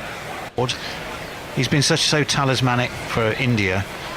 Losing him must have made a difference. For me, I think it was really heads catch. And I think that's when the game turned. You know, Pat Cummins is the go-to man, isn't he? He's certainly seen them home on a couple of occasions, hasn't he? With a very cool first test in the captain-like Ashes. head. Yeah. Well, the semi was, it ended up with him and Stark, if you remember. It wasn't a particularly great chase. No? This was a much more controlled chase than the semi. The semi, I felt, was Australia. Like that early wicket losses turned them into a real mess. This one I thought might go the same way, but obviously Labuschagne ahead played really well. Do you think there was when Kohli went, that was a point at which belief really soared? He's been so talismanic for India. Losing him must have made a difference. For me, I think it was really heads catch. And I think that's when the game turned. You know, and that was it Sharma? It was the first wicket. Sharma. Well, I was doing a highlight. Third wicket. And they were 200 for 5. They weren't in a bad position at 200 for 5 when it was KL Rahul. I suppose that's the problem. No. Their bottom order just cannot fucking bat, and when they're 5 down, that's when the trouble started. I think what happened was Kohli got out, and then Jadeja got out shortly thereafter, and that would really stop their impetus. And I think the other thing is that 67 India's spinners run. were quite ineffective today. I still think that they should have seriously thought of having Ashwin instead of Sirikanna Yadav. Well, look, you say that, except that 13 wickets before today, 9 had been to seam and 4 only to spin. Oh, sorry, in the last game. Australia have been very, very vulnerable to spin. This wicket wasn't nearly as treacherous as the one against South Africa, but even so, I was surprised how much Labuschagne was able to survive against the spin without any serious troubles. Yeah, but it wasn't ripping. It was turning, but not ripping, wasn't it? And also, talking about spin. Let's not forget that Glenn Maxwell bowled a very economic spell as well in the innings. Yeah, he was allowed to. 2 overs for 4 runs. He was allowed to. So how are you well stocked for alcohol in the box of dreams? Oh, pretty stocked. Yeah, I gave it a good run. And alcohol we got and some pizza. more donations today, which really set us back a bit. So we might have to do some more tests or something. Yep. Oh, well, we certainly had loads of donations today. It was mainly people wanting to keep Shelley on. The Indian team. 5 wickets in her stint was all pretty impressive. She really has earned her title as destroyer. Well, listen. It was interesting though. The Indian innings, they got a lot of movement early with pace bowlers, and that was really dangerous. And I actually don't think Australia tactically made a lot of sense to go out trying to slog early, because they ended up just losing some really stupid wickets, which could have really caused them trouble given how much movement was going on. Well, that's it. And they only had to chase 230, didn't they? So there's no need to. But once they got past that, it was actually India looked pretty flat. And it didn't look like they had a lot of answers. No, the two people who were dangerous were Bumrah and Shami early on, and then once the ball got its edges and lacquer knocked off, he basically didn't do very much at all for anybody, spin or seam. And the other 3 bowlers just got milked. Indeed. Well, listen, look, we need to go. Can I just do a couple of last messages from people? Let me just run through the scorecard. You do that, and then we'll do some closing messages. And then we'll get out of here. And well done, Australia, for sure. We should just go to the second innings. Batting for Australia, Davey Warner caught Kohli bowled Chami for 7 off 3. Travis Head eventually caught Shubman Gill bowled Mohammad Siraj 137 off 120. He's man of the match, no doubt. Mitchell Marsh caught Rahul bowled Bumrah for 15 off 15. Stevie Smith, LBW, bowled Bumrah for 4 off 9. Shouldn't have been out, really. Should have reviewed it. Marnus Labuschagne, not out, 58 off 110. Glenn Maxwell, not out, 2 off 1. Bowling, Jasprit Bumrah, 9 overs, 2 maidens, 2 for 43. Mohammad Shami, 7 overs, 1 maiden, 1 for 47. Ravindra Jadeja, 10 overs, no maidens, none for 43. Kuldeep Yadav, 10 overs, no maidens, none for 56. And Mohammad Siraj, 7 overs, no maidens, 1 for 45. Steve Clare said Morgan's Wittering would have been a great name for a small village in Shropshire. Neil Burgess said the 5 Aussie fans are being taken to the gallows. Steve Clare, great commentary on Guerilla Cricket. Well done, Australia. Argentina, Australia and South Africa, all world champions. Surely it's now time for countries ending in B. And then, like who, we don't know, couldn't work it out. Let me see. Muttley, thanks for the coverage. Primates, cats and kittens. It's been a pleasure for the last, insert how long it was here. 6 weeks? 6 weeks 6 weeks has been on. Pretty 6 and a solid. half. When you each respectively on next, Love and Sausages, woof, well, we are hoping to do some, if not all, of the West Indies series, but it's under discussion, let's put it that way. We are thinking about it, but we'll probably be on for some women's tests over the summer. Fantastic. Well, hopefully some of us can contribute there. I would like to just add my voice to you guys in the White Line Wireless and the Box of Dreams. You've been a treat to work with, and through the night as well.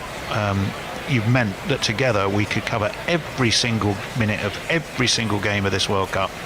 and that has been some achievement. I think it has indeed. Yep.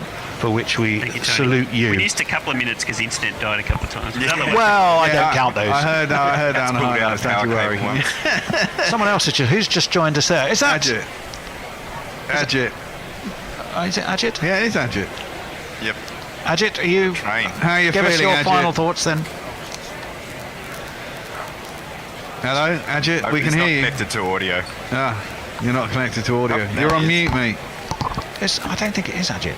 Let me go can't first see. then. Let me go Ajit. first. I just want to say a quick big thank you to you two guys who put in so much work. With Bear and Tony have put in so much work on this World Cup. Like Bear in the studio, Tony with the rotors, and everything else you've done.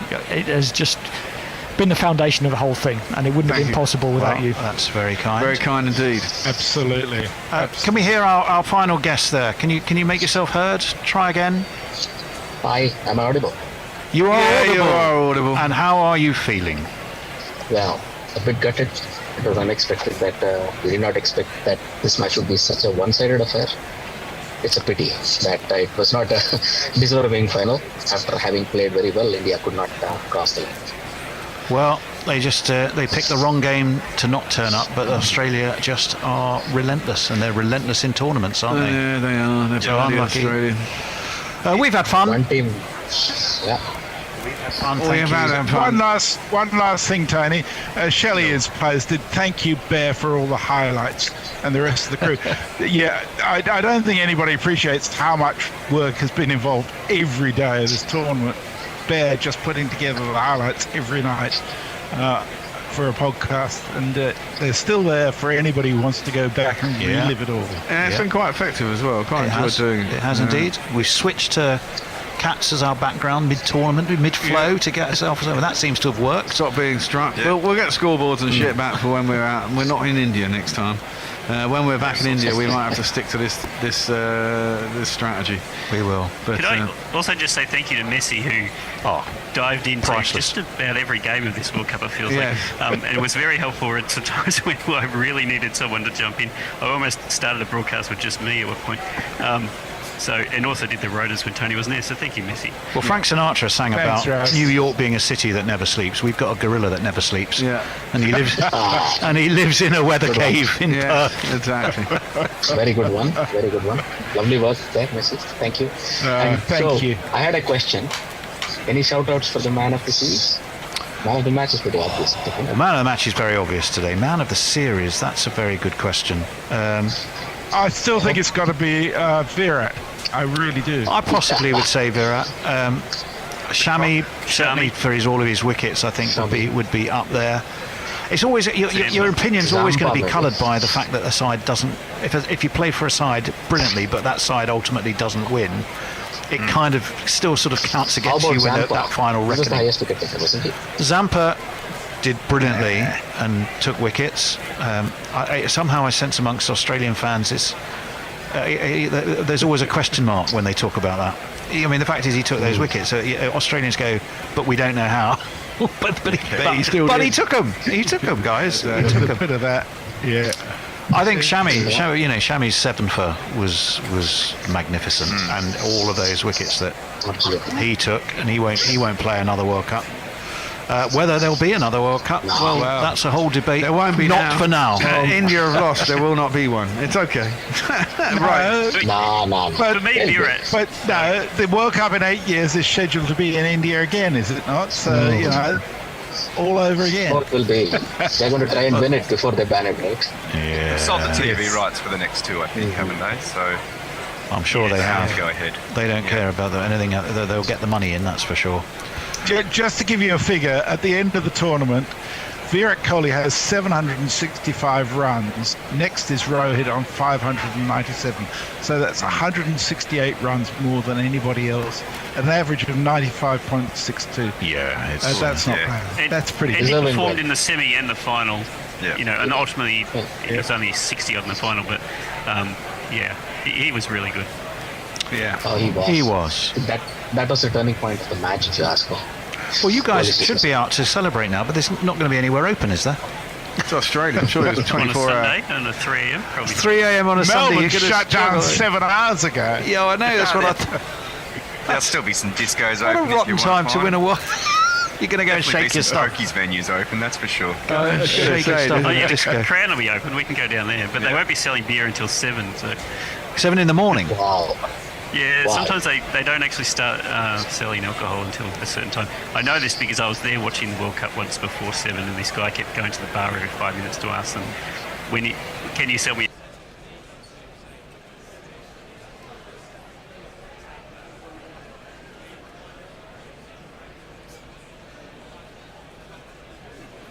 And in those days, the people who chose the captain of England expected the captain to act as their sort of their vassal on earth, if you like. Lord Harris was God, and then the captain was the Pope.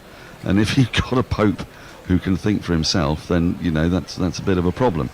Sorry, do currently have a Pope who can think for himself. Very good. Look, there was a whole bunch of reasons suggested. You know, the fact that he worked in the wine trade. What's wrong with that? You think? I mean, very venerable profession in my book. But I would have thought so. But you've got to understand this through the prism of just quite how rigid, archaic, and extraordinary the MCC was, both straight after the war and through to 1939. You know, it's why Douglas Jardine can kind of slip under the net and end up being England's captain, because he seems like he's an extremely secure, safe pair of hands. Ironically, of course, because he and Percy and Arthur Carr are about to cook up something that's going to bring the cricketing world to an incredible conflagration. There was the other suggestion, and I'll be interested in your guys' views on this. That I hesitate to talk around this because it sounds as if it's a pejorative, but that he might have been Jewish, as if that would be something that would disbar him. Now, I mean, the fact that he does look a little bit like Groucho Marx, and more so actually in the caricatures than in real life. Let's be frank, he's sort of made to look more like Groucho Marx. Was this an issue, do you think?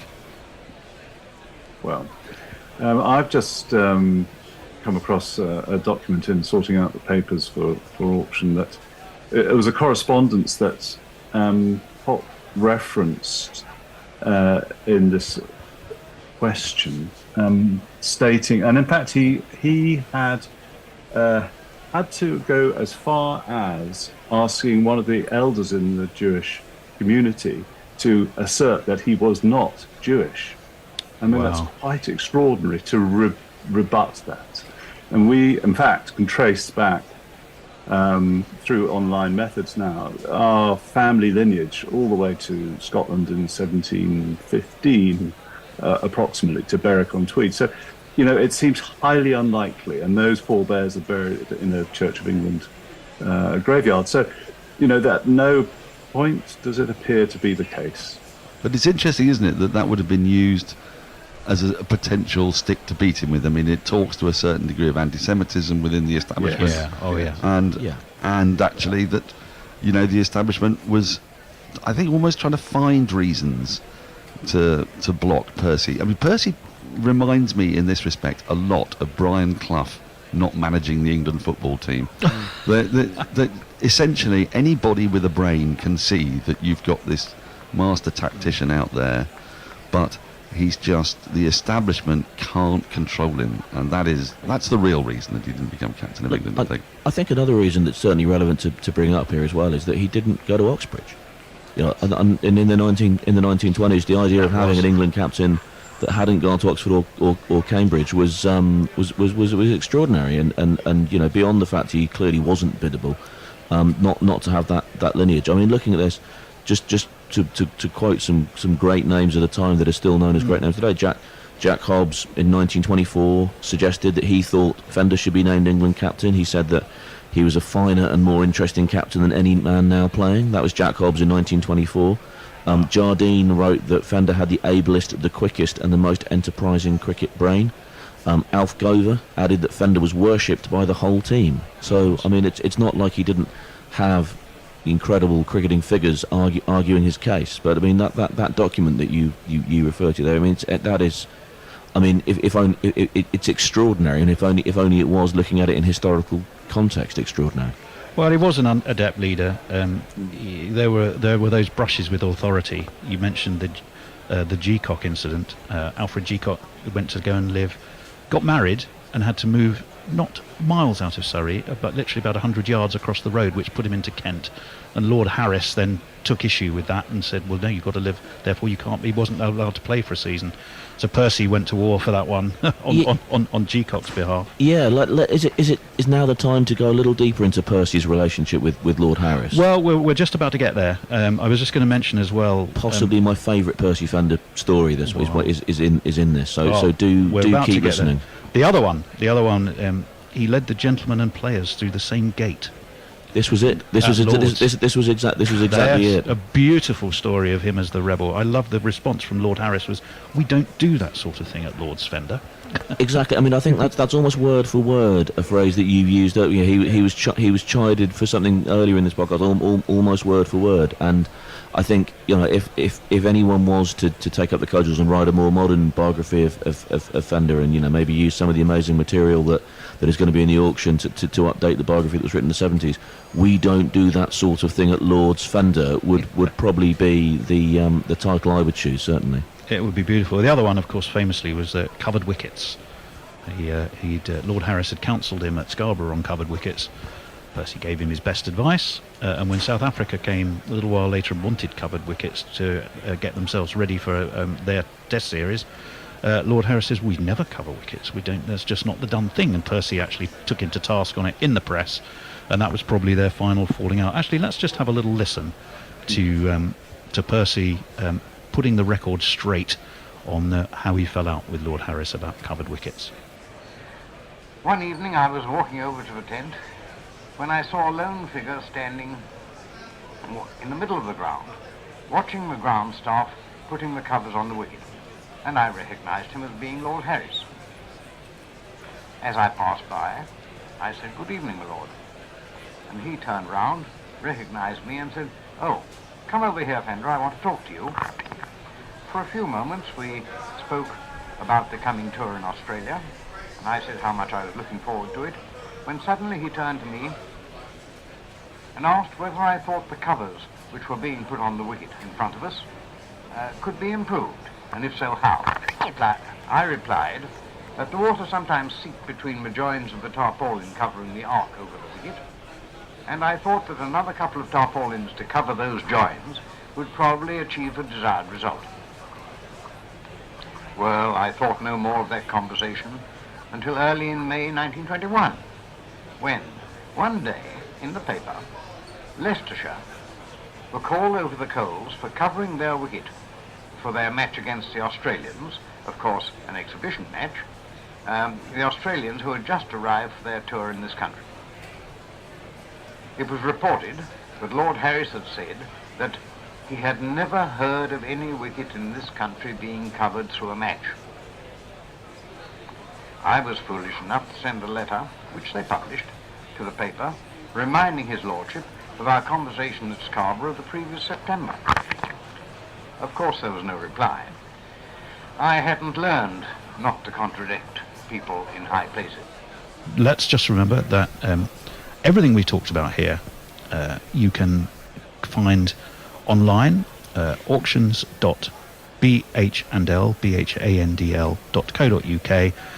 Type Percy Fender into the search bar and then go for memorabilia. The auction will take place on December the 5th. That will be live at 10 a.m. So you can go to the website if you can't make it to Exeter to the address we gave you. And many of the things we've talked about, including that letter, are going to be at that auction. Well, that was part one of our extraordinary story of Percy George Herbert Fender. In part two, coming up very soon, we will dive into Percy's truth about bodyline, and that, I can assure you, is not to be missed. No surrender, Percy Fender, Guerilla Cricket. Hey, Harry. Hello, mate.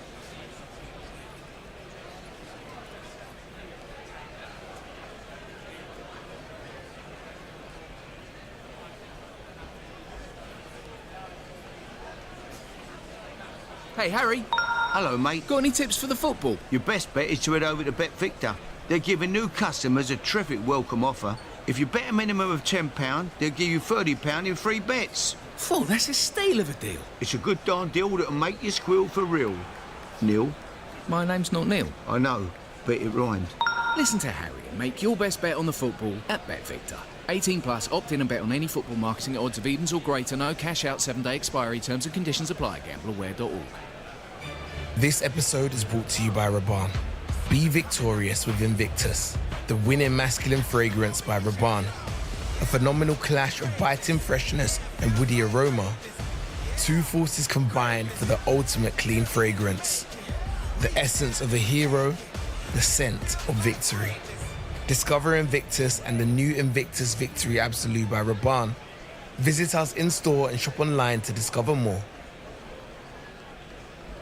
Amazon offers term time working to their employees, like Anton, who's home to look after his daughters during their holidays. Hello? To him, this is the best sound in the world. Actually, maybe that's the best sound of all. Now that's term time working, offered at Amazon. 10 weeks off guaranteed per year, mix of paid holiday and unpaid time off. Conditions apply. Guerilla World Cup, the highlights. Guerilla World Cup, the highlights. If you wanna know all the news and more, this team right here gives you more than the score. All the action, the wickets and more. Gorillas call it. Good afternoon, good evening, good night to wherever you are calling in on us, as this is White Line Wireless in partnership with Guerilla Cricket, bringing you a key game in this year's World Cup between Australia and Afghanistan from the Wankhede Stadium in Mumbai. This is Cameron Boyle bringing you the action live, ball by bloody ball, with Krishna and Messy-Jez. Krishna, how are you first of all, and give us the run through. What's been happening with the teams? Cameron, nice to talk to you again. And this is of course match 39 of the round robin series. We're nearly getting to the end of this extended tournament. One dramatic change for the Australians. Steve Smith is out. He's still experiencing some vertigo issues, so he's been left out, I guess, for that reason. And for the Afghan team, they've dropped their fast bowler Faruqi and they've brought in Naveen ul Haq as their bowler. So very spin strong team, Afghanistan, and they'll be relying on that. They have won the toss and elected to bat on this really hot day in Mumbai. It's 35 degrees and it feels like 40. So it's going to be tough work for the Australians. Yes, well, Afghanistan through this tournament have lived by the spinners and died by them as well. So they've decided over the last few matches to really lean into what they perceive their strength to be, and it's been working for them. They have been excellent throughout this World Cup, and this game has significant semi-final connotations. Australia currently sitting in third place on the table on 10 points. Afghanistan 2 places behind them on fifth on 8 points. A win tonight by Australia will put them in, no questions, game over. It's basically whether they will take second or third, likely to play South Africa. An Afghanistan win changes everything. All of a sudden New Zealand in fourth place are now a game behind and significantly under pressure.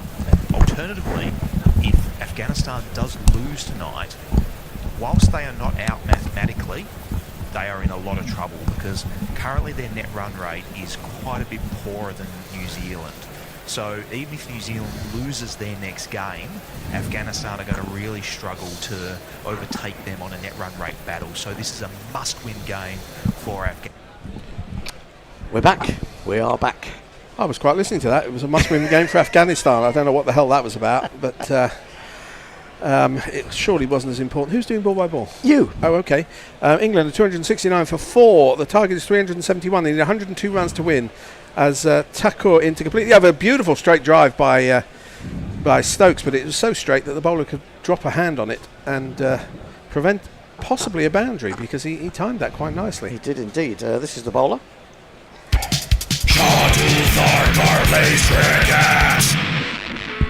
Who are we waiting for this 10 minutes? Who's also joining us? It's Mayank. But we can't. It may be Mayank. He may have been surprised like us by the peremptory resumption. Easy for me to say. As Tucker in again, bowls outside the off stump, and Stokes doesn't try and reverse heave it. He just leaves the ball outside the off stump. I think this break may have done some good for his mindset.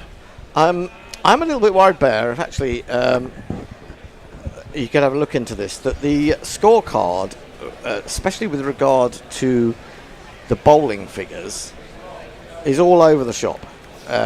What on our website, you mean? On the YouTube feed.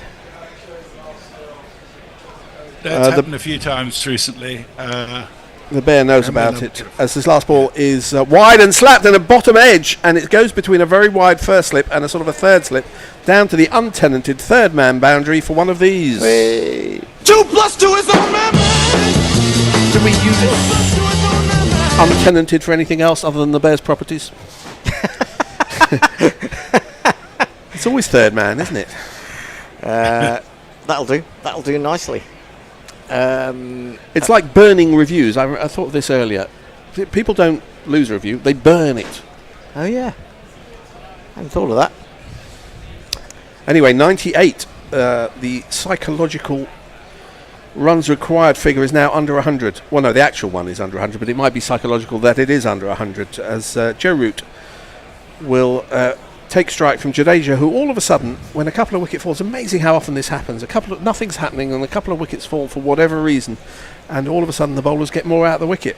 It's a bizarre thing, but every cricketer at every level will tell you. They need more control, Jadeja's on. Well, this is pretty poor because he's bowling left arm over the wicket to the right-handed Root. He bowls well down the leg side. Root lets it hit him on the bum, and if that's the line he's going to bowl, then it would indicate that India are not attacking in any way. No, this one's straighter, and Root works it off middle stump as he always does, square on the offside, and picks up a single. So maybe I read too much into that first ball, and he is going to attack the stump. Let's see how he bowls to Stokes, because he was having some success before the rain break. Well, not in the wicket column, but he could have done, because Stokes was trying to play all kinds of unusual shots to him, and could, on a couple of occasions, have lost his wicket.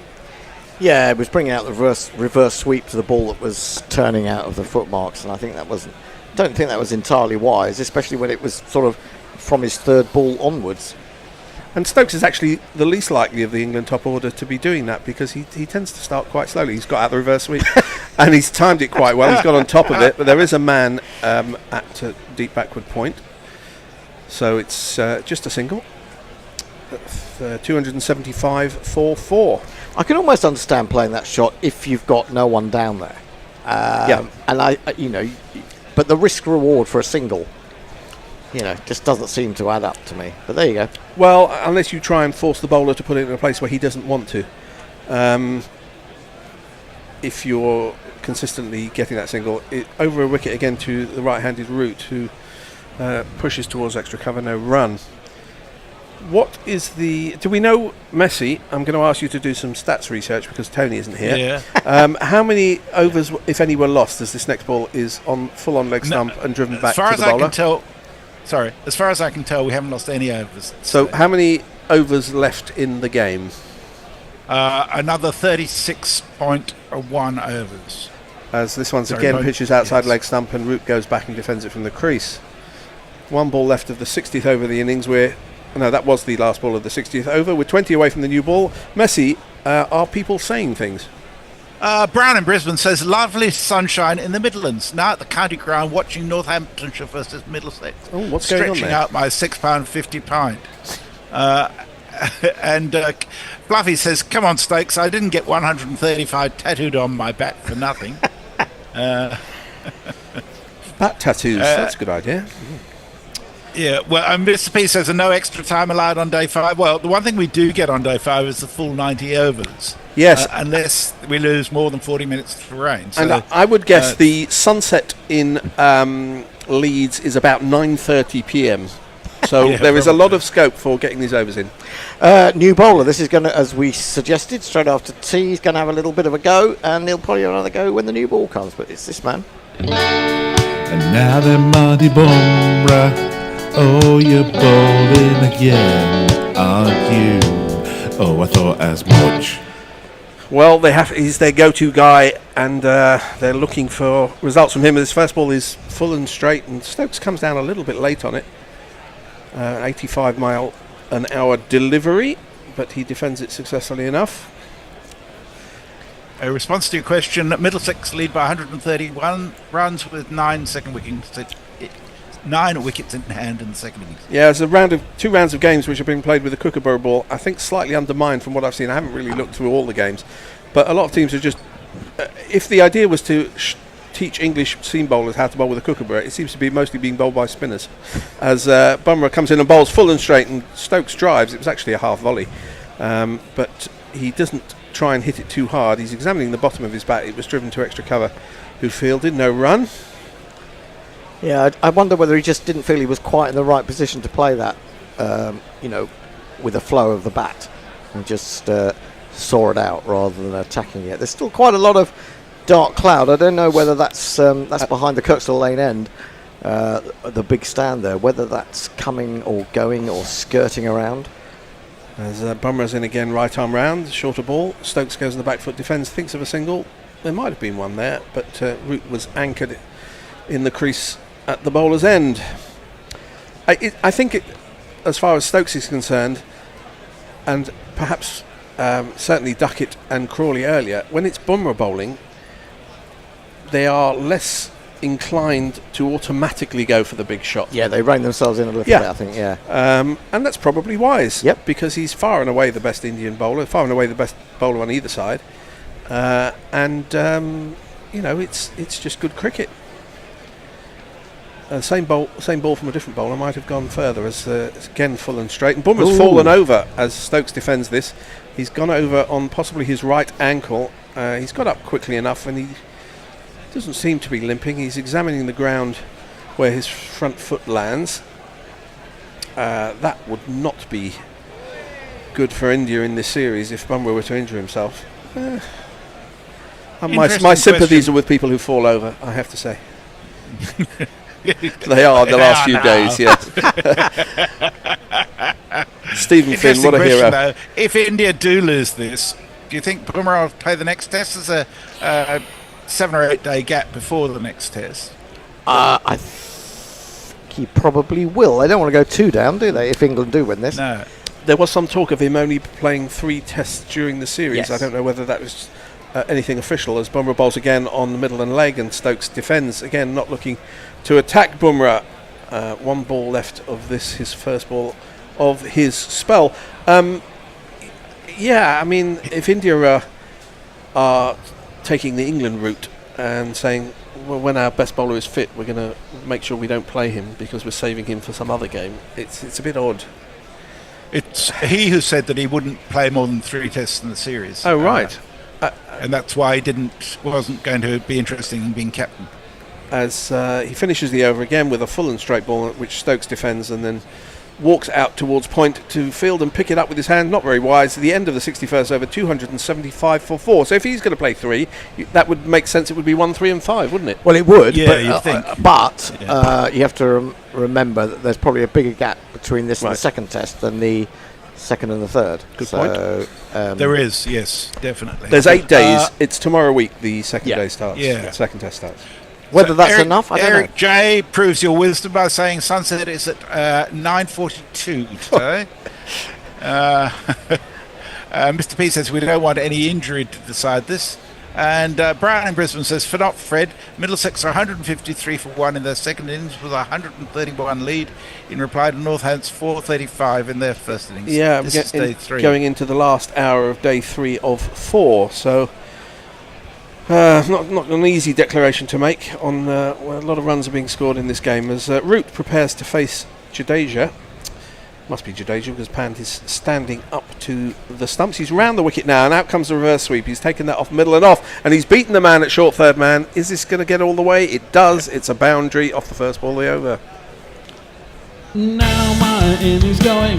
Great guns, I hit the ball. 4 runs, I hit the ball and it went for 4 runs. How's the risk reward on that, Hendo? I wasn't so troubled by that because he's not bowling into the footmarks. So I think that's reasonable. If he does beat the man, it's going to be a 4. Yep.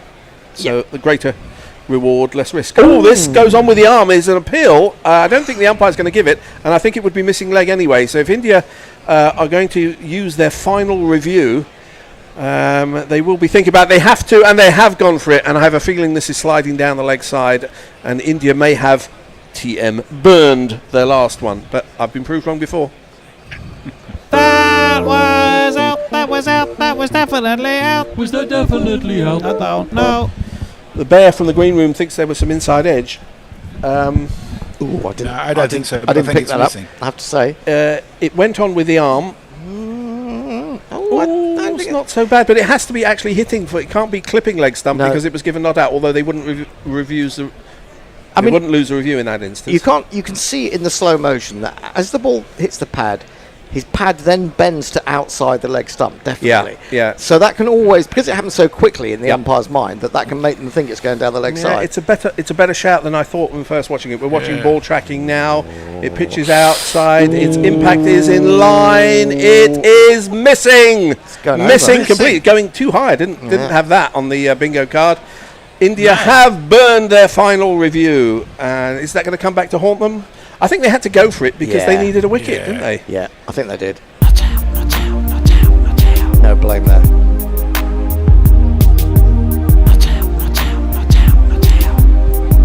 Hendo's our risk-reward specialist, and he'll be talking us through the decision-making behind that to review. I think, it was legitimate. Because, especially, I'll carry on after this ball. That one turns past the outside edge and was very close to both the outside edge and off stump. That one didn't go on with the arm. That was an absolutely classic delivery to the right-handed batsman. It went away from him. And all of a sudden, there's turn and bounce. I'm inclined to just play this one, just out of relief. He's tossed that up. That's pitched on off stump, turned away. Absolutely gorgeous delivery. Not sure we've seen one do that in this test, really. In comes Jadeja again. It's Fuller and on leg stump, and Root can shovel it up to mid-on, who misfields it, has to get up and is turned at a comfortable 1 into 3, and that is really poor. And there's no point pointing at the ground. That you've just absolutely made a fool of yourself there. Who's that? Is that Sundar? No. Is it Shardul, I think? Shardul. That will infuriate the bowler and the captain, because there was a little bit of pressure being applied, and you've just given them a couple of free runs. Well, there was always going to be. He slipped. It did. He did slip. And the ground he then laid down. Yeah, he didn't get up and chase. Thought about going to get. Yeah. Well, I understand that. That sort of. Once you're in that position, you just feel like, I'll stay here for a while. It's been a long test. It's been a long test for him, poor lad. This time, this is a quicker ball, an arm ball by Jadeja to Stokes. He'd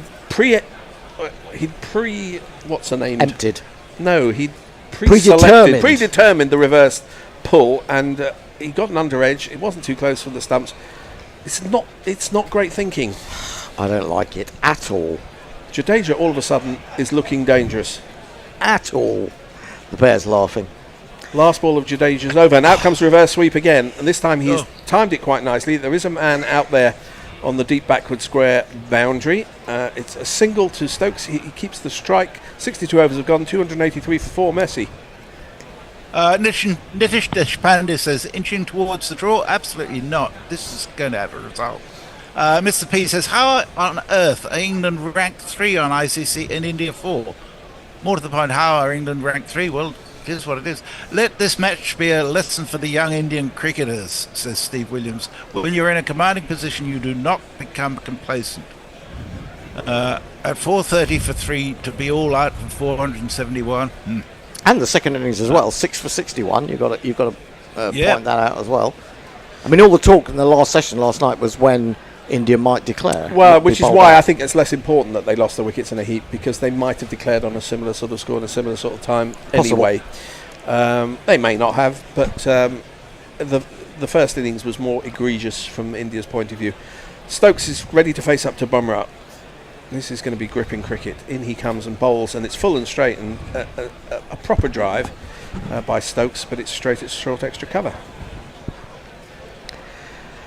Yes. The target. And just to prove that every silver card has a black lining, George McPherson is with us to say England loved giving away their wickets. One moment they were a 100-run opening partnership, then lost 4 of them with Brooke and Pope going cheaply. An ongoing problem from England. Well, I'm surprised we haven't heard from our bloke from the Southern Hemisphere using the D word. Oh, you mean he's not in the Southern Hemisphere Is anymore? he not? Oh, no, he's okay. in the Finnish Hemisphere. They have their own hemisphere. The next ball is a little bit shorter from Bumrah, and Stokes stays on the back foot and defends. He's in Finland. Yeah. So far he's been in Australia, South Africa, and now Finland. Yep. He gets around. Is he on the run? You may have. Well, hit he's upon constantly something then. moving around to academic conferences in Beijing and South America and Christ knows where. Well, if anyone's offering me a free ticket to one of those conferences, I'm going to pass. As Bumrah. This is the big one for India as he bowls full and straight, and Stokes is only looking to defend, which is probably right. He's not looking to reverse ramp him over third slip.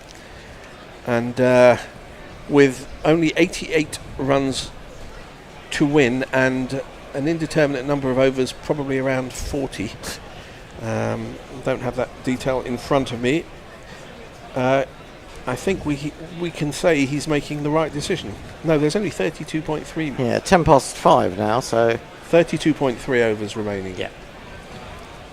In comes Jasprit as well. That may have been a slower ball. It was full and straight, and Stokes drops it into the leg side. They set off for a quick single. They make it comfortably. So they are looking for the runs. They are prepared to take the runs when they're on offer, even if they're a little bit tight. That was good cricket all round because it was a very clever ball, which I think foxed Stokes to a certain degree, but he adjusted to sort of just chip it into the onside and then saw the single quite quickly. A slow, almost Yorker. He was going for the slower Yorker. Yeah. And it's good, as you say, good thinking cricket by all concerned. 87 now is the vital number. We have 2 slips and a gully for Bumrah. Unsurprisingly, the most attacking fields when he's bowling. He's over the wicket now to Root, a little bit shorter. And Root jabs the bat on. He didn't get up all that much. Kept a little low, didn't it? The type of ones where if you miss it, you're looking warily in the umpire's direction when there's the obvious appeal. What is Dream 11 that's on the front of the Indian? It's some fantasy cricket thing. I like the Indian jumpers. It's a pseudo betting thing that's legal in India. Okay, because they don't like betting in India. It's well known. Supposedly. As Bumrah's in again, and Root drops into the leg side, looks for a single. There isn't close to being one there, as Sundarasan is in from mid-wicket. 284 for 4. End of the over. So, important question for you, Hendo. Our Scotsman in LA, Neymar Butlins, says, how much does a super rant cost? I'm willing to break out the MasterCard. $10. Oh, God. Oh, sell me short, why don't you? A super rant would be... Super rant. I think it would possibly be up there in the $100 area. Ooh, wow. It'd have to be good. Yeah, I know. I may not be able to live up to expectations. It's happened so often Story before. of my life. 33 overs remaining in the day as Jadeja starts a new over to Stokes, and guess what? He gets out the reverse sweep. He doesn't... I don't think the bat hit it at all. It may have just hit his boot. But look at this from a bowling point of view. Would you not be almost more encouraged by the fact that he's playing a reverse sweep per ball? He does it twice in 2 balls, and so hits it into the ground and then into the hands of the fielder at short third man. I mean, the only reason I can think for him to continue to play like this is because he's worried about the ball jumping and getting an inside edge to the short leg. And he's done it again. That one is a shorter ball, and there's no chance of actually hitting it with that shot. It goes past the bat and is not taken cleanly by punt. I think I'd be pretty encouraged if I was Jadeja, to be honest. Is he bowling at the stumps? Yes, more or less. And this time he does connect, but he's only going to get a single, as he probably timed it too well. You need to do a Clive Radley and drop it short of him so they can come back for 2. 86 the target. Sorry, Messi. Gary has an interesting question. When are we going to change, given that we started at, I think, about 5 to 5? I think we're on the half hours now, aren't we? I don't know. I've lost the We've lost. We're a bit all over the place. Take control, Messi. Okay, we'll change at 5:20. Okay. This next ball from Jadeja is round the wicket to Root, and it's defended into the offside. Can you tell us who the next 3 are after this ball? Last ball of the over. In comes Jadeja, and Root defends again. End so of the it'll over. be me, Bear, and Gary. And who's doing what? At 5:20, Bear on ball by ball. I'll do socials, and Gary will be expert. So Bear, you're on ball by ball in 5 minutes' time, 6 minutes' time. Okay, excellent. Messi, more tweets. Yes, okie dokie. For your information, George McPherson says, sorry, not George McPherson, Brian in Brisbane says that Carey's just got caught at first slip off Guthrie for 87. Do you mean Michael Atherson? Atherson. Michael Atherson. Or on the other hand, Michael Atherton is called Daddy Daycare. Why?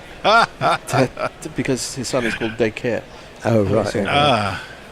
Anyway, let's concentrate on the game in front of us as Jasprit Bumrah, England and the world's number one bowler, India's and the world's number one bowler, bowls to Stokes, who goes on the back foot and defends. They're not looking to even work the singles off Bumrah at the moment. It's a very different mindset since this rain break. And I think the assumption must be see off Bumrah and we've won this game. I don't think it's I don't think you make those assumptions, but yeah, you would. There may be a feeling around that, definitely. But is Bumrah going to be able to take the new ball when it's available? Well, he must be quite tired. As he's in again now to bowl to Stokes, who does have a big wafty drive to a ball that was well outside the off stump, misses it completely in pant, takes low.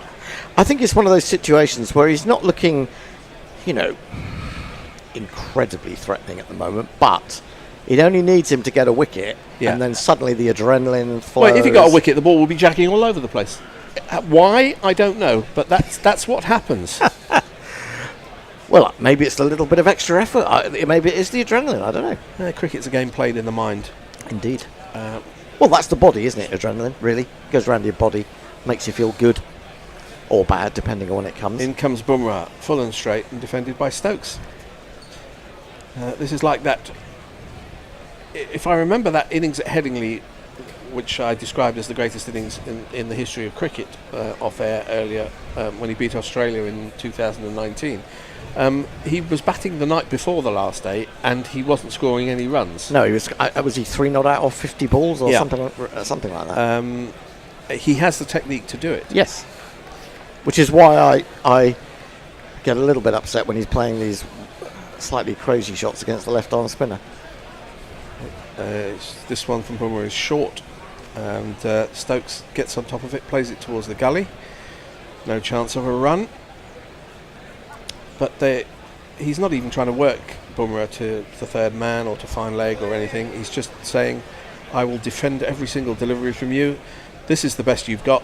We see the back of you, and we're walking this game. That's their thinking, and it's legitimate. It is legitimate, although, Bumrah's still waiting for a wicket, and Siraj is no mug. And they haven't got wickets, and the two men you would least likely to get the wickets have got them. This next ball is full and straight again, and I think it's defended again, and I think this will be a bit dispiriting for Bumrah. Well, he's down at 84 miles an hour with that last delivery. I don't think it was a deliberate slower ball. Yeah. No movement off the wicket or in the air.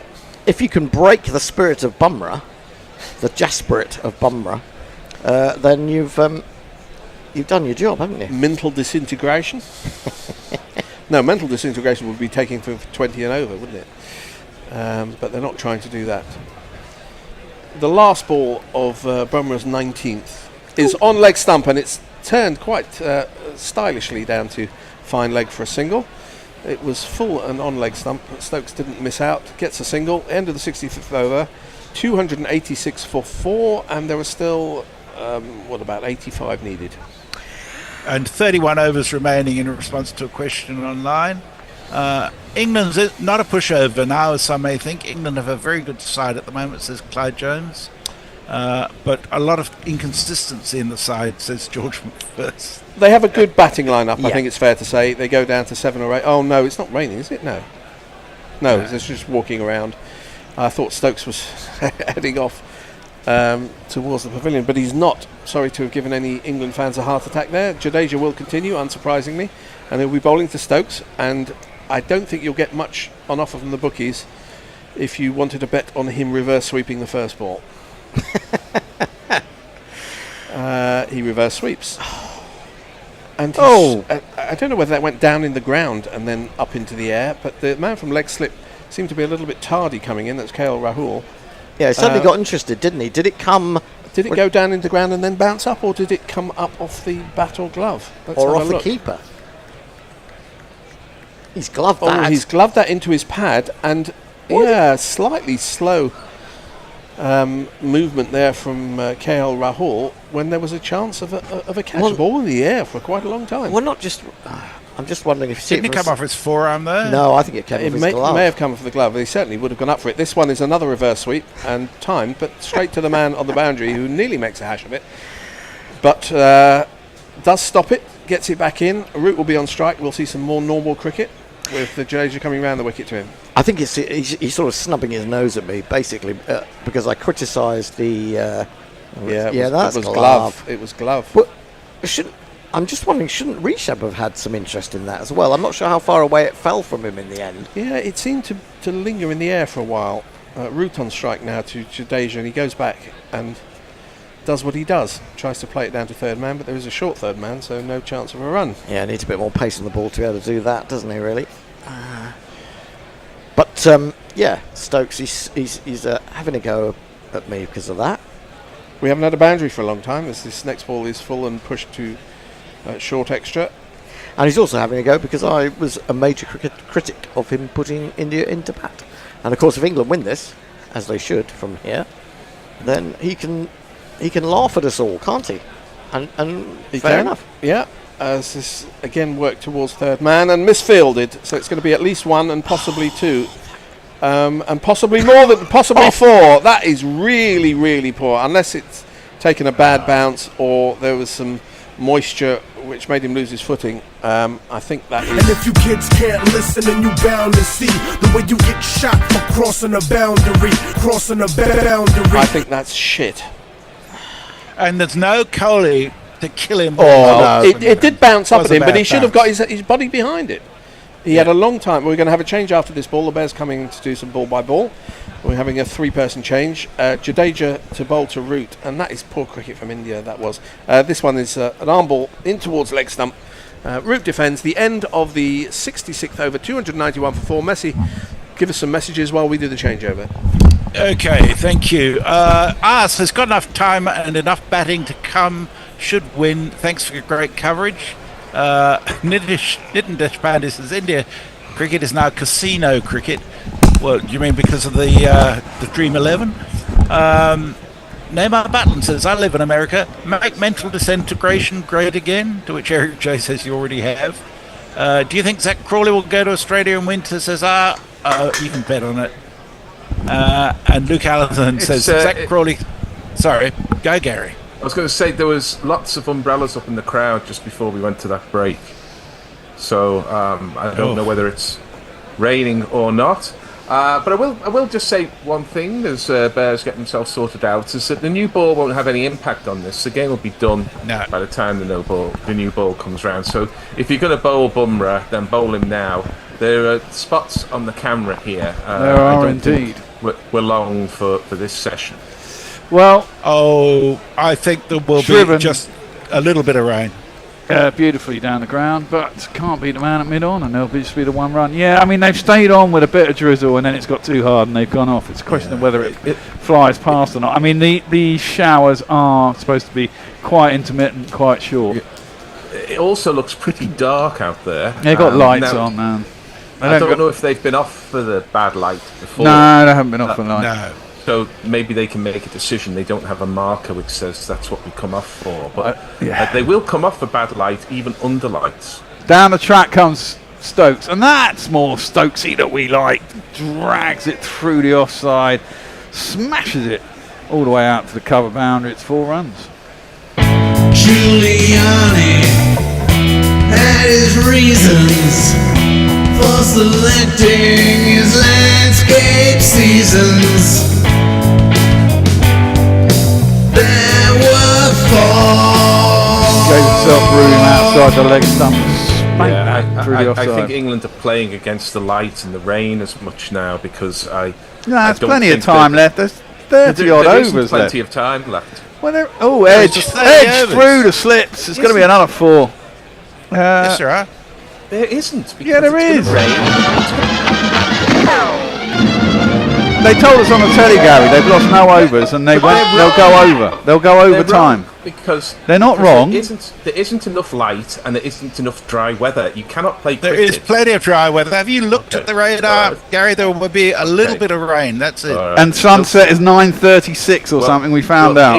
England are certainly batting like they agree with me. They think that the clock is ticking here, and it'll be the clock, not the overs, that determine the end of this match. It's only 5:30. I know, but I've been in the middle of June as it is now. I've been at grounds where they come off the bad light because they say the lights are taking over and the fielders can't see the ball square of the wicket. Turn into the leg side. All the way down towards long leg. There is a man going to get around. They're going to come back for 2. They might try. Yeah. So Ben Stokes has taken 10 off 3 balls. I think he's in a hurry. Well, someone has to be. I think you have to be a little bit aggressive. And if you're going to be aggressive against someone, why shouldn't you be against Krishna? Yeah, it's an angry sort of battleship grey sky overhead. Yeah, I mean, I hope you guys are right and we get the full overs, but I can't see it at all. Well, they'll go. I mean, when was it? On day 2 or 3, they went on till 7:15, and they lost less than 40 minutes, and they played it out all at the end. Yeah. So they'll do that again today. Plus, you have the last hour rules and all that bollocks. Defended back up to mid-off, and there's no run. And it is the height of summer, Gary. Sunset is 9:30. So if the clouds clear, which is a good chance, because I looked at the weather this morning and it was all passing through this afternoon. So there might be a chance there might be sun out in an hour. Yeah, well, there is that possibility, but we haven't seen any sun for at least an hour now. Yeah, but that means you've got more likelihood it will come through. It's sunny in London. It defends it back to the bowler and there is no run. What do they require? They require 71. Exactly. My point is that they should really try and get these runs as soon as possible. I think they need to stop thinking about losing this match and get on with winning it. I'm not sure they are thinking about losing it at all. I think they're less nervous than we are because they're out in the middle, in control of things. Obviously, as a watcher, it's very hard, and you go, "Oh my God, they're going to get out!" And suddenly, it's because for years and years and years, I've watched cricket under lights, red ball cricket, and they come off, and you think, well, this isn't so bad, is it? But they come off. Yeah, less so recently. I mean, they did come off a couple of times last summer. Yeah. 29 overs remaining in the day. There you go. Yeah, that's not what's relevant, in my view. Well, no. Reverse swept again. This time he gets hold of it, Stokes. He's starting to get his range a little bit on these ones. It is spitting for Jadeja out of that rough now, but he's none for 71. The target goes down to 70. And it's getting squeaky bum time for both sides. England could still fuck this up. Often you've seen, India were out for less than 70 and lost 6 wickets in both innings. England didn't in the first innings. There was no reason why they shouldn't. It's a last day pitch. Over the wicket, around the wicket, is for Jadeja to root. He just goes back and pushes it out to deep cover and is on. It has to be said that Root would be the man I would expect to still be there at the end, even if Stokes is out, and guide whoever comes in with him. I mean, Jamie Smith is next. He's no mug with a bat. I'd expect this and the next wicket to be able to take it home. I would hope that would be the way to do it. Anyway, Jadeja again to Root, who's top edged it, and he's going to be out. And this time Stokes is out. Poor shot. He's been trying it. That time he did get it wrong. He walks off 33. He makes. He shakes his head, but I mean it was coming. As Hendo said, he must be spitting blood over there. But in a way, it might work out better that England have two right-handers, because Jadeja is going to be, I think, a little bit less effective over the wicket. There is that rough end to bowl into. I don't think it came off the bat in the end. I think it came off the gloves. I'm not entirely against the reverse sweep. I think it does buy you spaces on the rest of the field, but it's got to be a variation. It can't just be every ball to Jadeja as it was. It was, and we have to give him a The crowd says, the crowd says, you're out. Well, here comes Jamie Smith. This is the moment for him, isn't it? Yeah, well, he seems to get out for 33 too often these days, Ben Stokes. I agree with that. I think maybe him and Smith should switch positions in the order, to be honest. Somebody by the name of Underscore says, red wine and a champagne flute. I thought this place was a respectable establishment. I don't know what gave you that impression. Respectable is something we've never claimed. And we don't have any wine glasses. It's either this or a half pint glass. And, I was drinking Shiraz out of a shot glass the other day. Yeah. Fair enough. Neil Carshaw says, sun's out again in Bradford. Mr. P says, I expect Stokes has a direct line to Gary to gauge his opinions. And Sid says, are Root and Stokes in your all-time England top 10 cricketers?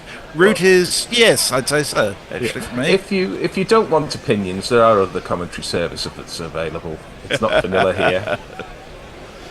And George McPherson, as ever, says England need a proper bowling attack in Australia. None of these replacements will do well down under. Need Leach and Archer bat, maybe even Rashid too. That's not going to happen. That isn't going to happen. But Atkinson and will definitely as Richard be back. Peel says, all said with conviction and hyperbole. Well, now it's interesting. England still needs 70, and you only need 5 wickets. I mean, Wokes is a decent batsman. He got 30 odd in the first innings. Carson's got 4 this first match class deserved was a nice tense finish at the end. Well, it was cruising, wasn't it? But you knew England weren't going to, I mean, 188 for 1 was the perfect start. You knew they would lose wickets. To get that many for the first wicket obviously puts them kind of in a box seat. But a wicket is finally starting to deteriorate. Jadeja's in the game. Smith defends his first ball. Yeah, I mean, I got a bit irritated when people were saying, oh, it's only 4 and over or something, because the number to look at was there was still 270 runs to get. And a lot can happen in the space of 270 runs. And we're seeing very much so. And we are seeing it now. 302 for 5. Could this be another heroic loss for England, like that one in New Zealand? Tossed up. Smith just defends out to the offside, and there is no run. New ball's due in, another 12 overs. Nah, not going to. They might not even take it, because if England get 10 off the new ball, and they edge 2 of them for 4. Defended by Smith, back to the bowler. There is no run. Ends that over. I think Jadeja will probably bowl out now to the end, won't he? I mean, I would expect so. Let this be a lesson to you, Bear. Nothing you say goes unremembered. Brian in Brisbane says, a few days ago, Bear was poo-pooing having too much red wine there at Guerilla Cricket. I know. Well, I decided to get on it because I had a couple of beers and I'm feeling bloated. I'm getting old, mate. Tell me about it. Leah says, what a captain's top edge by Stokes, muppet. Yeah. And Stephen Kelk just says, I have the fear. Well, England are 74% with WinViz for what it's worth. So they're still big favourites. I'd have it sort of 60-40 now. I think India edging back into this. One more wicket and I'd have it a kind of evens. India are about 6 or 7 to 1 with the bookies. Well, Prasid is going to continue. Root is going to bash him through the offside. Probably is going to get fielded, but they are going to get back for 2. Yeah, I mean, I think if that 1 wicket you're talking about to even it up is Joe Root, then I'm kind of 4/5 of the way with you. I think that Root plus, if Smith's out, Root plus Wokes plus even Tongue should be able, and Cars should be able to get him. They should do if Root stays there till the end. It'd be interesting to see, if England win, who gets man of the match. It's got to be Duckett, isn't it, for the innings at the beginning of this test, this innings? Well, it's the 4th innings, and he's basically given it the impetus. If India win, it's probably Pan, isn't it? Prasid is in, and Root gets right across, just drops that into the offside. If you've steered most of the second biggest chase in England's history to win the first test of the series, I think you're likely to be in line for man of the match. Yeah. Well, I don't think it couldn't be anyone else on England, could there? And they usually give it to the winning side. Yeah, well, Pant's keeping wicket and 2 centuries. He hasn't kept that well in this innings, although it's not the easiest of pitches and grounds to keep on. But I think it's either Pant or Duckett, and that will go with the winning side, which I've got no problem with. No. Proceed in to Jamie Smith, who just plays that out into the offside point, and there is no run. We have a super chat. I've seen that. I'm going to give it the end of the over. Got it. Still not really attacking here. Smith's on naught. 2 slips, no short leg, nothing. If anything pops off the pitch, Shubman Gill is actually off the ground at the moment. Well, you'd have to say this is down to Jadeja. I mean, the ball is old. It's not doing much for the seamers. Proceed is in, driven by Jamie Smith, but can only hit cover. Yeah, 2 slips and a gully. I definitely want the short leg in, if only to make the batsman feel like there's going to be one popping, because the odd one has got up. We have seen batsmen taken on the splice and on the gloves. Sometimes you've got to make them think there's a threat, even if there isn't one. Yeah, you've got to try something. I mean, it's fascinating now, isn't it? I mean, England were cruising at one point. India have brought themselves back in it. They've got to feel they've got a chance now. Defended square, out to cover, and there's no run. If England lose it from here, they'll feel deflated massively, having got so far. And we'll look at... Yeah, but they're going to be able to do what I think I said right at the beginning of the day. Each side will be able to say that we played some good cricket and we were let down by our catching. And, there's something in that. The main part of the game is batting and bowling, and both sides can point to batting and bowling that's been pretty good or pretty bad, depending on who you're looking at. That's into the pads. Smith gets himself off the mark. Might get himself 2 here. Probably no. He's not going to. There was someone out deep mid-wicket. Yeah, but if India win, they can kind of cover the cracks of basically the loss of their last 6 wickets in both innings being for paltry amount of runs. Whereas if England win, that's going to be what's going to be pointed out to the Indian side, and they're going to try and have to do better. Yeah. Okay, but we've got 2 super chats now. Okay, I'm going to play a jingle. Super chat game, super chat game, super chat game, super chat game. Sippy Tuna says, Bear, knowing there's too much red wine in the headquarters, gallantly drinks it all. Well, what I will say... Oh, go on, give us the other one. And Camilla Cochia sends us €5 to say, just tuned in. If we haven't whined about it yet, this is a strong case against 4-day tests. Indeed it is. Well, it is indeed. Jadeja is around the wicket to Smith, short, and he just jabs it up to long on, get himself a single. Just to say, there is no possibility whatsoever of England playing India in 4-day test matches. Yeah, I was going to say, that isn't a stick-on, is it? It's basically, you have the choice, isn't it? That's going to be the... Well, it's already there at the moment. Well, it is there already, but I mean, they're not going to make it de facto you have to play 4-day test. Yeah. Jadeja bowls to Root, who cuts that in front of point enough that they'll get a single. I will say about the wine, that was 61 miles an hour, by the way, by Jadeja. The wine? The wine was 61 miles an hour? No, Jadeja, I said. This is my second glass out of this bottle already, and I've only been here for 10 minutes. The problem with wine is it goes down very easily. I don't think you can blame the wine for that. Jadeja in, defended by Smith, and there's no run. Oh dear. What does disappoint me is I would have thought the whole of Leeds would be trooping to Headingley to see a historic finish. They're clearly not. Tossed up, driven out, edged. Ooh. A little bit of a misfield at short third man, but they don't go for the run. Look, it's not a bad crowd at Leeds by any means, but there is an issue in that the test match grounds up north do get poorer crowds than they do down here in the south. Thrown up, beats the outside edge of Smith's prop forward, 60 miles an hour again. He bowls pretty quick to Jadeja. Props forward Smith. And there is no run. Turns, beats his outside edge. Yeah, I was surprised that they said that he didn't vary his pace much on Sky earlier, because I think he does. That one is tossed up, and that one is left alone. That's 59 miles now. That one had a little bit of air. End of the over. Target is down to nearly 60. Mr. P says England were never going to make it easy. They never do. Yeah, true. All England need is in Australia is Samit Patel. 5-0, no doubt. What are the odds on the tie? Says Sid, they're into 50-1, which is ridiculously short at the moment. Considering. Nidin Deshpande says hopefully bad light stops the game. Not going to happen.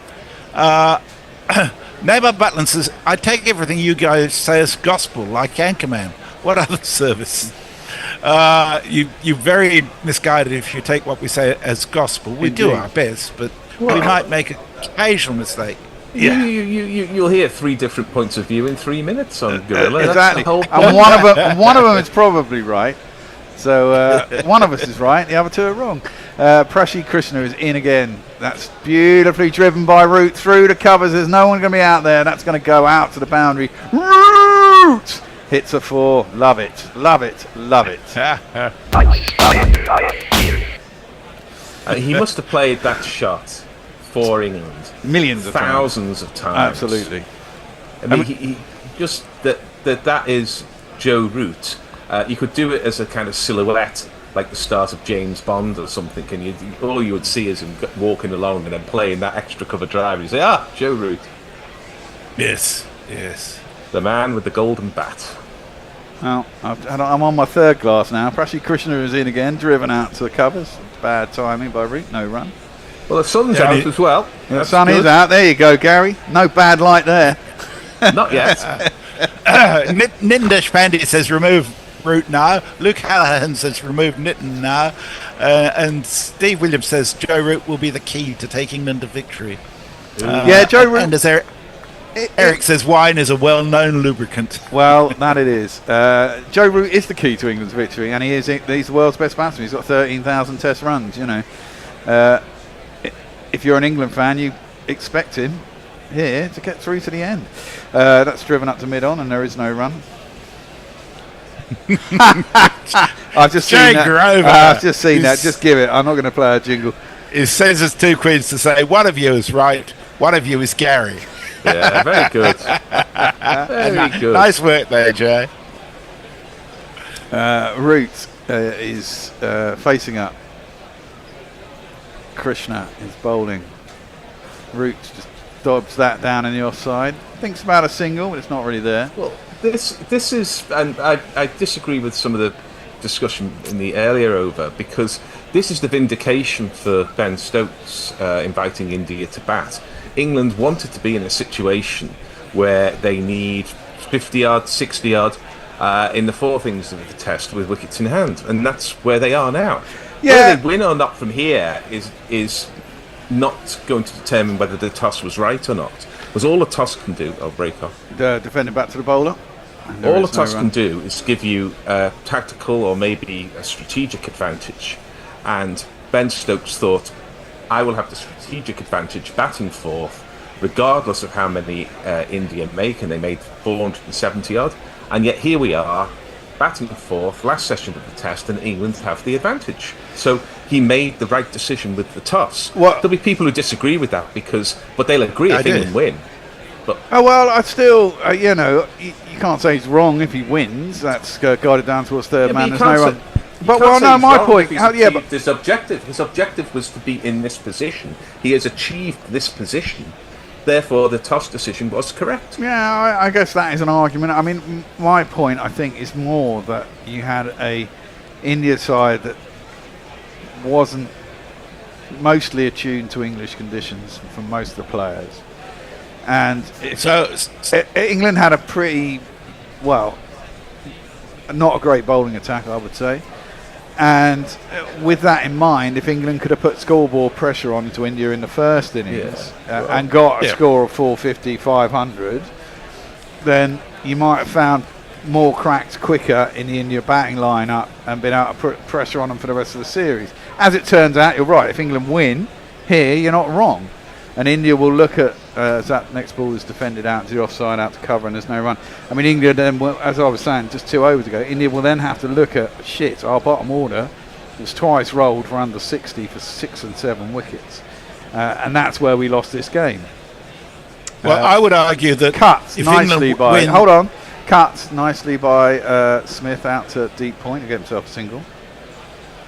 I would argue that if England do win, they won despite a bad decision at the toss. I still believe it was the wrong decision. Notwithstanding where they've ended up, I still believe they would have been in a better position had they batted. I believe they'd have been in a better position had they batted. Root goes back, just drops into the offside, thinks about it, but there is no run. The funny thing is, I find it hard to believe that Shubman Gill was thinking of bowling too. I think they were both quite wrong.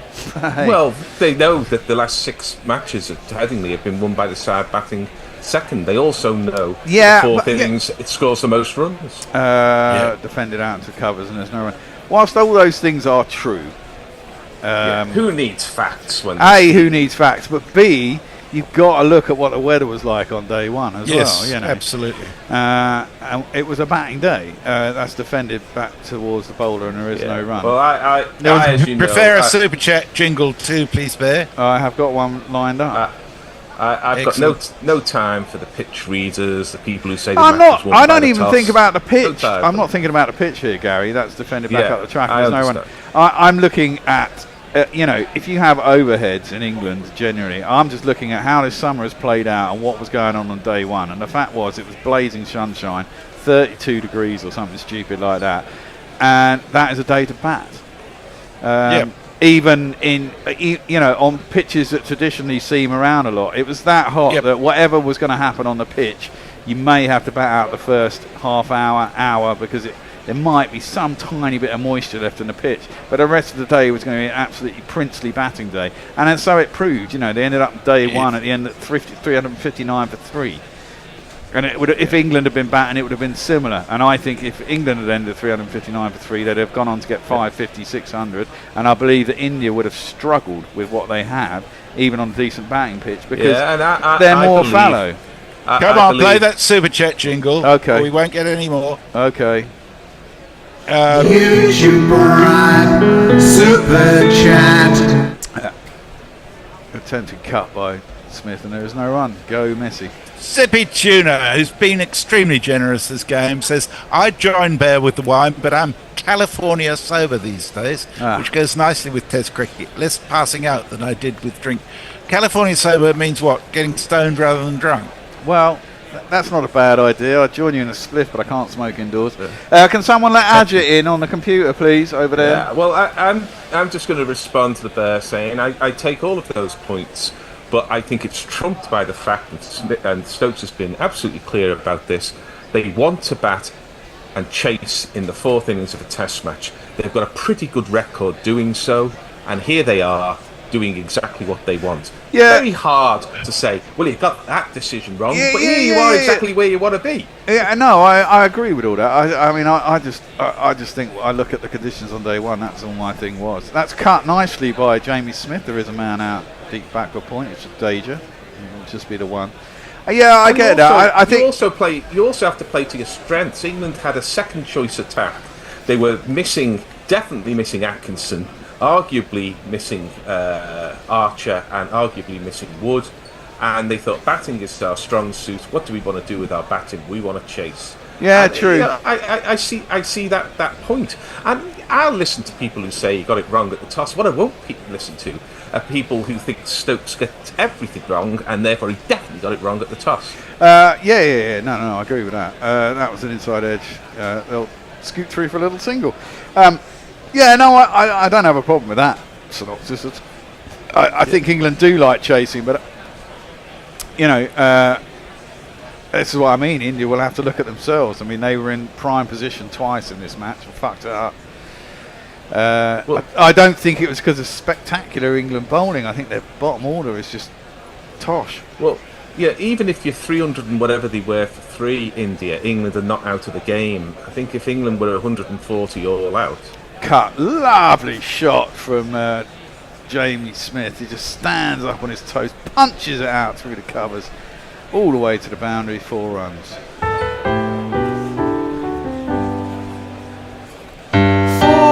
But your point was more of a back foot drive, wasn't it? Yeah. No, I said punched really off the back foot, wasn't it? He does play that shot a lot. But to your point earlier, Gary, I mean, you were saying how many times the teams England have chased this total against India, weirdly, about 3 years ago. But how, your point earlier stands. I mean, how often do you actually chase this bigger target? England fancy themselves now, but they still don't. It doesn't happen that often.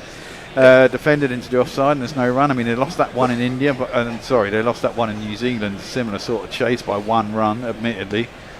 And they've had scores over 300 where they've fallen for 280. So it doesn't always happen. It doesn't always happen. But England, I suspect, will take with enough time. They'll take a 4th innings chase of 350 all day, every day. Yeah, they will. It'd be interesting to see how many times they do make it. Prashee Krishna in, nice drive by Jamie Smith. He's a pretty correct batsman. He's driven it up to Shubman Gill, and there is no run. England move on to 319 for 5, so they need 52 to win. Is that the change? Is it? No, we'll have one more over. I guess. Okay, we'll do one more. Brian in Brisbane says, "Why all the hate for Gary? I like his dissenting reasoning and alternative views." It's not hate. It's argumentative. It's good discussion. Yeah, exactly. So we're on the 5 to 5:30 bit now. Bear, Messers, and Abby. Yeah, Gary. Yeah. So now it's Hendo, Bear, and Ajit. As far as I can see. That's correct. Yes, that is correct. Yes. So Hendo, you're on doing ball by ball. Are we doing it now? Or we'll have one more over. We're going to have one more over.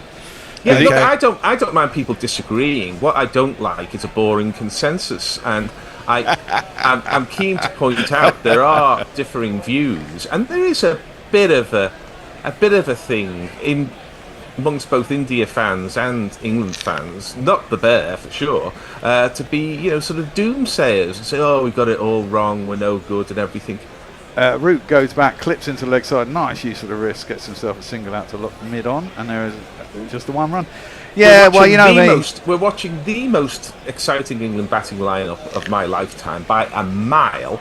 We're watching the greatest English Test batsman on statistics, the eye test, everything, right now in Joe Root, and we've got some very exciting young players as well. Oh, now that one kicked and turned and bounced. I don't think it caught the head. They got a bit excited, but I think he played inside the line, Smith, and there is no run.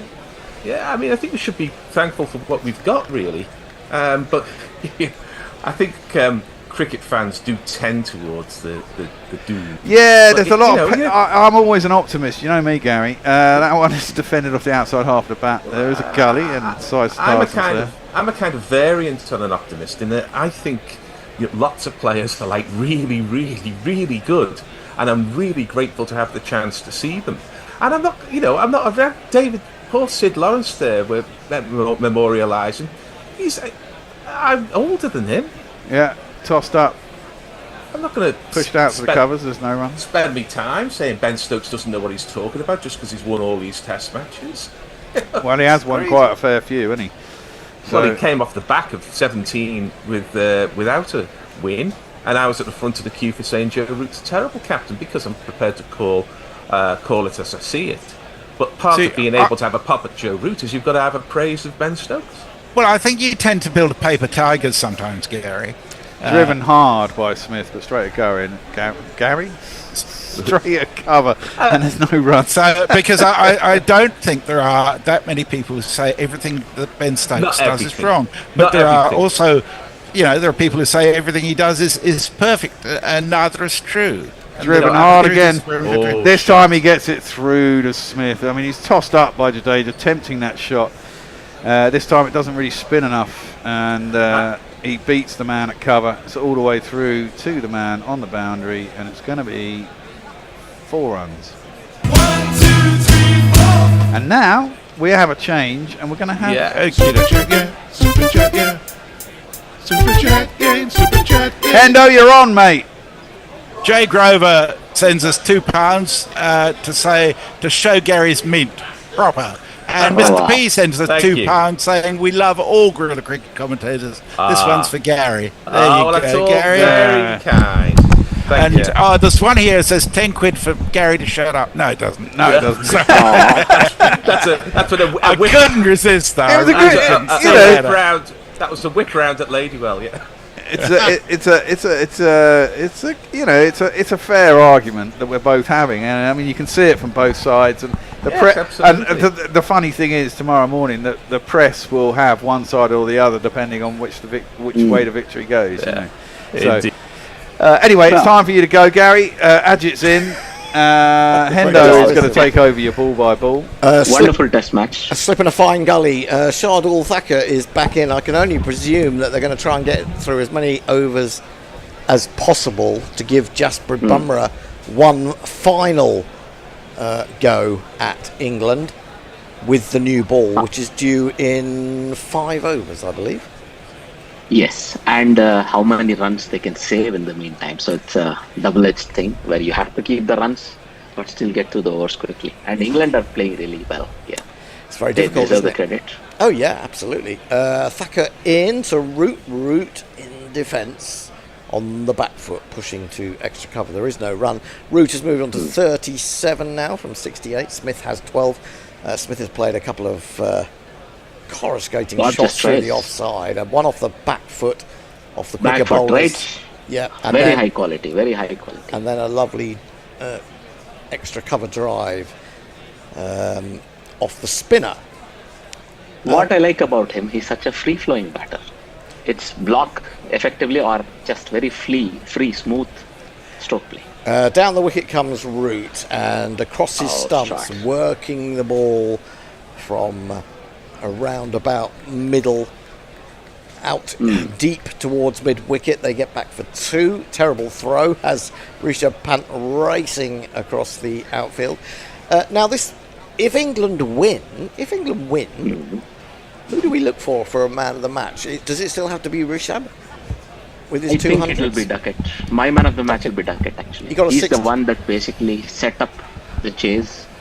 I mean, he brought England to a point where they could forget about defeat. They could think of either drawing this or winning this. So I think he should be the man of the match.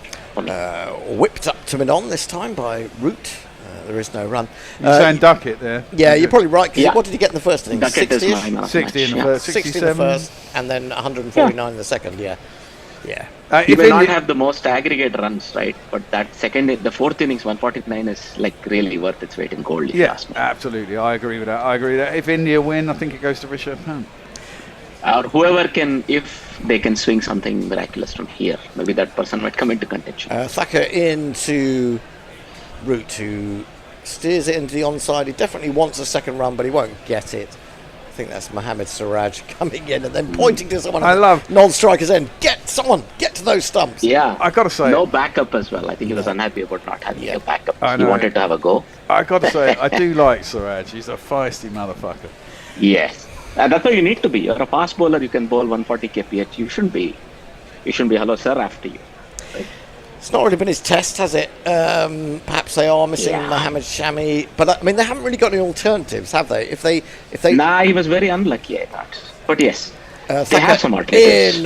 Inside edge as he aims a drive at this one. Smith not quite as elegant as what went before, but he'll get a single. They have Arshdeep on tour. They have Harshit Rana. They retained Harshit Rana from the list of India players who are already here. Yeah, so but they have a couple of people. Yeah, no, my point is that they haven't got an extra bowler to go to in the team on the day, if you see what I mean. Yes. They haven't got a sixth bowler that could maybe bowl a few. Anyway, we've got some tweets. No, we haven't. No, we haven't got any tweets. No, we haven't. All right. Well, what do you mean we have or we haven't? Well, no, the fucking video froze. So let's go. Oh, here we are. We're back. Who we got here? God, I can't see anything anymore. George McPherson says, England lack batting power, no real signs of Bazball, a few more sixes will be useful. I don't think we need any more sixes. We only need 43 with 21 overs. I'm sorry, George, but I'm absolutely convinced that you're taking the piss. And I have been for several weeks now. because there's a bit of tongue-in-cheek in that, but I think there's a lot of tongue-in-cheek. Surely there is. Jadeja into Smith, goes back, tries to cut, not necessarily the wisest shot where there's a gully been brought in there, and he misses it altogether. So he could have got out twice there, could have been caught behind, could have steered it to gully. Maybe just needs to have a little look at the field. In he comes again. This one is arrowed into the leg stump, and he has time to go back and work it to deep backward square. They'll take a single, 328 for 5. You have to say that this is all you need to do here, England, right? 2, 3, 4 runs and over, and the moment I think, if not already, the shoulders are down. In another 15 runs, it will happen. It will cross the realm of near impossibility. I tell you what, though, India. if Bumrah came on and took 5 wickets to win it, then he'd be man of the match, wouldn't he? Yeah. That's what I said. Onto the back foot goes Root, and then plays that little shot where he sort of brushes it down to backward point. There is no run. He already has 5 in the first inning, so if he can match it in the second, I think he'll leapfrog Pant to be the man of the match. Absolutely, absolutely. Couple of steps for Jadeja in, bowls to Root, gets right forward and pushes out to extra cover. I was going to say, you have to say that Jadeja looks a lot less threatening to the right hand. I mean, there are some that are turning and turning enough, but again, out that rough to the left hand, he looks dangerous. Root will keep it out. Root has the experience. Oh, now he's found the outside edge there, but it's shot off the bat so quickly that it's evaded the diving figure at gully, and it will run away for 4. There's not one boy for me, I must have 2 or 3, I need 4. I sometimes see on these pitches where it doesn't really turn, is that once in a while, that one did actually turn, once in a while, that even for around the wicket, it will turn, but it's the outlier rather than, the general rule. I saw it with Jaya Surya last summer, bowled for Sri Lanka, and he turned a couple, and you thought, oh my goodness me. And then nothing. This is pushed up to mid-on by Root. Root's into the 40s. He's 44 now. And that is the end of the over. 4 overs to go before the new ball is available. England are Graham Gooch for 5. 3-3-3. I see. Fair enough. Jameson Armstrong says, what wine is little Greg Davis drinking? Do you think I'm little Greg Davis? Little Greg You're Greg Davis. I'll take that. I love it. I'm drinking a Malbec. It's quite tasty, actually. That's good wine. Little Greg Davis. That's possible. Oh no, I'm going to use that for days now. I'm googling the image to conjure up how close. Greg Davis guy does Taskmaster, and he's Taskmaster. Yeah. I mean, if you're not in England, you may not have seen him, so it's understandable. I see the resemblance. He's actually a very big. He's a very tall massive. man. He's about 6 huge. foot 6. He's a big guy. I know him as an actor. I think he was in Teachers or something. Yes, that's right. Thacker in, bowls a lovely drive on the up by... Oh, beauty. There you go. That man, Smith. Always two. They will get 2. That's off the back foot out there. To the left of the fielder at extra cover, off the back foot. That's very, very high class shot. He moves on to 16 from 28. 335, only 36 to win. They might have to bring back Bumrah before the new ball. I think 1 over to warm up before the new ball, shall we call it? Yes, that might be an idea. Well, how many would he get in a new spell? 2, 3 maybe. 4, I think. 3 or 4. 1 last go, a full spell. In comes Thacker again, and he's crunched out into the offside, but he's hit it too hard. And Sai Sarderson is in action once more. And unfortunately for Smith, it's just the one. No, but he realizes, because there are practice wickets there, if he times one, and even if it's a few yards on either side of Sai Sudarshan there, he stands a chance of a boundary. So that's clever cricket. He does, but it was pretty good fielding as well. Yes, on that basis, travelling. As you say, you expect it to slow down a little bit as it's getting to you in that position. In fact, it probably speeds up over those wickets. It's drier, harder surfaces. Yeah. Thacker again into Root. And Root plays this calmly off the back foot, finding the gap to backward point. Oh, there's another one, see? It does appear too easy, right? Because they are not really slowing down at all. It's almost like a one-day where it's they're hitting the appointed deep fielders and taking a single every ball. So this is the thing. Can India really slow down the scoring? Otherwise, this is going to be over in a matter of 5 No, hours. I don't think they can. I think they've got to take. They've got to take 5. They've got to attack, haven't they? They've got to attack, and I think that's possibly been their downfall in this innings is they haven't attacked from the word go. Really, onto the back foot goes Smith, punches up to mid off, and what I would say about that is that maybe they expected England to come at them anyway, and England didn't really, did they, in that opening hour or so. And no, but I think they played really well. They were a little unlucky, they may have been. Hang on. So no ball. Sorry, who do you think was a bit unlucky? I think Siraj and the first 4 overs or 5 overs of the day, they were a little unlucky, I thought. I mean, there were not a whole lot of bat beating stuff going on, but I think there was, for example, the LBW appeal that was referred. Oh, goodness, a horrible shot from Smith, who's almost on the move as he plays that, trying to drive it, gets a thick inside edge down to long leg. He's going to get 2, but he didn't really deserve it. He moves to did somebody 19. tell him it's not a free hit? It's just a test match, so you could actually get out of the next ball. You could be right. Maybe it just went into his head, because he played quite a bit of one-day cricket. No, I mean, he was driving far away from the body. It's just a joke. Right? No, but he was driving far away from the body. I understand it's a joke, but it's almost... You could understand it if a player did forget for a moment. Thacker in, and that's a lovely on drive. It's only going to be a single. As who is that? Is that? I don't know what it is. People at mid-on seem to keep falling over when they're trying to field, slipping. I don't know. There's a little wet patch there. 30 required. That's Jaiswal, I think. Yeah. No, what I was going to say about the morning was that England batted, I think, much more circumspectly than India might have anticipated. Yeah. And I think there were a couple of balls that Bumrah bowled to Duckett.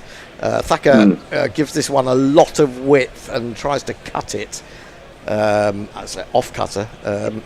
He's run into the trap, Mr. Root. But they've got enough this over already. I think they'll be happy. He was reaching for it, wasn't he? Didn't really need to play that shot, could have left it alone.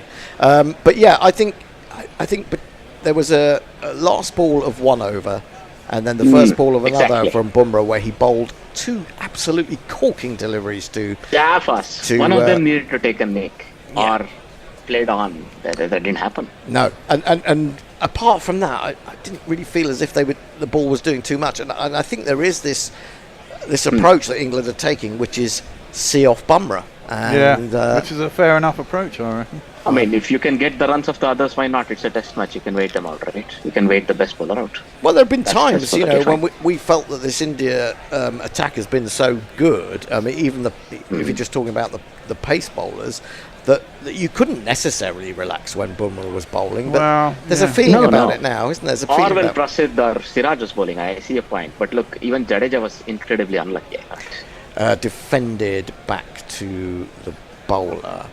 Can I just get this in? Because I have to. Because Steve Bruce says Hendo and the Bear, the goats of commentary. So I have to get that in.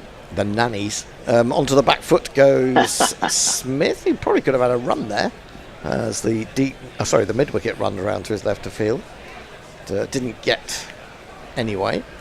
Jadeja is operating over the wicket to the right-hander, and this time it's straighter and defended calmly to extra cover. You know what? I also think that actually, if India go to 2 quick bowlers with the new ball, England will be happy to get rid of Jadeja. They might well be. This is defended by Smith. I have a feeling Jadeja will continue. He won't stop. I have a feeling that if I were the India captain, he's the one bowler that's troubling the batsman. Even the semblance of whatever trouble is happening is because of him as well. There you go. Another nick. Offside. I wouldn't say that was a nick. Really, I mean, that was a thick outside edge, you could argue. I don't think it was. I don't think it was the middle of the bat, but I'm not sure it was a nick as such. Jadeja in again and played from the crease. Not much turn out of those footmarks for him at the moment. 3:41 for 5, 2 overs, and there will be a new ball. Super chat game. Who's super chatting us there? Flippy Tuna. US Donners. He says, "What an excellent Test match. Thanks, GC. We're happy to be here. We're happy to like. I think everyone who's listening, all thousands of you, hit that like button and subscribe. Come on, peeps. Maybe $1 or $2 for some spare coffee. Absolutely would also help. Also, buy our merchandise. PayPal. Absolutely. Redbubble.com. Is the shower curtain still available? Shower curtain's still available. Perfect. You might think they've sold out, but they never do. They're always there. Sold out. They've sold one, as far as we're aware. In how many years? No, but I'm sorry. It's worth it for the joke. I think in how many years have we been on Redbubble? Jay 3 Grover. or 4. Jay Grover is the proud owner of a. Apparently, it's giant as well, isn't it? Well, I'm going to look at the dimensions. I might need one shortly. I don't think it tells you. Oh, I don't know about the dimensions, I must admit. Thacker in to bowl to Root, who cuts, and I imagine there's someone down there at backward point. There is. Is it worth giving Siraj a go, even for an over or two? Because at least they're working Thakur way too easily. They're just milking him 7-8 runs an over almost. I don't think they will now because they've only got 2 overs to the. Well, one after this. One after this. This one, this has already started, and then of course Jadeja, I imagine. They might have one last blast with the two bowlers with the new 2 quick bowlers with the new ball. Both of them. Yeah. Switching. Yeah. Okay. Maybe. I'm not saying for sure because Jadeja might think with the new ball he maybe can skid one on or something like that. So exactly. Something for an LBW or a bowl. Yep. Jadeja might be a man. Right. Anyway, here is Smith facing up to 1 wicket is all you need, right? A little bit of panic. Who knows? Yes. Something like this. See, something like this. An inside edge from well outside of the off stump. He's prone to playing so far outside his body. That one was inside edge and went to the keeper, of course. It didn't do any damage. If you're lucky, these will go cannon into the stumps on your day, right? Smith remains on 20 off 39. And it's been a great Test match, and we've had 2 great Test matches in a row, haven't we? Wow. Well, this is the World Test Championship final. Yeah. Yep. Well, this series is set up to be a cracker, isn't it? Really. Well, I think England winning here makes it really tricky for India. Absolutely. I was sort of hoping they'll get 1 win in the first 2. After that, usually the home team will assert itself. The inexperience, whatever there is in the touring team, will show. I mean, I'm a little concerned. I think that after the first day, I thought that Stokes had given Shubman Gill a bit of a free pass because he'd put him in. He'd got a nice 130 on a glorious track, and that might set him up for the series. But there's going to be some pressure on him because India are going to end up losing this probably. Forced up to mid-off, they'll take a single. I think it's almost a foregone conclusion, if you ask me. All right. This is gone. But I'm just hedging my bets a little bit because I'm English. But and you're a pessimist. And I'm a pessimist. And you are, I didn't want to say it there, but yes. But one of the most. My point is that some of the pressure would have eased on Shubman Gill with that big 100 in the first innings. And had they got a draw or a win from this Test, then he would take that into the second Test with a lot of confidence. But I think if England win it, chasing down 370, I imagine that the Indian press and media is going to be talking Also about right. 1 or 2 weaknesses. Thacker into Root, comes down the wicket, exposes his leg stump, but clips it away neatly enough. Yeah, he's seeing it like a football now, isn't he? Root is too classy for anything silly from here on in. That's my expectation. Well, you would, absolutely. There's been nothing in the way he's played so far to suggest he'll do something crazy. He's on to 47. He's looking another 50 in the eye. I think he was expecting that would be his 50. He's a little disappointed. That may be what it was. And also a skipper apparently up on the balcony, who thought he's going to guide that maybe wide of that man at long leg, get his 50.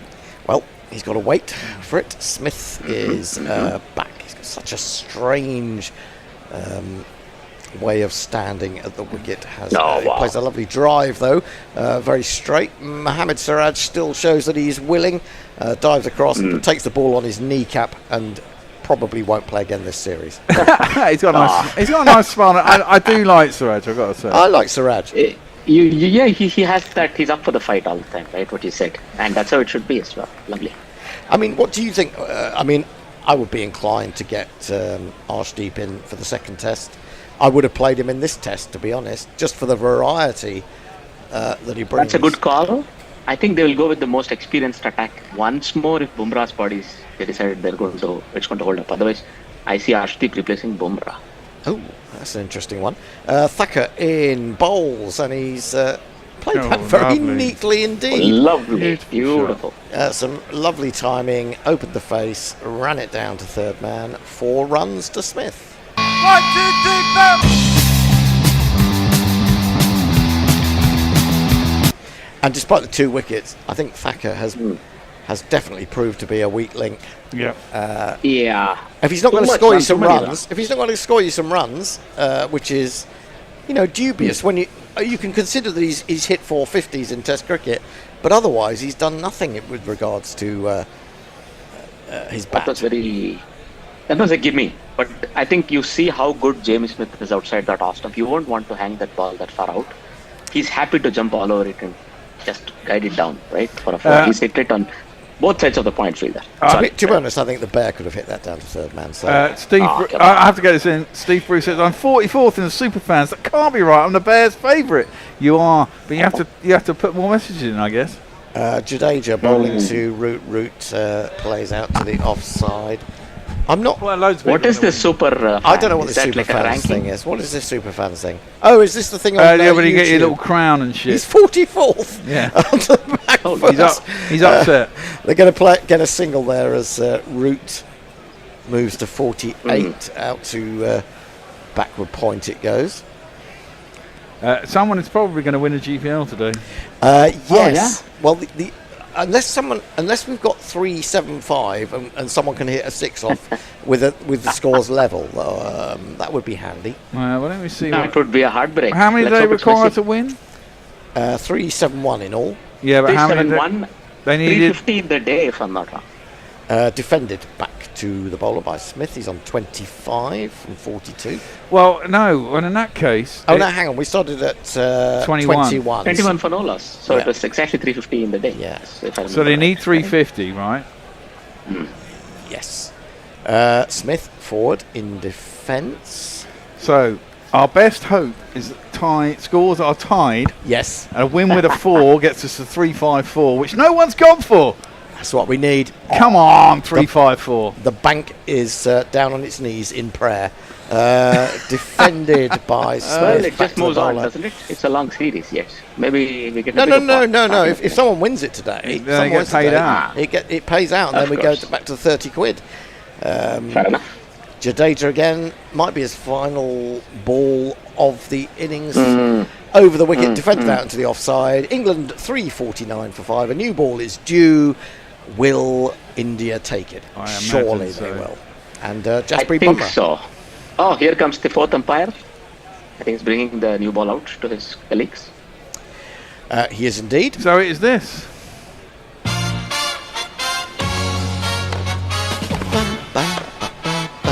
Starts next week. You go on, please. Yes, indeed. Wimbledon. I love Wimbledon. I mean, I know it's full of snobs and it's overpriced in terms of the food inside the ground. But actually, how much is a punnet of strawberries these days? Oh, God knows. But you can get in. That was 13 pounds 2-3 years ago. 13 quid. But you can get the tickets you get for ground admission if you're prepared to queue, and even if you get one through the ballot in tennis clubs and the LTA, are very reasonable. And I love going on the first 3 days. Quid, how much was it? I remember the ticket was also not too bad actually. No, well, if you compare it with places like Eastbourne and Queens, of course, which are crazy money. Or some cricket entries, right? Lords, and £180 it was last time. Let me get a thing. Alex Marmon says, will England make any changes for the second test, or will they stick with the same 11 based on the idea of not changing winning side? I think if Jofra is available and they want to play him, they will make space for him. I think he might be the only change, and I might be thinking he might How be about Gus Atkinson? Yeah, that's true, actually. Yeah, I'm that's going good. to say Tung, as well as he's bowled, might miss out unless you want to make a brave call and bench Vokes. Then I think Atkinson should come in. But yeah. We shall see. Siraj in bowls. A little bit of movement with the new ball, but Root is seeing it so well that he just rocks back and opens the face, guides it down to deep backward point. They take a single. He's 1 short of 50 now. Indeed. 21 required as the England 350 comes up. Great applause at Headingley. Still, I feel it's been a slightly disappointing crowd at Headingley. It's filled up a bit, hasn't it? But I thought it was a full house. It was empty in the morning. That's the thing that was interesting on such an interesting morning. Well, an interesting morning, and it was only 20 quid to get in. Siraj bowls to Smith, who goes back to Fens in, I wouldn't say bright sunshine, but milky-ish sunshine. It's crazy. It keeps going from... No, lights are on as well, by the way. Yeah, and the lights are on. Yeah, but it keeps going from skies to dark to skies, clear skies. Oh, hello. Well, it looks like... Sorry to interrupt. Bumrah is outside. He's not yet on the ground. If he has spent any time outside the ground, he can't come back and bowl right away, I expect, isn't it? I think he could have only nipped off for maybe a change of boots or something. Yeah. He's having a massage from... Is that Arshdeep giving him a massage? So, yeah. Take some words and a massage, 2 slips in the gully. Ooh, plays that off the back foot. I thought, did that run down his back face into his foot and then... run out into the offside? I think it did. I think so. All right. It's played just occasionally too much to the inside edge. Oh, now look at the cloud over the back of the Kirkstall Lane end. If that came in. That's what I'm trying to tell you. It's because of the lights that the play is ongoing. Otherwise, I don't think... No. Overhead, it's sunny. No, it is sunny, but overhead it's sunny. But in the distance slightly, there is some doom-laden clouds. Yeah, absolutely. Siraj then to bowl to Smith. He's in and he takes this from outside off stump because a little bit short. He has time and confidence, even though it's a new ball, and he'll get a single to mid-wicket. What I will say is, even though new balls, I mean, both these guys, I mean, Smith has now faced 49 balls. He's in, his eyes in. Root 82, he's on 49. You can't expect Root not to get through to the end. And I'd imagine this is done with 20 to go. It's 4 hits. It is, but I don't think England are necessarily going to do it in 4 hits. No. They're playing relatively sensibly. They've seen some craziness from 1 or 2 players. Root faces up. Siraj bowls. He has a little chop at that outside the off stump. It maybe faded away from him, and he failed to make contact. He could have got a little edge through, but doesn't. I think he's a little, let's say, eager to get to the 50. I think crucial so. one nonetheless. I mean, he's not got many in Test cricket, has he? No. Root, let's face it. Well, I'm fully expecting him to be, by the end of the series, I'm fully expecting him to be number 2 in the world. In terms of run scores? Yeah, I mean, he only needs about 390, and it's 5 tests. So he's, the next one is Callis or Ponting?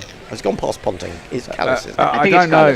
There's 3 in the 1300s, but low 1300s. Tendulkar is way ahead. 1500. Sangakkara was 12,000. Yeah. He's edged that! And he's almost hauled in by the man at the widest of the slip cordon, who dived and tried desperately to get a hand on it, but couldn't. It's run away to third man for 4. Root has a 66.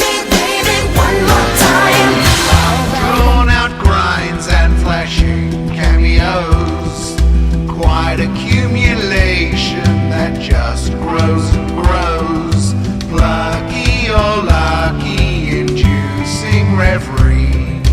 These are a few types of half century. Well, he's That's you, Bear, singing? I don't think that was Bear singing. Was it? No, it's not. No, it's not the Bear. I'm running away with it. I just want to say that is change time. Yeah.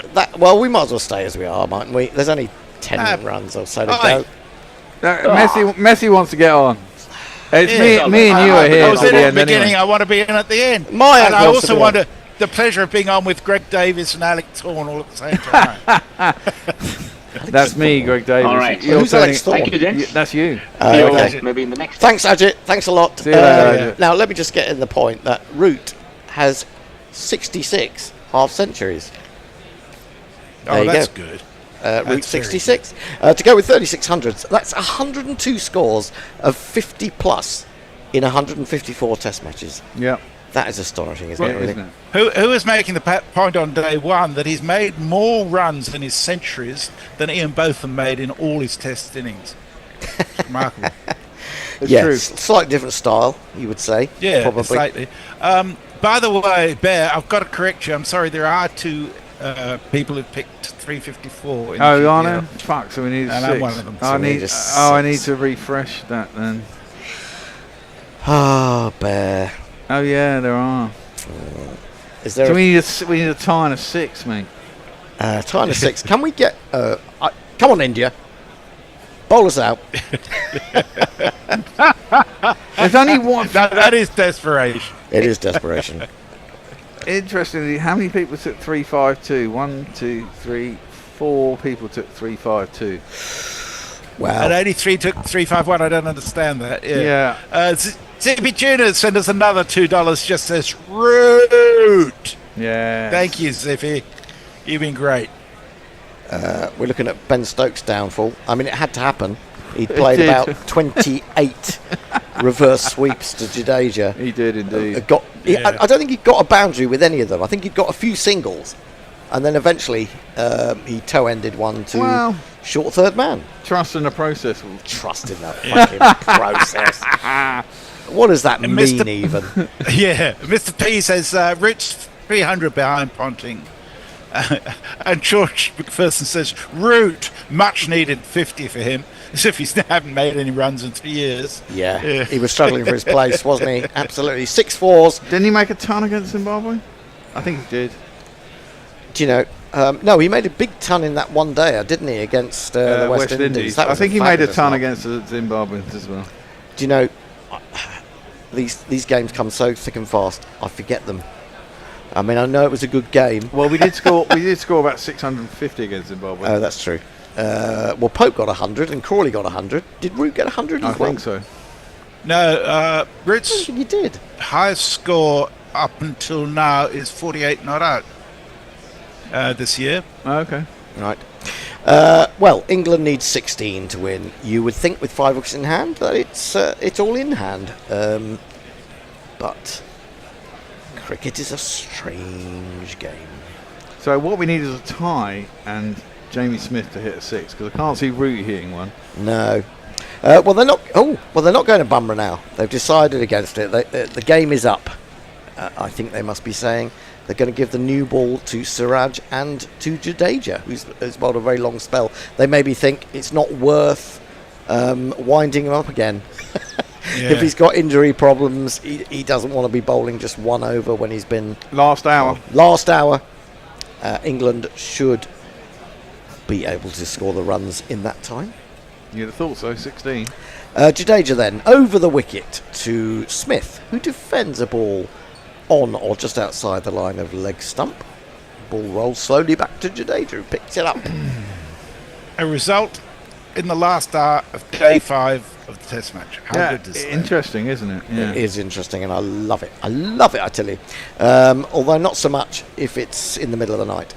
This is, well, smeared into the onside by Smith. He's decided to finish it off, and England moved to 359 for 5. Another 1, 2, 3, 4. Another fantastic win, chasing against all the perceived opinion of which one was mine, of putting India into bat first. Well, I think all of it, well, apart from Gary. I mean, to be honest, I can't remember seeing a pitch last this well. That is deposited into the square leg boundary. It's gone about 20 rows back, and England are almost there. What do they need now? They need 6. Come on! Oh, do they? They need 6 to win. Shit. We don't want him to go for another 6, do we? Who wins if he gets another 6? All those people on 351. 4 then 6. That's what we want. Picked that up really nicely, didn't he? Come on. There was nobody back there anyway. 4 then 6, 4 then 6, 4 then 6, 4 then 6, 4 then 6. I'm praying. Well, it has to come to an end. I would love it to get up to 300 or 400 quid before it goes. That's quite fun. In again and defends. So we're getting very excited here. 6 needed for England to make a great start to the World Test Championship, unless of course they bowled too many overs too slowly, and about 100 points are deducted. Whipped away. This could be 4. Come on the ball. No, Siraj has got around to it. Is it Siraj or is it Thakur, isn't it? It's one or the other. It's Bumrah. No, it's Bumrah. Oh God, you're making him run round the boundary, poor lad. If you're not going to bowl him, 367 for 5. England require 4. So we're buggered, are we? Well, it looks that way. We need 3 singles and a 6. Or 3 and a 6. That's just ain't going to happen, is it? 2 and a 1 and a 6. Any permeation of all those things. As long as it ends with a tie and a 6. Hang on, 1 ball to go. Maybe Smith could get a 1. Oh no, because then if he gets another 1, he's going to smash it. Instead, that is going to go for 6 probably. Has it gone all the way? I think it has. England have won a remarkable test match. 373 is the score they end on. They win by 5 wickets. A win set up really by a fantastic opening stand of 188 between Ben Duckett and Zach Crawley, and finished off by Joe Root, as sensible as ever, and some big hitting from Jamie Smith. What a game, what a win. But I come back to that point. I don't think I've seen a pitch remain so good for batting over 5 days. I know. For a long time. It really didn't break up that much, did it? And hardly at all. I mean, there was certainly in the last 2 or 3 hours, there's been a lot of grief out of the rough outside a left-handers off stump, but apart from that, it's been pretty true. So 352 runs scored in the day. So tell us, who are the numerous winners of the GPL bet? Well, you're going to send a lot of people money, aren't you? Yeah, I've got to do that on PayPal. 352. We have Minx Gamboo. This is Mog has won some money. Mog! Ombre Nuevo. And Messi Jez gets back a little bit of what he's invested. Messi Jez, I was convinced he would have had 353, or maybe he had that as well. But he did have that. Right, okay. He was covering all bases, was Messi today. Yeah. The problem is with the last day, when there's a target set, if they get there, obviously it's a bullseye, isn't it, really? It is, really. So what was it was 220, wasn't it, altogether, the amount of money in the... 223. £55 and 75p each to Ombre Nuevo, Messages, this is a hand job, and Minsk and Boom. Well, that is wonderful. All people who've put in a lot of money to the and effort to Guerilla Cricket over the last few, years. Decades. Yeah, absolutely brilliant. Much as we hate to see money going out of the pot, we do. Has to be won eventually by somebody. And we, it is great that it's gone to people who are regulars, and put quite a bit into the pot anyway. So absolutely wonderful as the two teams shake hands. I suppose we look back a little bit on this and say India are going to have to think about their batting. They seriously do. Yeah, I mean, the bowling not just that. The bowling wasn't great, was it? But do you know what the difference was between the two teams? The catching and the fielding. Yeah, there's that too. Well, how many catches did India put down? How many catches did India put down? 4 or 5. 8. Oh, okay. Over the 2 innings. And how many did England put down? 2, 3. I'm trying to think. Well, Harry Brook without KL Rahul on about 40 something. I suppose the other thing is that you've got to look at how many runs those drops cost to actually balance it out a little bit. Anyway, but yes, I mean, I think India won on hundreds, didn't they? Yep. 4. They got 4 or 5 on the 100 countback. On 100 countback, they got 5 hundreds. Did they get 500s? But no one scored any other runs. England only had 2, actually. Yep. Yeah. Yep. And I think that is the first time in Test cricket that a team has lost after 500 centuries. Yeah, it is. Someone was saying that earlier with the stat. So Crawley 65, Duckett 149, Pope 8, Root 53 not out, Brook got a first baller, awful, Ben Stokes, 33. He did get 99. I'm not quite sure first. how he got 33, to be honest, Ben Stokes, the way he was playing. And then 45 not out, Jamie Smith as well. That was a good finish by Jamie Smith, to be fair. It was. Once he got within 20, he said, right, I'm going to take my chances. He's just smashed about 20 off that over. Well, do you think they were thinking we could possibly get a little 9 holes of the putting green in? Well, why they tonight. Tonight, exactly. Yeah, precisely. Who gets man of the match? I think Ben Duckett gets it for me. Yes, it's hard. It's a hard one, to be honest, but I think he does. Well, my feeling is that although there is incredible occasional brilliance in his shot making, Rishabh Pant, I do think certainly his first 100 was quite ugly. Certainly the first 50 runs were one of the worst 50s I've ever seen. But I think for his temperament, as much as anything, in the run chase today, where he was, playing a little bit more circumspectly, certainly in that first hour and that first maybe 2 hours. He did open up later and play some lovely drives and some great reverse sweeps, including that incredible reverse sweep for 6 in front of square. But it was just, it has to be his best innings for England, doesn't it? It was a fantastic knock. Yes, I can't really think of a chance that he gave. Oh, there was one when he pulled. Was it Prasid and was dropped very low down by Jaiswal, running in and putting in the dives. It's a difficult catch, and he edged 1 or 2, but again, I don't think that they would have been caught had they had the slips in the right positions anyway. So, and by that I mean they had a first slip quite wide, and he jabbed it, and it went between the keeper and the first slip. But it would have been short of a first slip had he been in the normal position a first slip is in.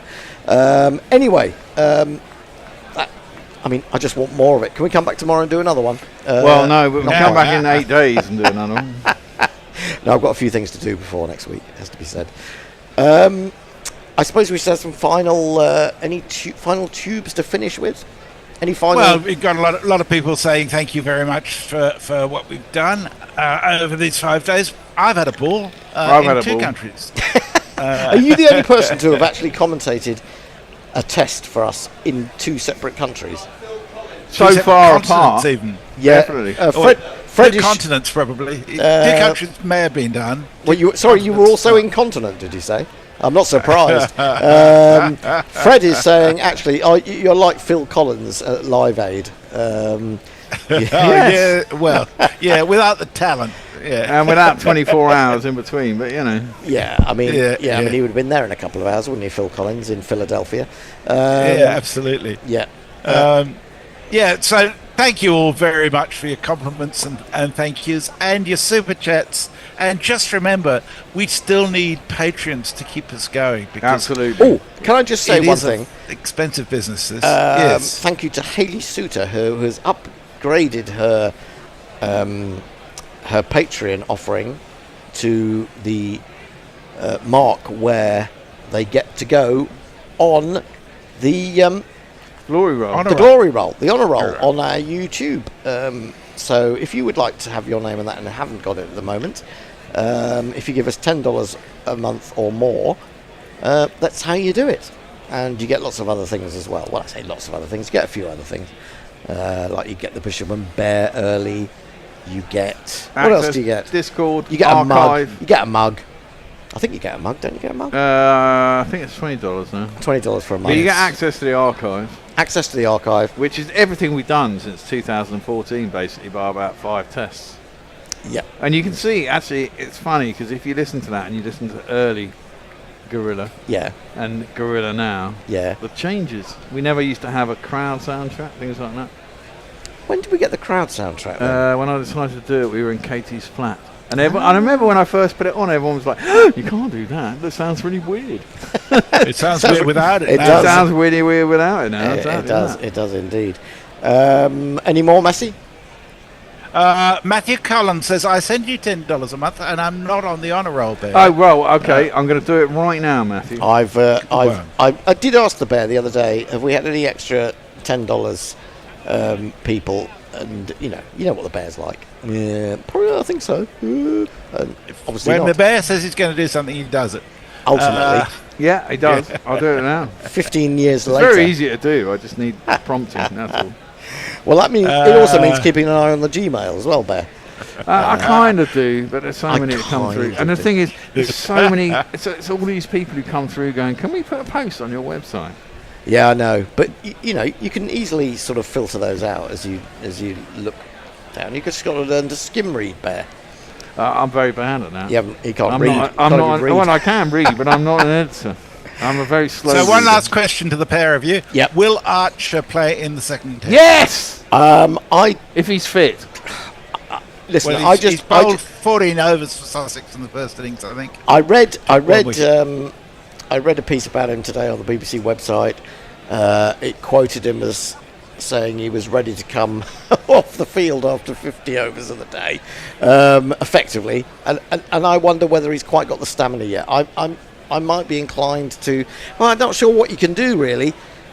Do you give him another 4-day game? Is there another 4-day game that he can play before then? I'm not sure. Yeah. So I don't think he'll get it in, will he? He bowled 18 overs, took 1 for 32. See how he goes in the second innings.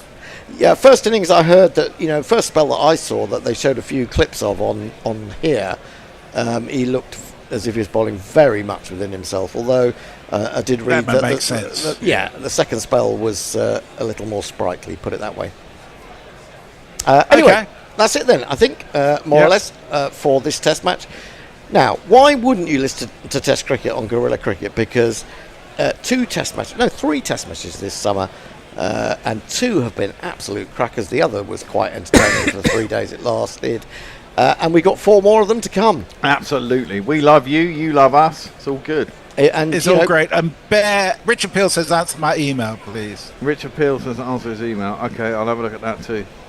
But until Wednesday the 2nd of July, I believe it is. I'm here for the first 2 days. I'm off on day 3. I'm going to be in to open up and probably do the first half hour.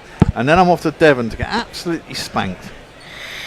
Yeah, that could make things interesting. Spanking Bear. Well, the thing is, if you're going to be spanked in the morning... I probably won't be spanked in the morning. I'll be spanked in the evening. I might be a bit lazy in the morning, but fortunately, test matches don't start till 11.